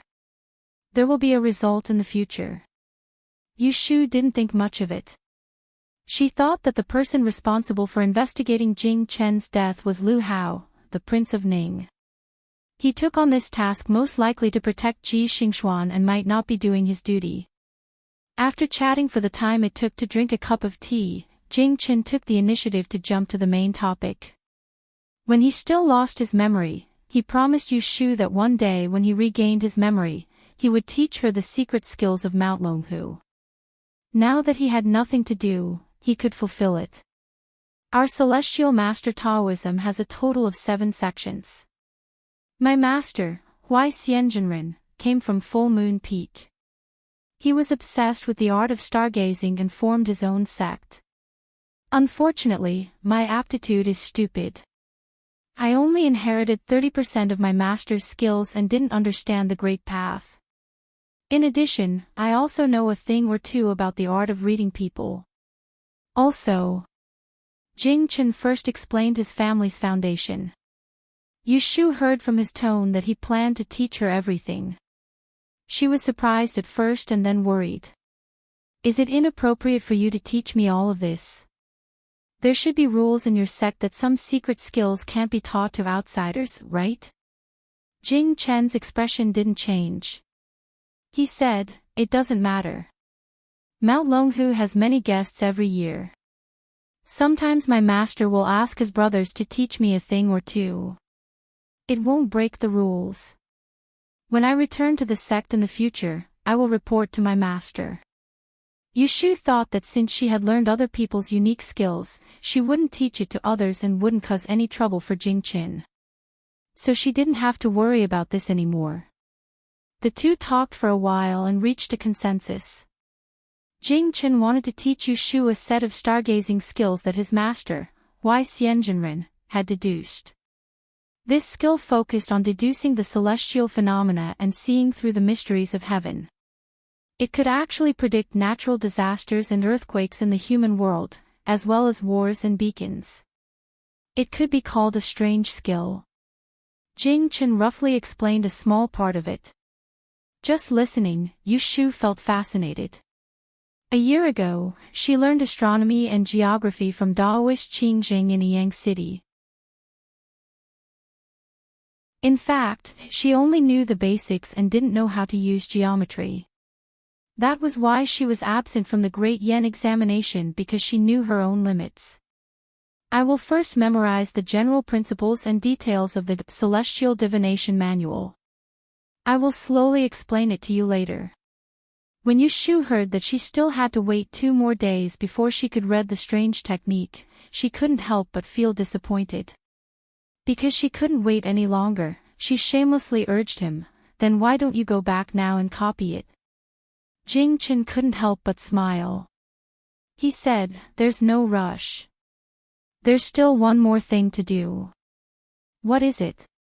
"Go out and find some usable materials. When I return, I will make an astrolabe for you so you can use it."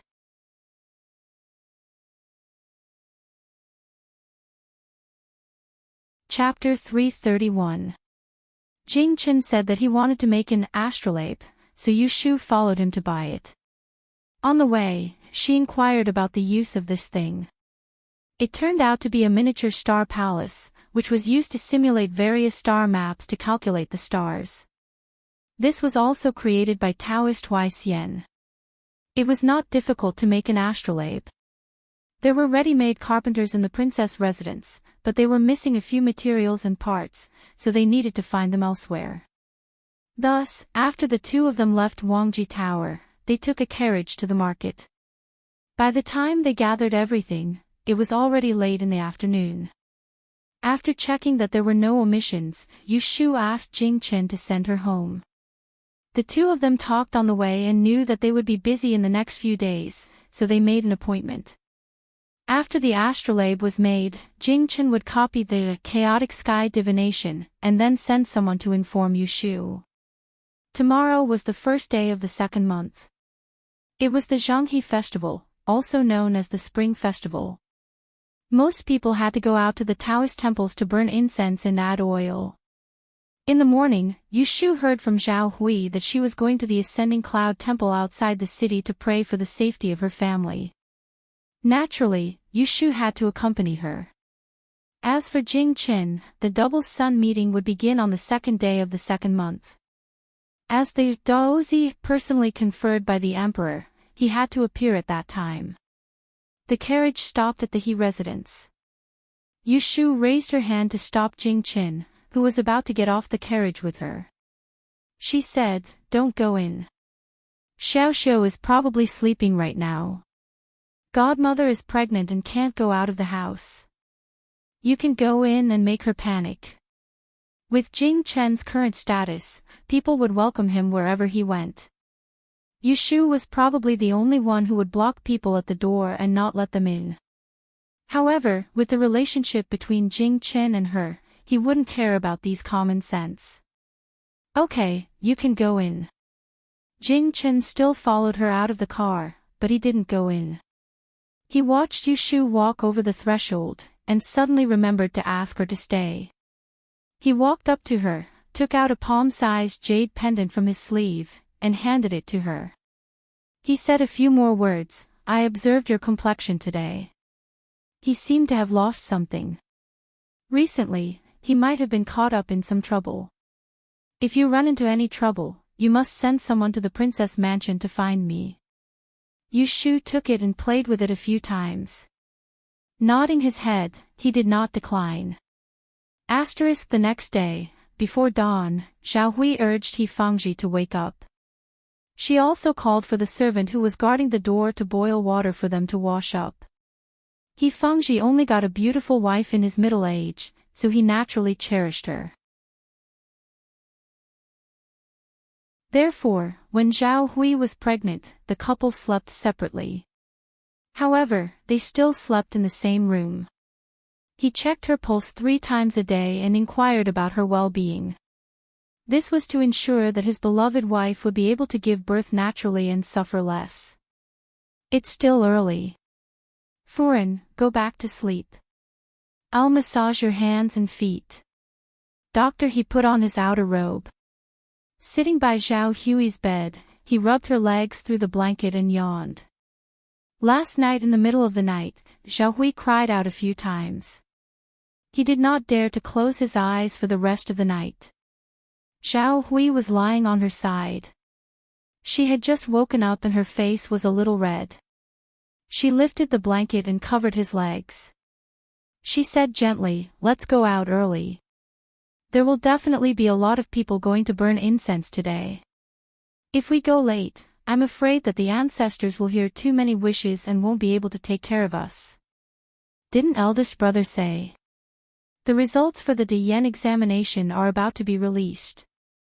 I have to go and ask for good luck for our daughter. If there's one subject on the list, then we'll burn incense. He Fangji smiled. When she passes, I'll prepare a few tables of wine to treat everyone.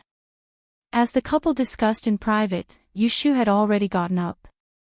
She was sitting in front of the bronze mirror, letting Yundo comb her hair. In her hand was a scroll of Song Tushue's Notes of Peace. She had spent more than 10 taels of silver to get it from a small shop, but it was just a copy. Song Tushue was the junior supervisor of the Celestial Commissioner 10 years ago. This book recorded the major events of the Yin dynasty in the past 300 years. It was analyzed from a scholar's point of view and was worth reading. "Miss, I'm done combing. Go and see if Master and Madam are awake." Yushu folded the book and placed it on the dressing table. She got up to change her clothes. She had been free recently and could read a few more books. She did not need this little bit of time. Just after breakfast, Pei Jing came to the door with 2 attendants. Although the 2 families had recognized each other halfway, their relationship was not bad at all. Moreover, they had left their homes and did not visit each other frequently. It was inevitable that their days would be lonely. Because Yu Xiaoxiu had not fully recovered from his injuries, he was left at home. He was sensible and did not make a fuss. He only asked Yu Shu to bring back something fun at the gathering. Needless to say, Bai Ran was included. Boys were easy to get along with, so in the past 2 or 3 days, Yu Xiaoxiu had accepted Bai Ran as his playmate. Whenever he had something good, he would share it with Bai Ran. As for Hu Tian, who he called a brother in the 100 Rivers Academy, he had completely forgotten about him. At dusk, Yu Shu came back from praying outside the city. She was exhausted. She brought some food and toys to Yu Xiaoxiu's room, then went back to her room and lay down on the bed. Because of the festival, there was a market near the Ascending Cloud Temple outside the city. People from the surrounding villages gathered together and the road was filled with people. Their carriage didn't move very fast. When they finally arrived at the entrance of the Taoist temple and got out of the carriage, there were people coming and going. Yu Shu was afraid that the people would crowd Zhao Hui, so she and He Fangji stood on the left and right to protect her. Pei Jing led the way in front. They lined up in the main hall to burn incense, donate money, kowtow to the 3 pure ones, and make a wish. No one knew how Pei Jing got them to stay in the backyard of the Ascending Cloud Temple for a meal. They rested for a while and only came back in the afternoon. Yu Shu lay down for a while and fell asleep. She dreamt that a group of people came to her house with drums and gongs, congratulating her for Dian Senior High School and asking for money. She searched all over her body but could not find a copper coin. She was so anxious that she stamped her feet and woke up. When she opened her eyes, it was already dark outside the window. She heard Yundo's clear voice outside the door. Miss, are you awake? Mr. Shui is here. Please get up." Yu Shu rubbed her head and turned over to sit up. She wrapped herself in the quilt and said in a muffled voice, "I'm up. Go get a basin of water for me to wash my face." "Yes." Yu Shu sat on the bed and sobered up for a while. She wondered why Shui Rui came to see her at this time. So she took a hot handkerchief to wipe her hair and tied it into a simple bun. Then she went to the front yard with her sleeves in her hands. It was early spring, and the thick curtains on the living room's door had been removed yesterday. Shui Rui was sitting and blowing on his tea when Yu Shu dragged her feet and walked in. She nodded at Shui Rui and greeted, "Big brother Shui, you're here. Shui Rui heard her soft nasal voice. When she came closer, he saw two faint red marks on the left side of her face. At first glance, he knew that she fell asleep on the pillow. He couldn't help but smile and said kindly, "Why are you sleeping at this time? Aren't you afraid that you won't be able to eat dinner?" Yushu laughed dryly and sat on the chair opposite him. She said, "I walked outside the city during the day. I'm a little tired when I came back. How come you have time to come here at this time? Is there something you need from me?" Shui Rui's gaze stopped on the two red marks on her face. He said in a light tone, "Have you forgotten? The double sun gathering is tomorrow. There will be a dragon boat dance on the bank of the Spring Wave River. The festival will be very lively. If you have nothing to do, you can go for a walk with me. I will bring third sister along. You two can keep each other company. Xiao Miao will also come." Yushu's heart was moved. She had long heard that there were hidden dragons and crouching tigers in the double sun gathering. She really wanted to go and see for herself. Moreover, there was an annual festival to watch. She couldn't miss it. Third sister. Yushu didn't miss it. She asked curiously, "Is it the sister you mentioned to me last time? Her name is Jinchuan." She remembered that Shui Rui didn't have many siblings in his family. He only had one biological sister. She was 1 or 2 years younger than him. She heard that her health wasn't very good. Shui Rui nodded with a smile. "It's Jinchuan. My third sister is very obedient. You will definitely like her." When Yushu heard that she could meet Shui Rui's sister, she was also very happy. "Okay, then I will definitely go. Will you come pick me up tomorrow morning?" As Shui Rui answered, he was calculating in his heart. He'd wanted to let Yushu meet his third younger sister since a long time ago. That child, Jin Sun, had a weak body, and he didn't have a temper. As the daughter of the Shui clan, he actually didn't even have a single friend that he could talk to normally. Moreover, Yushu had such a righteous heart, so it would be a good thing if the two of them could be on good terms. "By the way, I was in the inner province yesterday and didn't go to Wangji Tower. Did you see Daozi?" Shui Rui asked knowingly. Before he came to see Yushu, he passed by Wangji Tower and asked Lin Fu. He knew that Yushu and Jingchen didn't stay in Wangji Tower for long before they went out together. He didn't know where they went. Yushu didn't think there was anything to hide, so she told him the truth. Jingchen wanted to teach her the stargazing skill of Longhu Mountain. In order to make an astrolabe, they went shopping. "Oh, what is an astrolabe?" Shui Rui asked curiously, yet Jing Chen's actions towards Yushu without holding back in the slightest caused him to feel rather powerless in his heart. He didn't understand why a smart person like Yushu would be so stubborn towards a person like Jing Chen. It seemed that it was because of the other party's rare frankness. On the contrary, he couldn't be completely unreserved towards a person. "Astrolabe, that's..." Yushu roughly explained the usage of the astrolabe to Shui Rui, and in the end, she said in admiration, "Jing Chen's master, that Daoist Hui Xian, is truly an exceptionally capable person.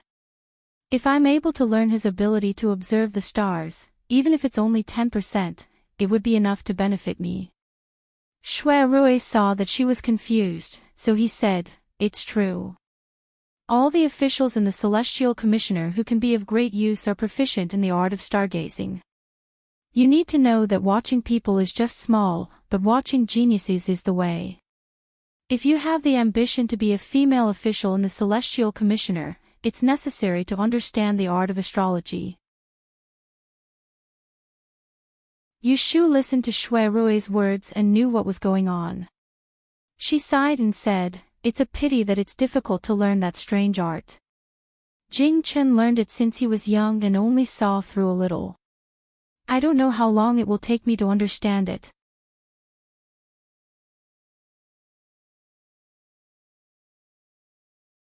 Chapter 332.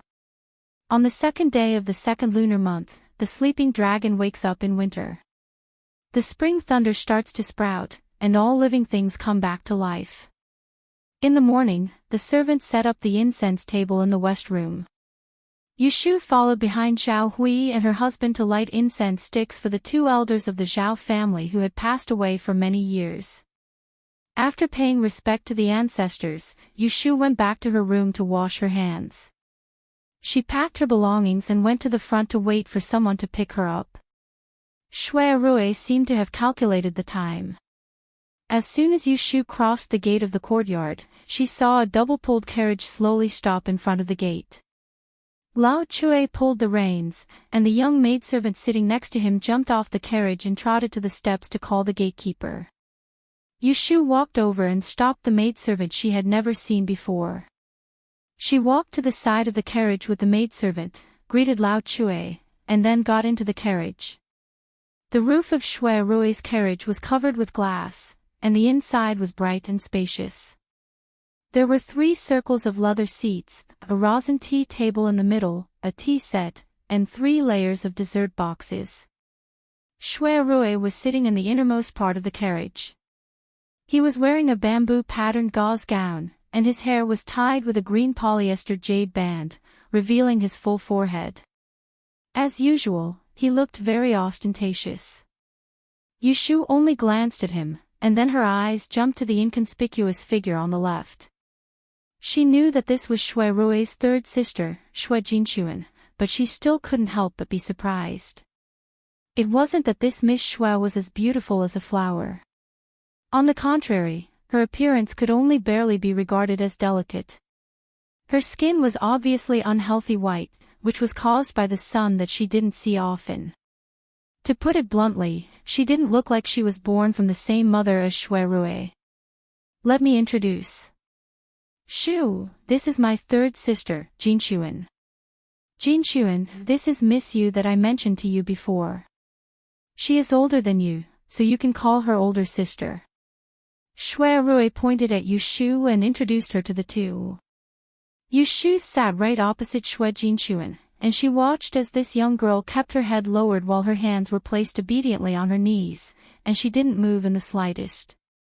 She waited until Shui Rui finished speaking before she quietly raised her head by an inch and revealed a pair of timid eyes that met Yushu's probing gaze. She blushed and quickly lowered her head again. She nervously clenched her fingers and said in a small voice, "You, sister Yu." Then, her face turned red, and she quickly lowered her head again. A gray rabbit she once raised was just like her, afraid of strangers and timid. Whenever it saw an outsider it would want nothing more than to burrow into the ground, but no matter how hungry it was, it would only eat the food she fed it. Suddenly it felt a bit of intimacy towards this Miss Shui. It beamed at her and said, "Hello, Jinshu and Mimi." After saying that, she touched her sleeves again. She took out a small colorful bag with 4 corners, stretched out her hand, and handed it to her. "I only knew that I was going to see you last night, so I didn't prepare any greeting gifts in a hurry. This is a little thing I made. I'll give it to you." Although it was a little thing, it actually took Yushu a lot of thought. Last night, she went to sleep in the middle of the night. She racked her brain to make this, and it might be too shabby to give it to others. But it might be just right for this sister Shui. Shui Jinshuan looked at the thing that Yushu gave to her. She first turned her head to look at Shui Rui. Seeing her brother nod, she reached out to take it embarrassedly. It was thin, and she didn't know what was in the bag. She curiously touched it. Shui Rui was also a little curious, so he directly asked Yushu, "What is this?" Yushu said with a smile, "It's for fun to pass the time." Then she said to Shui Jinshuan, "Open it and take a look. I'll teach you how to play." Shui Jinshuan placed the colorful bag on her lap and opened it, revealing a palm-sized, square-shaped paper that was folded with gold sprinkled on it. There seemed to be layers of something written inside, and the word "East" was painted in red cinnabar. It looked strange. Yushu saw that the brother and sister were at a loss, and she secretly snickered. She reached out for the folded paper, held it in her hand, and flipped it open until it turned into a larger quadrangle. She explained to them, "This thing is called East, South, West, and West. Do you see the 4 directions written on it? Put them vertically, and there are 8 sides hidden inside. Each side has a command hidden inside. You have to see if it's horizontal or vertical. Count it a few times, east or west, and the command will be different when you open it. For example, let me guess, count it horizontally 3 times, look at the east side, and follow the command." Yushu put her 2 thumbs and index fingers into the quadrangle, and opened it vertically and horizontally 3 times, revealing the word east. She looked at the command hidden inside, and wrote, "Sing a song," in small regular script with cinnabar. She looked up at Xue Jinxuan, and saw that the little girl's eyes were focused, and her interest was aroused. She didn't hesitate to perform and coaxed her to be happy. "Look, I'm the middle command now, and I have to sing a song for you. Cough, then I'll sing a song." Yushu cleared her throat, and under the gaze of the Xue family's brother and sister, she began to sing shamelessly. "Pig, your nose has 2 holes, and when you had a cold, you still had snot hanging on your nose. Pig, your ears are so big, and you can't understand what I'm saying. I'm calling you stupid." Yushu sang Pig's Song, which was once very popular in her memory. The lyrics and music were hippie, and her pronunciation was clear and exaggerated. Poor Xue Rui and Xue Jinxuan, the 2 people who were born and raised in ancient times, had never heard such a straightforward tune. They were stunned after hearing her sing a few lines. When Yushu shook her head and hummed, "Pig's head, pig's brain, pig's body, pig's tail," they finally couldn't help laughing. Ha ha ha. Xue Rui was overjoyed. On a whim, he leaned over to take the lid of the tea on the table, and gently tapped on the celadone plate to make a rhythm, echoing Yushu's tune. The tinkling sounds were very in tune. With the accompaniment, Yushu became even more excited, and the lyrics that she couldn't remember clearly became fluent. "Pig, your skin is so white, you must have reincarnated in a rich family in your previous life. It is said that your ancestor had a rake, and the fortune teller said that he was destined to have a peach blossom. When he saw a beautiful girl, he would laugh and laugh, not blush, not be afraid." The younger sister of the Xue family couldn't hold back her laughter. She was afraid of making the singer unhappy, so she quickly closed her mouth. Her cheeks were red and puffed up, but her ears were pricked up. She listened shyly and timidly, and looked at the elder sister of the Yu family with curiosity. After the song, the atmosphere in the car was already very good. Xue Jinxuan even took the initiative to talk to Yushu. Although her voice was still not loud, it still surprised Xue Rui. After all, his sister usually didn't speak much, and when she was anxious, she would stutter a little. It was already good enough that she could reply with 2 out of 10 sentences. Sister Yu, what song is this?" She had never heard of it before. It was a strange tune, and she couldn't tell how interesting it was. Yushu casually said, "It's just a song sung by our children in the south. You can't take it seriously. Just listen to it and be happy." As she said this, she raised the 4 corners in her hand and said to Xue Jinxuan, "I've given the order, so it's your turn. Which side do you want to guess?" The atmosphere was just right. Xue Jinxuan wasn't as shy as she was at the beginning. After all, she was still a little childish and childish. She wanted to play with Yushu, so she said softly, "Then it's north. North side 6 times." She didn't know how to play, so Yushu patiently asked, "Horizontally or vertically?" Xue Jinxuan thought for a moment and said, "Horizontally." After that, she nervously stared at Yushu's movements. She watched as she folded the 4 corners and opened them 6 times, revealing the north side for her to see. On it were the 4 words divert trouble to others. Yushu laughed and pointed at Shui Rui. Jinshuan is lucky. This is an empty order. The person sitting on the east side wants to drink a cup in her place. It's you. As she said this, she poured a cup of tea and handed it to Shui Rui. There's no wine, so let's use tea instead. Shui Rui raised his eyebrows and drank a cup of tea cooperatively. He looked at the 4 corners in Yushu's hand and said with great interest, I'll also try. Vertically 3 times, south side. Yushu nodded. The 8 orders she wrote last night flashed in her mind. She quietly turned the 4 corners in another direction, so that the order was replaced by the other side. She counted 1, 2, 3, opened it, looked down, bit her lips, moved closer to Shui Jinshuan, and showed it to her. Shui Jinshuan saw the words on the top and exclaimed, then she covered her mouth and lowered her head, as if she was trying to hold back her laughter. Shui Rui was wondering why they were so happy all of a sudden. He saw Yushu stretch out her hand and showed 3 words behind the south side. You're a pig. He was speechless. Pig, your nose has 2 holes, Yushu intentionally teased him, and she started humming the pig's song from before. She stretched out her hand and pushed up the tip of her nose to reveal 2 round nostrils, and it caused Shui Rui to be at a loss whether to laugh or cry, whereas, little sister Shui's face was filled with laughter instead.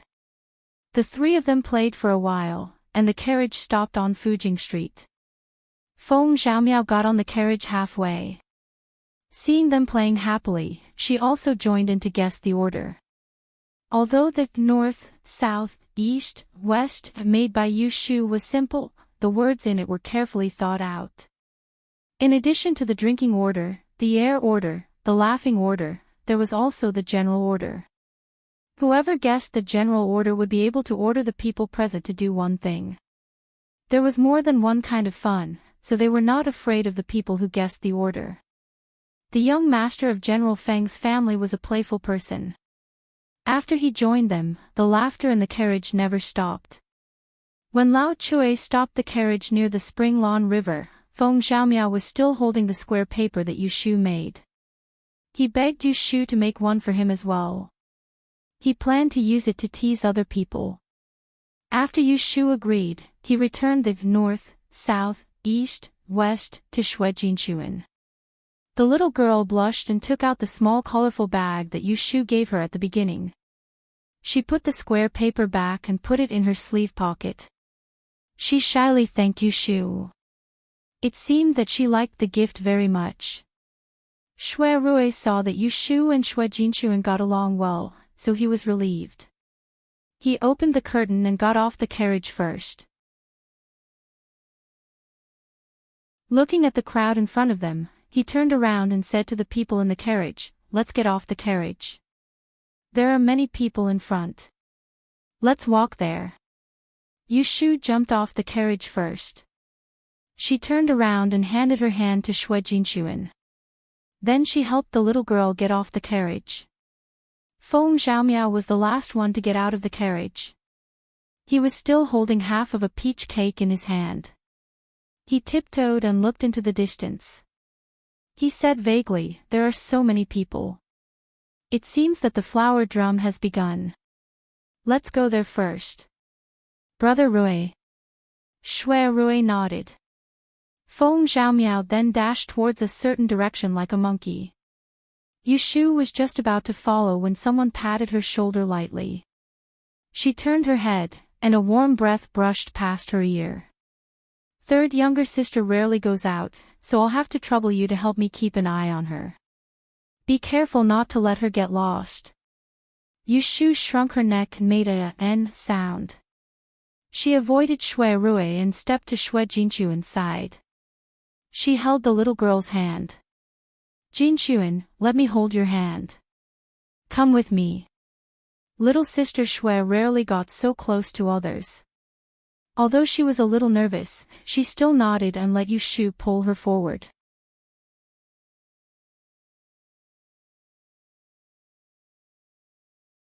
Chapter 333. Because of the festival, there are many celebrations on the Chunlan River. There are many folk customs, such as fighting for flowers and birds, and burning incense to drive away insects. The most eye-catching thing is the donation from the rich people in the city.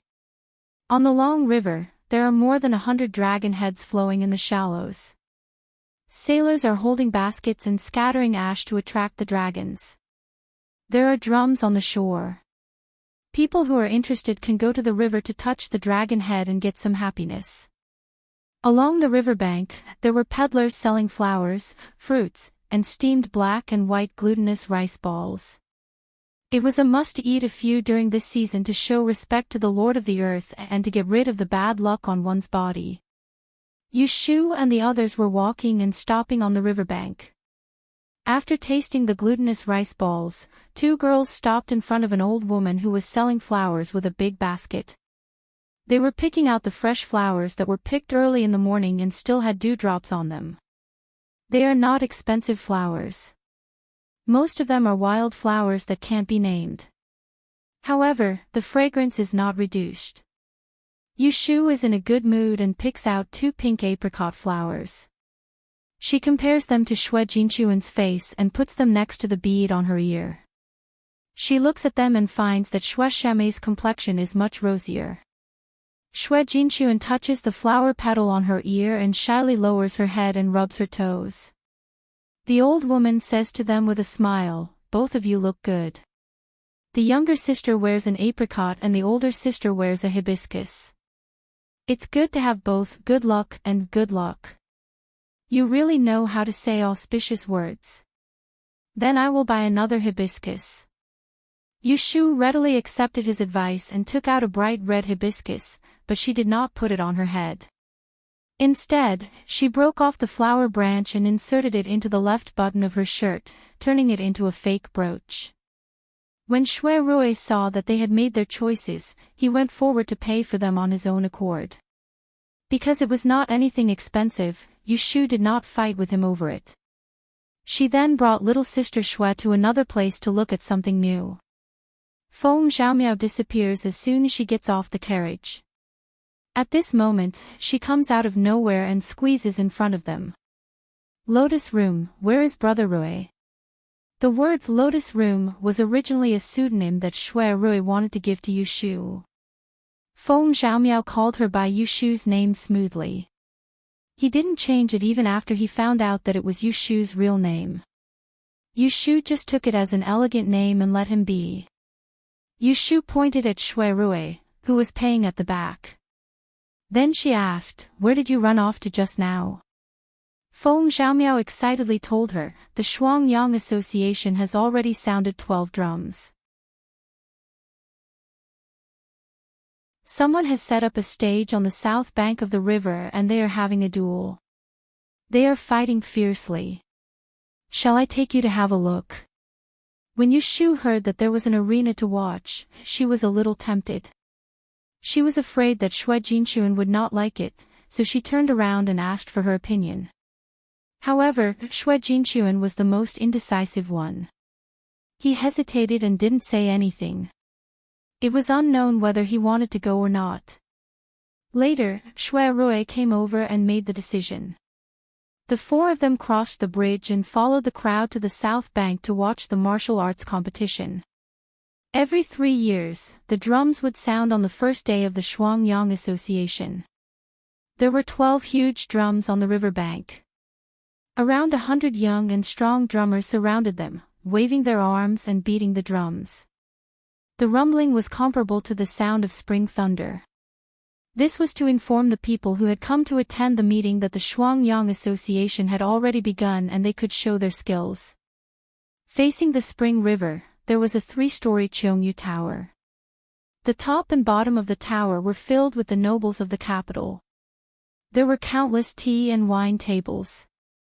The most distinguished ones were the princes on the 3rd floor. They were high up and had a wonderful view. Once they lowered their heads, they could see half of the spring scenery on the spring river. After another 3 years, there were a few more princes who were qualified to sit here.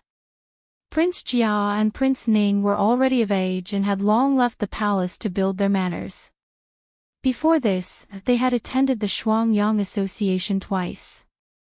The 8th Prince Lu Du had not yet been conferred the title of prince. 3 years ago, he had also sat in Cheongyu Tower. As for Lu Tan and Lu Yi, because they were still weak, this was the first time they had appeared in the Shuangyang Association. For more than 100 years, the Shuangyang Association had accepted all the scholars and martial artists from all over the world. As long as they had a skill, they could try their skills here. They had also set up a 49-day arena. There were literary and martial arts selections, not sticking to a single style. The most important ones were the Yi Duel, where 18 grade dojos from the north and south sent their masters to participate. There were also the Martial Duel, where 23 dojos and 6 escort agencies sent their masters to participate. Finally, there was the 100 Literary Duel, where scholars and poets gathered. Although they were all to select talents, the Shuangyang Association's requirements were much more relaxed compared to the Imperial Examination and the Great Yen Examination. Scholars did not need to pass the provincial and provincial examinations, and merchants did not need to have a recommendation letter from their masters to have a chance to make a name for themselves. The biggest difference between the two was that one emphasized the examination, while the other emphasized the competition. The two did not conflict. Naturally, there were examinees who participated in the imperial examination and came to the Shuangyang Association to compete before the results of the Great Yen Examination were released. It was another good opportunity to gain fame and profit. As for the nobles and the rich who came to watch, their thoughts were different. Who knew which nameless person that caught their eye today and invited to join them, would become a Jinshi or Master Yi tomorrow? But these were not the reasons why the Shuangyang Association was unfailing. In the end, the true meaning of the Shuangyang Association was that it was a test for the future successors of the Dan Empire. The dragon gave birth to 9 sons, but in the end, only one could become a true dragon. For the country, one must first know how to treat people well. This was a holy teaching left behind by the Dan dynasty's founder, Emperor Anwu. Future generations must not defy it. Therefore, the true protagonists of the Shuangyang Association were not the ambitious heroes on the arena, but the scheming dragon sons in Cheongyu Tower. As the elder brothers, Excellent Prince and Ning Prince each occupied the 2 seats on the 2nd floor with the best view, sitting next to each other. On the arena below the building, the opening event today was a martial arts battle. Martial artists would fight against each other in pairs with all kinds of weapons at their disposal. On the stage, they would first announce their name, then they would greet each other with their fists and legs. Swords have no eyes. Good. This sword is good. Good martial arts. The people on the riverbank were bustling with noise. Nearby, there were a few layers of commoners watching the excitement. They were extremely excited. Many spies were also mixed among them, waiting for the experts on the stage to take a look so that they could help their masters find out where they came from. According to the teachings of the Jin sect, all the princes who attended the Shuangyang Association would only have 2 seats next to them, 1 Qian and 1 Kuan. They could be used as strategists or as barters, but they could not be the Celestial Commissioner's barters or court officials. Therefore, beside every prince, other than the servants who served tea and a guard, there were only 2 people who could offer advice. Excellent Prince Lu Si was playing with a Tai Chi jade lock in his hand. He didn't know how many times he had turned his head to look at the veiled young woman sitting beside Lu Hao. Lu Hao took a sip of tea and turned to look at Lu Si. He joked, "Why isn't 4th brother looking at the arena, why is he looking at me?" Excellent Prince was caught red-handed by him, but he wasn't embarrassed. He simply asked, "7th brother, which family's young lady is at the Kuan table?" "She looks familiar to me." Lu Hao laughed, "I also wanted to ask 4th brother about the 2 you're sitting with. I recognize one of them, Mr. Ming De. Every time I read his articles, I admire him very much. I originally wanted to invite him this time, but fourth brother beat me to it. As for this lady, she doesn't look like someone from the capital. I wonder where fourth brother invited her. Lu Si first heard him compliment the Qian table and felt a bit proud. Hearing him ask about the Kuan table, he didn't conceal anything. He pointed at the table on the right and introduced, "This is Lady Qing of the Wenqin family of the Northern Fu. She is the 6th-generation successor of the secret script." Just 2 short introductions were enough to show the extraordinariness of the Kuan table. Everyone knew that the south had Xiaojiang and the north had Wenqin. These 2 families with the surname Yi were illustrious. 100 years ago, they each produced a Yi who created a unique technique. That Lady Qing, who was around 30 years old, heard Lu Si's introduction and stood. She bowed to Lu Hao in a manner that was neither haughty nor humble. She greeted, "Greetings to Ning Wang." Lu Hao narrowed his eyes and only nodded his head in return. He didn't reveal an expression of surprise as Lu Si had expected. He turned his gaze back to the matches below. Lu Si sat a bit disinterestedly, but he forgot to inquire who the woman sitting at the Kuan table on Lu Hao's side was. On the other side of Lu Si sat the 8th Prince Lu Du, and on the other side of Lu Hao sat the 9th Prince Lu Tan. Both of them also had people accompanying them. Not to mention Lu Du, on the Kuan table on Lu Tan's side was Jing Chen's Shimi, the female cultivator of Tai sect, Shui Yun. Unlike the rest of the men and women on the Qiankuan banquet, the table in front of Shui Yun wasn't filled with brush, ink, and paper, nor was it filled with the 8 trigrams. Instead, there was only an ancient lot pot with nearly 100 pitch-black lot strips inserted in it. It was unknown what they were made of. If one paid close attention, they would find that every time someone changed on the arena, she would watch attentively, draw out 2 slender black sticks from the pot, and calculate with her fingers. After about 10 minutes, she would insert the black sticks into the pot, shake them and mess them up, and then take them out next time. The people present were used to seeing strange people, so they didn't blame her. Shui Yun's movements were not eye-catching, and she was young, so they only thought that she was invited by Lu Tan to make up the numbers. They didn't know the power of the black sticks. There were too many people below the arena. Shui Rui and Feng Zhaomiao acted as flower protectors, one on the left and one on the right, pushing through the crowd and protecting the 2 girls, Yu Shu and Shui Xiaomei, who squeezed to the front and stood in a good position to watch. When the fighting on the arena was about to get interesting, the first part of it was just some flowery but impractical moves. Just now, there were 2 martial artists fighting, one with a 9-inch sword, the other with a scimitar. They fought back and forth, the light of the knife and the shadow of the sword were very enjoyable. Although it was not the first time for Yu Shu to see a real knife and a real spear, she had never seen a real martial arts competition. As a layman, she was soon dazzled and her blood surged. Like Feng Zhaomiao, she clapped and cheered with a group of onlookers. Because Shui Rui's martial arts skill was not bad, he did not pay any attention to the small fights on the platform. His attention shifted upwards and he stared at the crowd of figures on the top of Cheongyu building. He could vaguely distinguish who was who, and he plotted in his heart. One of Lu Tan's seats was a junior sister from the same sect as the Daozi. According to what Lu Tan told him in private, she was a junior sister that possessed peerless skills, and the other was an extraordinary person that Shui Rui had personally invited. You're tuning in to the LoveLore Library YouTube channel. We're so grateful for your support and don't forget to subscribe to join us on this incredible journey through captivating stories.